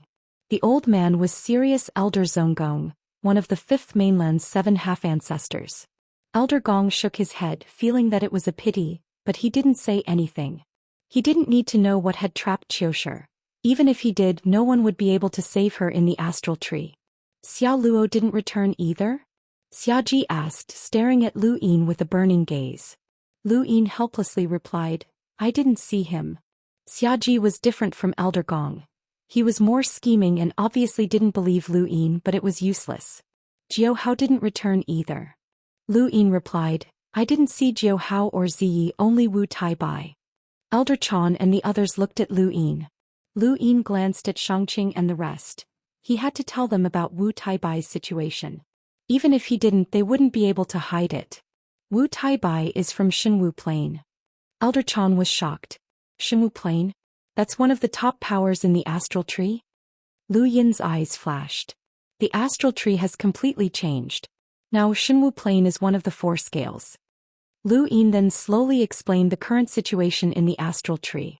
After a full hour, Elder Chan and the rest finally recovered from their shock. The Lu family has been exiled. Elder Gong was shocked. Xiaji's voice was dry. The Lu family is an invincible family, but they were exiled. Unbelievable. How did the 4 scales do it? Even the white dragon can't turn things around that easily, Heavenly Master Shangqing said. Elder Chan spoke up. No matter what happens in the astral tree, Ziyi and Wu Tai-bai haven't returned. We need to explain the situation to the 6th mainland's 3 ancestors. This was a matter for Elder Chan and the rest, so Lu Yin wasn't worried. He had already told them everything he could. Of course, there were some things that he didn't mention, such as the fact that he was a member of the Lu family. Even though his surname was Lu, Elder Chan and the rest definitely wouldn't connect him to the Lu family. Lu Yin also didn't plan on revealing his identity. Since Wang Yun had been able to come to this region of space, the sorcerer spirit had also told him to reach a level where he would be hunted down by the 4 scales even if he escaped back to the 5th mainland. This meant that the astral tree had the ability to chase him all the way here. Since that was the case, Lu Yin couldn't reveal himself. Who knew if Elder Chan and the rest would be able to withstand the pressure of the 4 scales and not hand him over? Although that didn't seem likely, it might not be the case if the pressure was too great. After all, the outer verse had been gifted to the 6th mainland. The outcome would change according to the situation, and Lu Yin didn't want to leave his fate in the hands of others. What he needed to consider now was what Lu Yefei would say. A few days passed and Elder Chan and the rest questioned the prime clearings and the rest. They mainly wanted to confirm the current situation in the astral tree as well as what had happened in the ruler realm. They wouldn't completely trust Lu Yin's words. The prime clearings and the rest were fine, but Yao Xian revealed the existence of Long Shi and the others. Xiaji found Lu Yin and asked him to hand over Long Shi and the others so that he could interrogate them more about the astral tree, but Lu Yin refused. "Kid, I didn't discuss this with you. Hand them over." Xiaji's tone was gloomy. The 7 courts weren't that gentle. In order to nurture a stronger successor for his family, he had deliberately allowed Xia Juyo to search for Xia Luo, allowing Xia Juyo to be replaced by Xia Luo. This was his way of doing things. 3 in the afternoon. After 4 consecutive days of updating, Sui Feng was too tired, and he even got carsick from his business trip. Let's postpone it for now. Thank you for your support. Chapter 1556. After the baptism of the cosmic tree, Lu Yin was no longer a frog at the bottom of a well who viewed half-ancestors as the sky. Half-ancestors? He had seen too many of them. Senior, I will not hand over those people. They are my spoils of war. Not only did I capture them but I also broke through 3 stages. I even have the origin item in my body. Do you really want me to hand it over?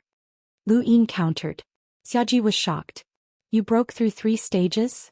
Mr. Mu's concealment of Lu Yin's strength had been too successful. Even when facing the dragon ancestor on Dragon Mountain, the superintendent had not been able to tell. Yes, I broke through 3 stages, Lu Yin said loudly. The Elysium Heavenly Master appeared. Xiaji, what are you trying to do? Xiaji hesitated but in the end he retreated. Those people were not of much use to them, and he wanted Lu Yin to hand them over to see if he could obtain the 4-way Libra's battle technique.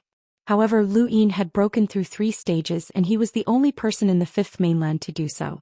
Even if his cultivation was far from the 5th mainland's level, his importance was no less than theirs. Xiaji could not do anything to Lu Yin, but more importantly, this person had been able to conceal his breakthrough. Xiaji had not been able to tell that there was definitely an absolute powerhouse behind him. Lu Yin had only exposed himself because he knew how important he was. Even in the astral tree realm, breaking through 3 stages was the most important thing for a cultivator, let alone the 5th mainland. The 4th young ancestor had only broken through 2 stages, but he had been rewarded by the entire astral tree realm. News of Lu Yin breaking through 3 stages shocked everyone. Even the Prime Clarity and the others were aware that Lu Yin had broken through 3 stages. Only one person did not care and that was Yuhua Mavis. She had already received news of Lingji Mavis' death. Of the 5th mainland's 7 great half-ancestors, Lingji Mavis was dead. 5 of them were still here and Lu Yin did not know who the last one was. Just as he was about to ask, he suddenly found the trapped Flying Willow. His heart skipped a beat and he found them. Flying Willow was in a more miserable state. He had been restrained by Sirius's elder and thrown into a corner behind the wooden house. Not only were his limbs tied up but his mouth was also stuffed with something. The 2 powerhouses with power levels over 700,000 could not even speak. Lu Yin removed the gag from their mouths. Sister Flying Willow raged, "Let us go. Why did you tie us up?" Lu Yin laughed. "My apologies for being late but I still have to say something. Welcome to the 5th mainland." Mr. Lu Yi said helplessly, "I didn't expect you to drag me here. An abandoned land is an abandoned land." Big Sister Feihua's temper was very bad. Lu Yin stared at her. "There are 5 half-progenitors around so you should watch your words." Big Sister Feihua sneered. "So what?" Lu Yin frowned. This woman was a little unreasonable and why was her attitude towards him so poor? All of a sudden he remembered that his identity had been exposed and he had fled Dragon Peak. It was none other than old man Kue Luo who had saved him. Back when he thought he might get some of Kue Luo's legacy, Big Sis Flyblossom had treated him badly. Now that Kue Luo had risked his life to save him from Dragon Peak, it wasn't just a matter of getting the legacy. She probably thought of him as Kue Luo's grandson. "Long Qi, no, I should call you Lu Xiaoxian," Mr. Lu Yi said. Lu Yin's eyes flashed. "Call me Lu Yin." Mr. Lu Yi was surprised but he still replied, "Lu Yin, that's a good name." "What are you talking about? Just ask." Fei Hua angrily rebuked. Mr. Lu Yi was helpless. "Lu Yin, what's your relationship with Kue Luo? This chapter is not finished. Please turn the page." Lu Yin shrugged. "It was a coincidence but you guys won't believe me." Fei Hua sneered. Lu Yin was curious. "What do you want to ask?" "If I'm not wrong they should have been guarding the ladder from the beginning. How did they know that I would appear at the rendezvous point?" Mr. Lu Yi replied, "It's simple. You went to the ladder several times especially when you exposed Yun Mubai. You were focused on escaping east and we observed you for a long time so we naturally figured it out." Lu Yin's eyes flashed. "No, it's because of the Flying Willow leaves." Mr. Lu Yi was astonished. "What do you mean?" Lu Yin lowered his voice. "I've always found it strange. I clearly didn't get an answer back then, but they still gave me the Flying Willow leaves. Now that I think about it, that must be the reason why you guys were able to track me down." Mr. Lu Yi fell silent. Big Sister Fei Hua said, "You're smart. That's right, the Flying Willow leaves can sense the traces of people who have come into contact with them." We weren't too far away from where you appeared, so we immediately rushed over. Lu Yin nodded. He had been tricked. You should rejoice, Lu Yin. Without us you would already be dead, Mr. Lu Yi said. Lu Yin asked, who ambushed me? He had to take revenge as he had almost died. Mr. Lu Yi was right. He was Lu Yin's savior, even if he had schemed against him. It should be Boundless Assassin, Mr. Lu Yi said. Lu Yin's eyes narrowed. How did Boundless Assassin know that I was going to that place? Do you think that you're very secretive? Anyone who's watching you can analyze your movements. Boundless has been watching you for too long, Fei Hua sneered. Lu Yin understood, and when he thought about it, it made sense. In the astral tree domain, no one had been watching him for longer than Boundless. These assassins followed the principle that they would try anything as long as there was a chance. That assassin should have been lying in ambush at the rendezvous point for a long time, just because Lu Yin might go there. Lu Yin, we saved you, but we don't expect you to save us. Right now we just want to know the answer to that question, Mr. Lu Yi said. Lu Yin was curious. Ask away, but I definitely don't know the answer. Fei Hua was furious. You're biting the hand that feeds you. Lu Yin pursed his lips. I really don't know. I can swear on it, but I should be able to meet half-ancestor Kuei Luo in the future.